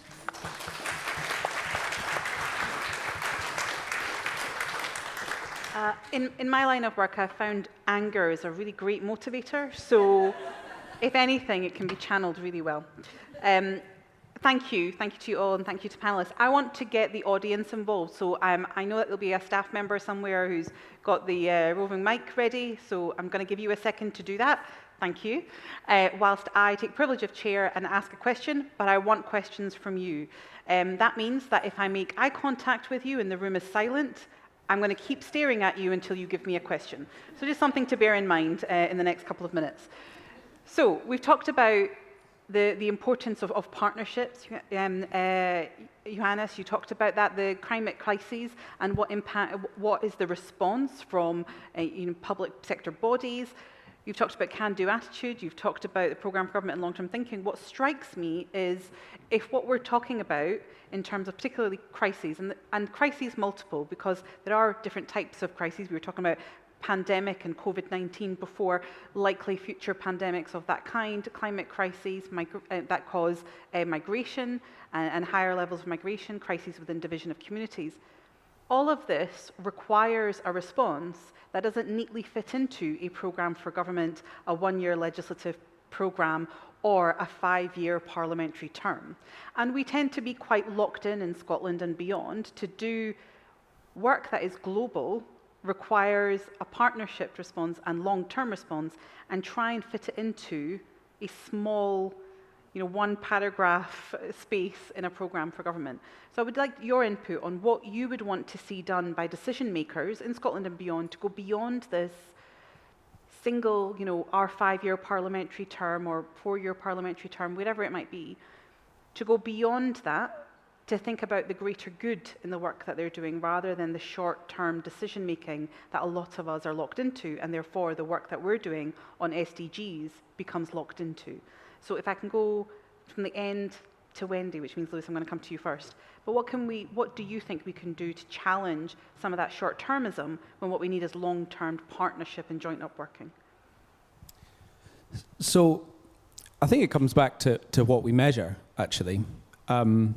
Just to use a global example, Scotland's current national performance framework has 81 indicators of progress that feed into a picture of how we're doing across these 11 outcomes. Now, there's an international outcome, and it's got some really strange indicators of progress that don't really tell you much about how we're doing internationally, or indeed what our contribution might be globally and what our impact is. And Scotland's International Development Alliance actually, through some work with an academic at Newcastle University, did some really useful work last year that highlighted what sort of things you could measure to change that short-termist approach. One example might be what is the impact of arms sales production in this country? Now, that could be positive. It could be negative. I don't necessarily take a view on that right now on this stage. But having that information at our hands as a public, would that change the way the public think? And would that put pressure on decision makers to act in different ways? I think it would. And then if you can imagine, if you were measuring the right things, but you also had rules in place that force decision makers to take consideration of that impact, then maybe you move out of the short-term cycles and the constant electioneering and politicking that we seem to live in. That's one idea, I suppose. So raising the public consciousness in all of this as well. Yeah. Colin, your thoughts? How do we move into that kind of away from that 5-year cycle? It is really difficult, but I mean, one example in my area, I mean, it would be great if governments across the world would really look to restore nature. And the reason I say that is that my view on climate change, there'll be no net zero without nature recovery. If you look at the arithmetic around it, it's incredibly hard to get to net zero without nature doing it for us and with us. So governments around the world put the silos down, work together, restore nature across the board. That will actually impact positively on climate change faster than anything pretty much else, and do it in a very cost-effective way. The other sad fact is it's been calculated more people will die and be displaced by climate change than by war, and that makes it a longer-term problem. We tackle the immediate to a degree, but getting that long-term approach to nature recovery, to climate change, we have to adapt, but to mitigation as well, is a fundamental for me in terms of the development goals overall. We will not develop unless we tackle climate change, and to do that, let's get nature recovered and back. Johannes, what was the role of communities and the kind of community engagement work that you're doing on the ground in kind of pushing more long-term thinking, whether it's at a local level, local authority, national government? What's the community role in trying to push that longer-term thinking? I believe the role of the community is to make policymakers or politicians more accountable for the promises that they make. And I believe, I think I was ready to answer the first question, so I'll just go into that anyway. I believe that politicians should be more visible. If I had my way, actually, all the government ministers and legislators would be in this room today to engage in these kind of discussions, because they seem to make decisions from glass houses and don't have conversations with the real people that those decisions are supposed to affect. And I would also ask the government to listen to people, because I believe if communities are actually given the powers to make decisions, they would make better decisions because they already are. We've, even when it comes to receiving people, without the pressure that the media spotlights on communities, communities work better. And I would also ask the policymakers to be more accountable in the promises that they make to people. Absolutely. Absolutely. And I think you'd get a lot of support for that. I think that's being called out for by many communities across the world, that accountability, that people first politics. Wendy, to you, and then I'll go to the audience. No, thank you. So I have a slightly different perspective from when I think about Scottish Water. So we are funded on a 6-year cycle. 90% of our funding comes through the bills that our customers pay, and 10% comes through borrowing from Scottish Government. So we have a slightly longer cycle. And our conversation has to be with our customers and also with Scottish Government and other really important aspects of Team Scotland, like Nature Scotland, like SEPA, like DWQR, and understanding what the needs are. But in terms of how we bring it all together, I think it's a really difficult question. But one of the reasons that we are producing a long-term strategy that we will be consulting on towards the end of this year is to lay out that 25-year view. Now, of course, we haven't got a crystal ball. We're not entirely sure what will happen in 25 years' time, but we have a reasonable view of the kind of pressures we're facing and what, as a nation, we need to do to ensure that we continue to have sustainable and safe water supplies at an affordable price. But what we can't do is say it's going to cost X in 25 years' time, but we can keep that conversation going through the 6-year period. So I think we work in a slightly different context, but we do work with organisations who are funded on an annual basis or, you know, on a more short-term basis, and that can be very difficult. But for me, the answer has to be, and I think Colin was touching on this as well, is to be really clear about what the longer-term picture is and what it can be. And back to the point of it doesn't all have to be doom and gloom. Yes, we are facing some real difficulties when we look ahead in terms of what climate change can do to water availability and water quality. But if we use the right solutions, we can also deliver massive social benefit while we're doing that. So I think it's being clear on where you want to get to. Yeah, that vision for the long term. Thank you. Can I come to the audience? I'd like to get a fair few questions from yourselves. I've got some time here. Let's see who I'm going to make direct eye contact with. Questions, please. I'm fine with awkward silences. You might not be. I'm fine with awkward silences. Do you want me to take the privileged chair and continue? Oh, we've got a question there. Yep. Hiya. Just carrying on from the last comment, I think we quite often hold politicians to a very binary kind of metric. They agreed to do something, they either achieved it or didn't. But if you make a 25-year plan, you don't know what's going to happen over the next 25 years. So do we need a change in how we're engaging with policymakers and politicians that's maybe a little bit less black and white and more adaptive and flexible? Okay. Who would like to respond to that? Well, we don't have all the panel involved, but if you feel like you want to. Yep, Wendy. So I think that's a really interesting question, and thank you very much for answering it. I think in terms of the policy work that Scottish Government is looking at the moment in the water sector, one of the key things that we're trying to do with Scottish Government and other stakeholders is, as far as possible, future-proof it. So what needs to be legislation and what could actually be policy, because policy is much more flexible. And I think that has to be the key point, because like you've just said, you know, when you're looking out over 25 years, things are going to change, and the view won't be perfect. So where you feel you've got the biggest areas of doubt is where you need to build in room to maneuver as you move forward. And I think the other key point is that it's really easy to write a long-term strategy and be really proud of it, and then it goes on a shelf.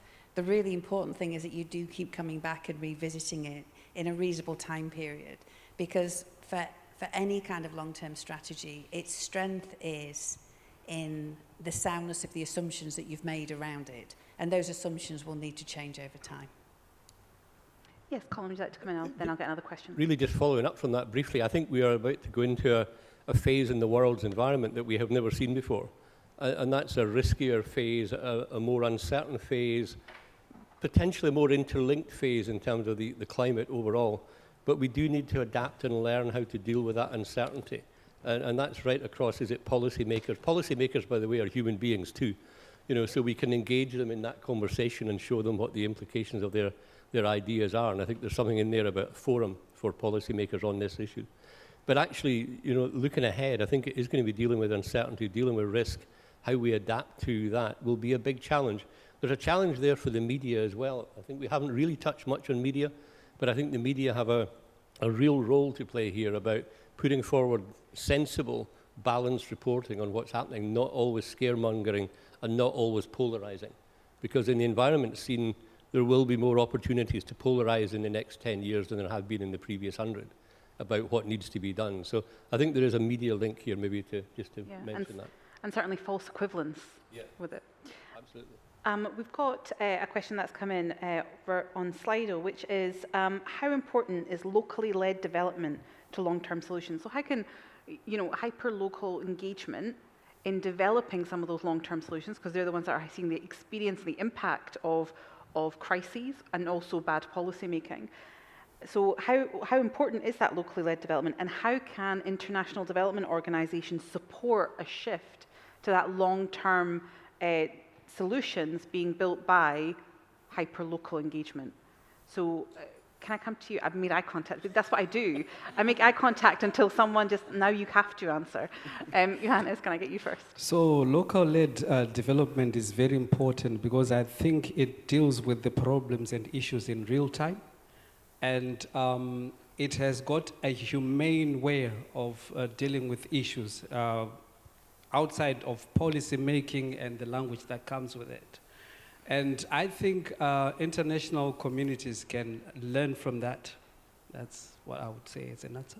And what would you, just as a follow-up to that, you know, for members of SIDA who are here, who perhaps want to do more of that, right, what is local, both local as in country work that they're doing and local as in here in Scotland they're doing, what would be your recommendations for how they do that in a meaningful way?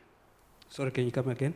So the locally led work we want to do. So if partners of Scottish International Development Alliance, international development organisations want to do more of that locally led, locally informed solution building, how do you think what's the best practice for that? I would think having more conversations like this and bringing more people to the table and sharing best practice. Yeah, excellent. Lewis, do you want to come in? Yeah. Yeah, it's maybe a hybrid answer from the last question as well. I was just thinking about we Oxfam, actually Oxfam in Kenya specifically, we obviously have a confederated model in Oxfam, delivered a Scottish government-funded loss and damage programme under the Humanitarian Emergency Fund earlier this year.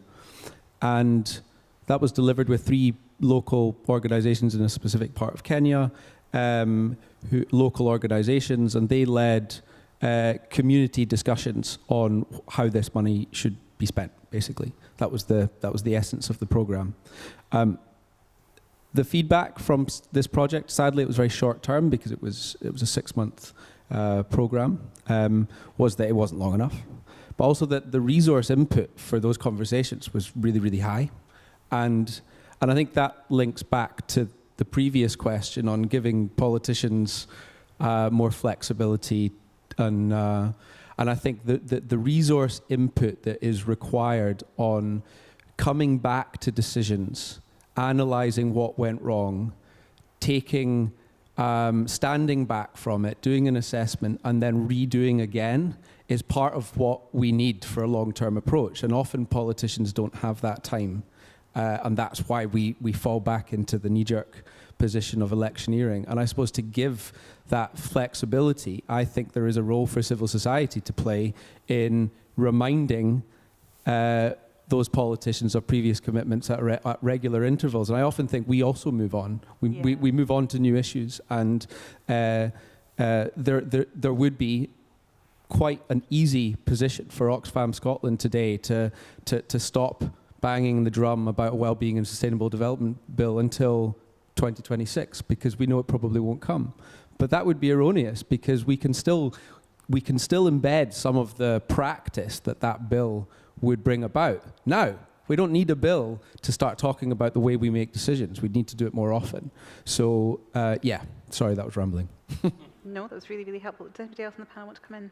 Wendy, yes. I think for me, just the example that was in my mind was, I'm back to climate change, and surface water, particularly in urban environments. So surface water flooding.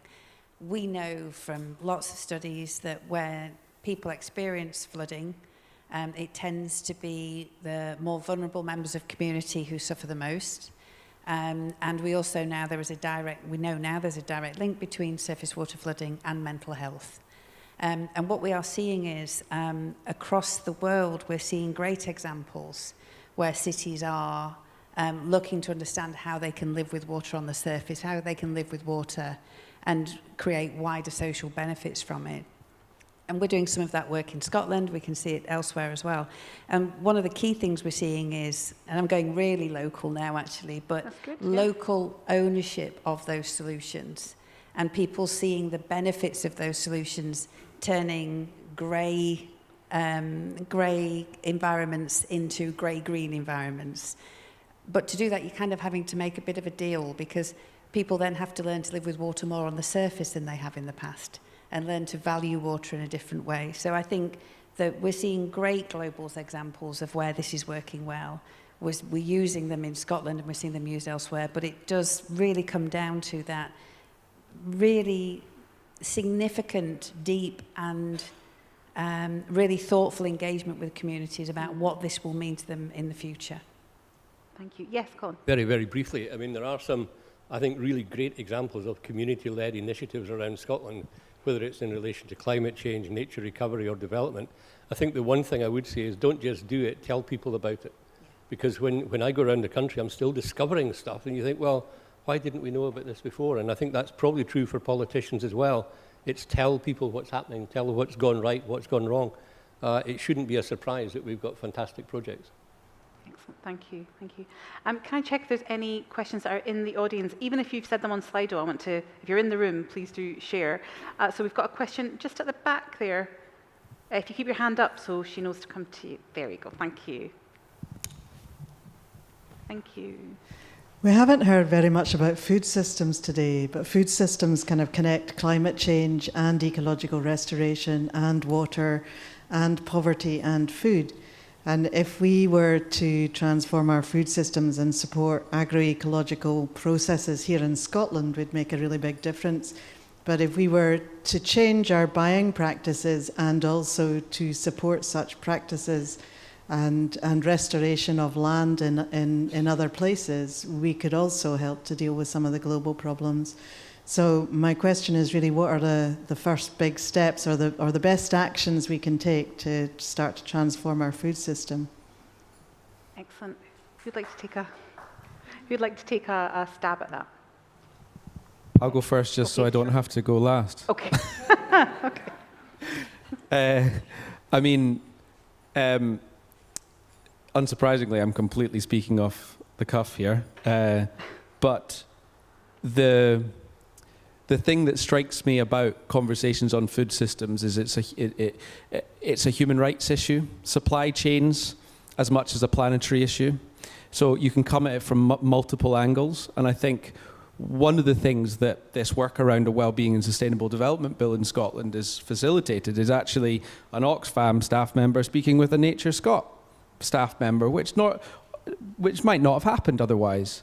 And that allows us to start collaborating in different ways and to think through, well, what aspects of decision-making needs to be improved? How can we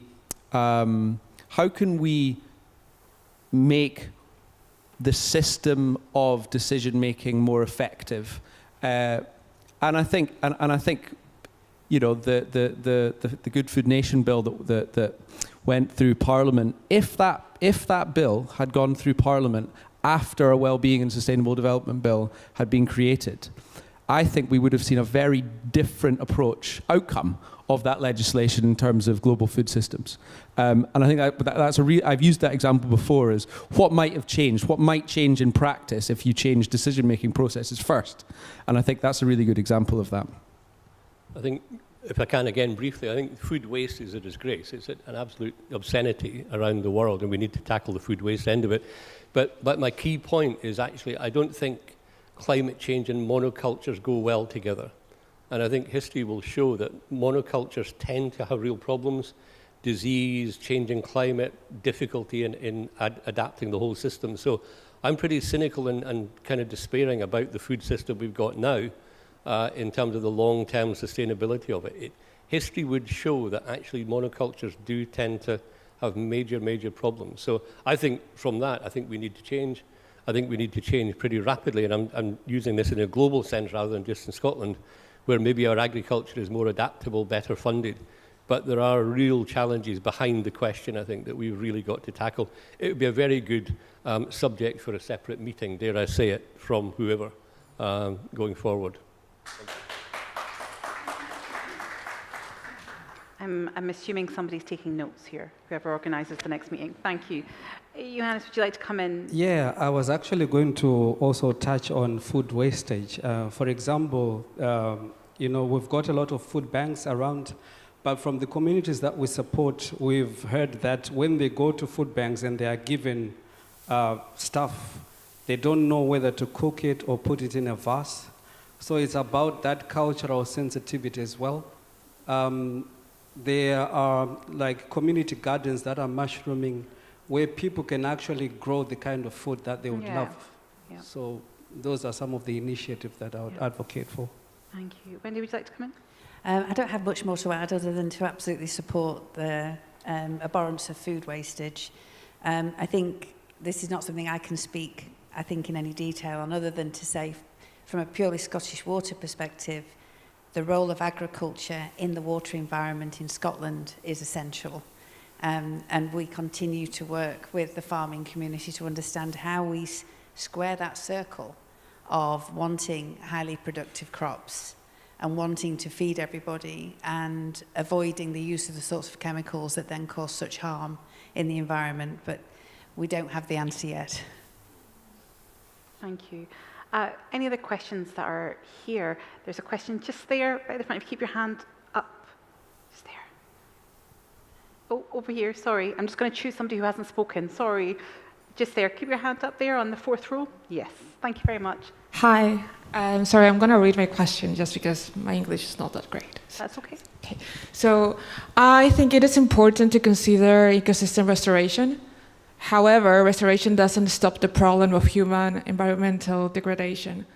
So how can we shift into guarantee the protection of ecosystems and communities within a system that isn't designed from that perspective?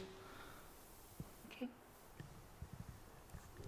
Can I try to take... Colin, do you want to start and then I'll go that way around? I think it's very difficult. I wouldn't worry about your English. I was up in Iceland some years ago and I was in a shop and they said, "Can I talk English, please?" I was trying to talk English, but they thought I was from some other country. So we all have these moments. For me, people are part of the ecosystem, and whether that's in Scotland or in any country around the world. And I think we need to learn how to work with nature, not against it. We need to learn how to develop that sustainable approach, whether it's to food or to energy or to transport systems, whatever. So how do we do that? I think the organisation here, I think, has a really important role, actually, in terms of bringing people together. There's no quick solution. And my other role historically has been with the United Nations. And when you're involved in meetings with 120, 140 countries, and you see the different perspectives, it's really difficult to know how you trigger that culture change in the different countries around the world. But there is a commonality in terms of what's there, in terms of the need for change. So it's a big, big question. And I think the one bit that worries me a bit is that we have global bureaucracies in a lot of the agreements, whether it's climate change, biodiversity, wherever. We really need to focus back on the action rather than the strategy document, as somebody said earlier on. It's aspiration is great, but what are you actually going to do? And I think that's the challenge. It's what are you actually going to do that would actually help partly on your question. I'm conscious I'm not really answering it, but I think it's a big, big question. That's been the kind of core theme of today. Big, big questions that we're just managing to get to the surface of, but that's part of our work here, to take on those big, challenging questions. Wendy, did you want to come in? Yeah, I feel like I keep bringing it back to water, but it's the only thing that I can talk about with any sense. But from a water perspective, we can't just keep engineering our way out of the problems that we face. We can't keep pouring concrete to solve problems. We need to work with our ecosystems and work with people to find different ways of living with the challenges that we face. And that might mean that the way Scottish Water, for example, is regulated in the future needs to change, because if we move to more nature-based solutions to manage out things that we don't want to go back into the water environment, if we're using natural solutions, that might deviate up and down a bit depending on what's happening in the environment, as opposed to being a steady line of constant compliance. So I think there's an element of needing to compromise, and some of those compromises might be quite hard, but they will bring their own benefits and wider societal benefits through those compromises. Thank you. Johannes? Yeah, I'm going to focus on human beings as part of the ecosystem. We've got human beings that come from all over the world, really, and they've got different skill sets. But apparently, because of the system here in the West, it seems as if the moment they change geography, they develop amnesia. In terms of their skill sets, we've got doctors that are in here, but they can't practice. But we're talking about shortages in the NHS. So I would look at maybe the legislation that looks at that and make it facilitate ease of practice for such people to be able to do their work. Thank you. And Lewis? Yeah, I mean, building on that, Johannes, in terms of legislation, I won't just say the Wellbeing and Sustainable Development Bill again, but there was a broad call, something that Oxfam got behind ahead of the UK general election earlier this year, and I know other SIDA members backed this as well, for a Business and Human Rights Act. And I think business have a massive role to play in shaping the behaviours of consumers, but also consumers shape the behaviours of businesses, but governments shape the behaviours of businesses. And we have lived through an era of deregulation that has systematically allowed us to disregard nature. And businesses have been at the forefront of that across the world. And I think we need to see better rules and global agreements.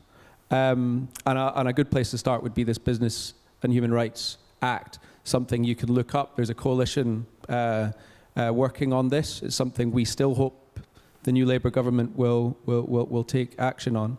And I think there are really interesting bits of work around how businesses can be leaders and are already doing it that we can celebrate as well. We had a campaign a few years ago called Behind the Barcodes, which is now no longer public, but we managed to galvanize support from some really big businesses on thinking through their environmental impact and also their human rights impact through their supply chains, and galvanize genuine change. Not enough, but it made a difference, and so we need more of that. Thank you. I'm aware of time, and we have got through questions, and you did give me questions in the audience, so you are relieved of your duties now. Thank you. Can I get a round of applause for our excellent panel?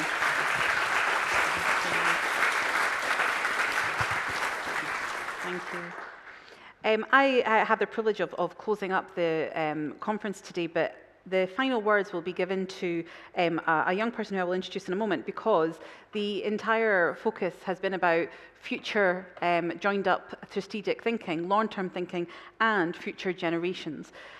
So I'd like to just give you kind of a run-through of kind of the key points that have come about today. We've heard a lot, rightly, about partnerships, about how we make those partnerships ethical, purposeful, maintaining our integrity and maintaining our vision. How it's so important for us to meet the Sustainable Development Goals, for us to have overlapping partnerships and interrelated plans with the private sector, public sector, and third sector and NGOs.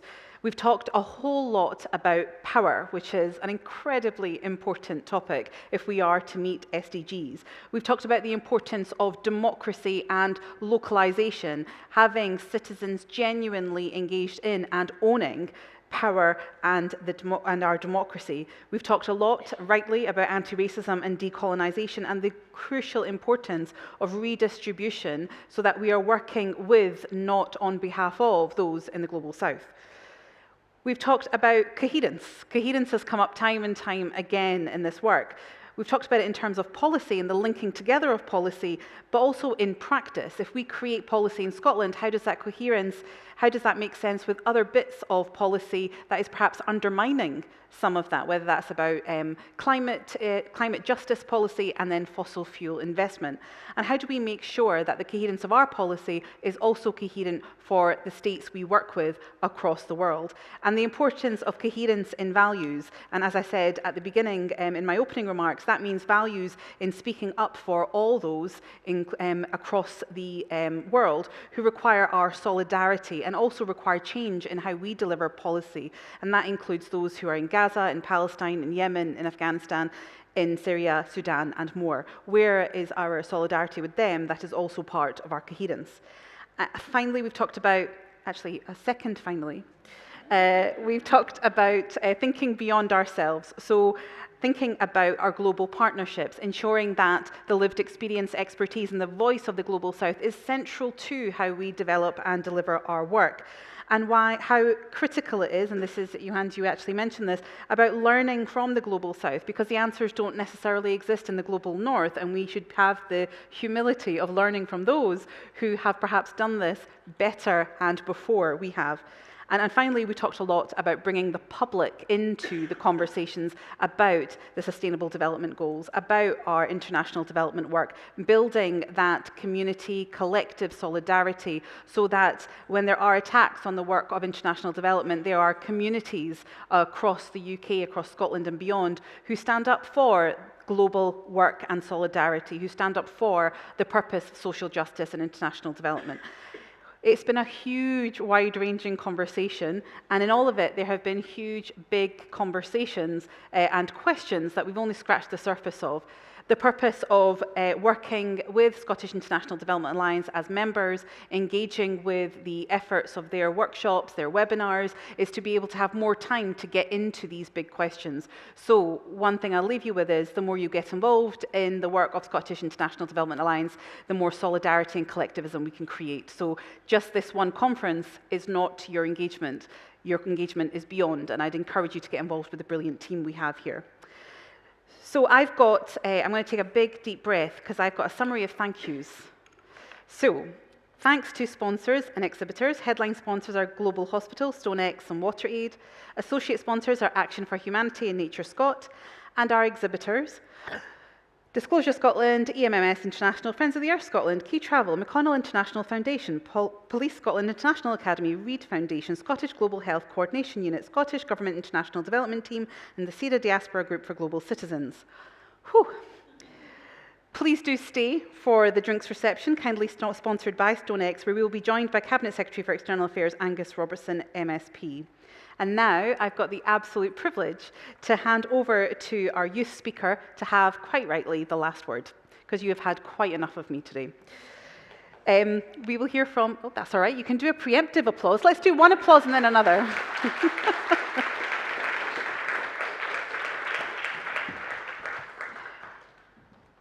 We'll be hearing from Miryashat, is that right? Miriashat Hoshang from Glasgow Afghan United. She's a young board member of Glasgow Afghan United, where she supports new refugees with IT, language and settlement. She also volunteers with Glasgow Golden Generation, assisting elderly individuals with physical and mental health problems. I'm delighted that the conference will be closed by her. Thank you so much.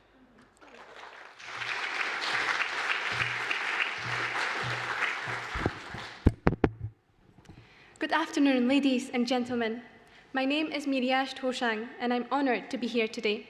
I would like to thank you for giving me this opportunity to talk about the importance of engaging the new generation, as well as to share insights about Glasgow Afghan United and my role as a youth member of this community. This charity supports and uplifts people from the Scottish Afghan community, as well as from other diverse communities in integration, education, sports, and health and well-being. As a JAU Youth Board member, my role is to represent the voice of young people in our community, ensuring that our voice is included in decision-making and helps steer the direction of the organization. Of course, JAU includes people of all ages and backgrounds. This is essential to ensure the organization is working for all its members. But in a world where young people are often excluded from conversation about policy and services, I'm proud to stand up, speak out, and make a difference. This is a key part of our ethos. Everyone should have a seat at the table to be heard. The values of young people are often in line with those of other age groups, but our priorities can be different. For example, research tells us there is greater support for action to protect the environment amongst younger people, and we want to see committed action from big companies and international governments to stop climate change and promote a sustainable future. In our Scottish Afghan community, young people are planning their future and want to learn, train, and achieve. They aspire to study, follow their ambition, secure good jobs, and build successful lives in a peaceful society that values them, where they can express their identities freely without prejudice or barriers to participation. Our community is full of ambition. I, for instance, am studying for my hires and aspire to become a doctor. A role I believe is one of the most important in society. Young people are also aware of global events, such as the harsh restrictions placed on women and girls in Afghanistan, already denied the right to go to school, work, or participate in sports.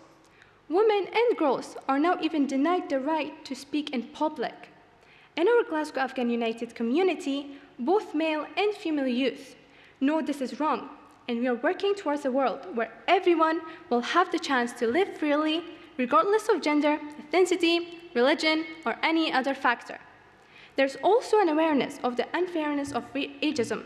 Young people can be victims of ageism when dismissed as too young to have valuable opinions or knowledge on important subjects.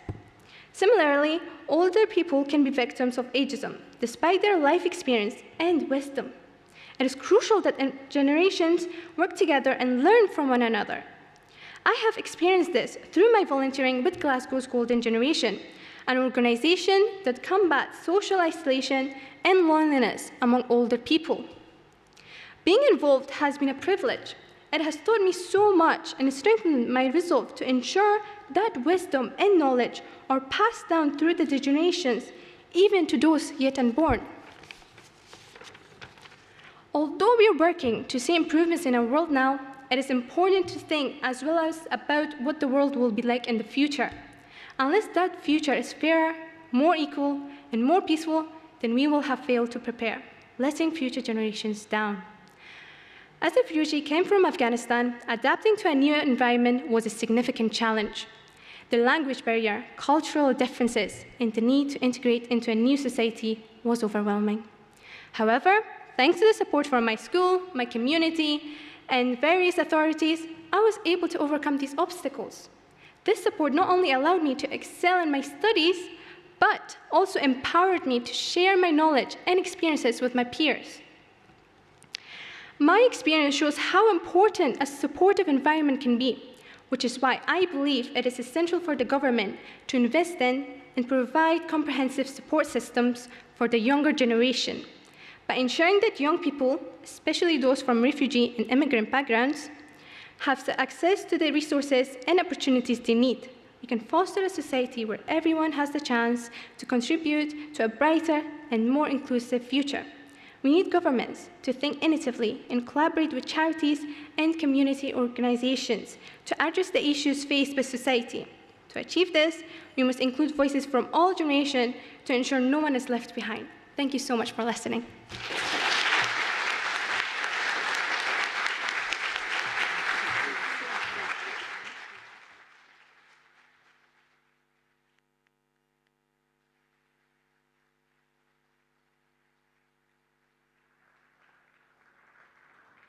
That was the last word you needed.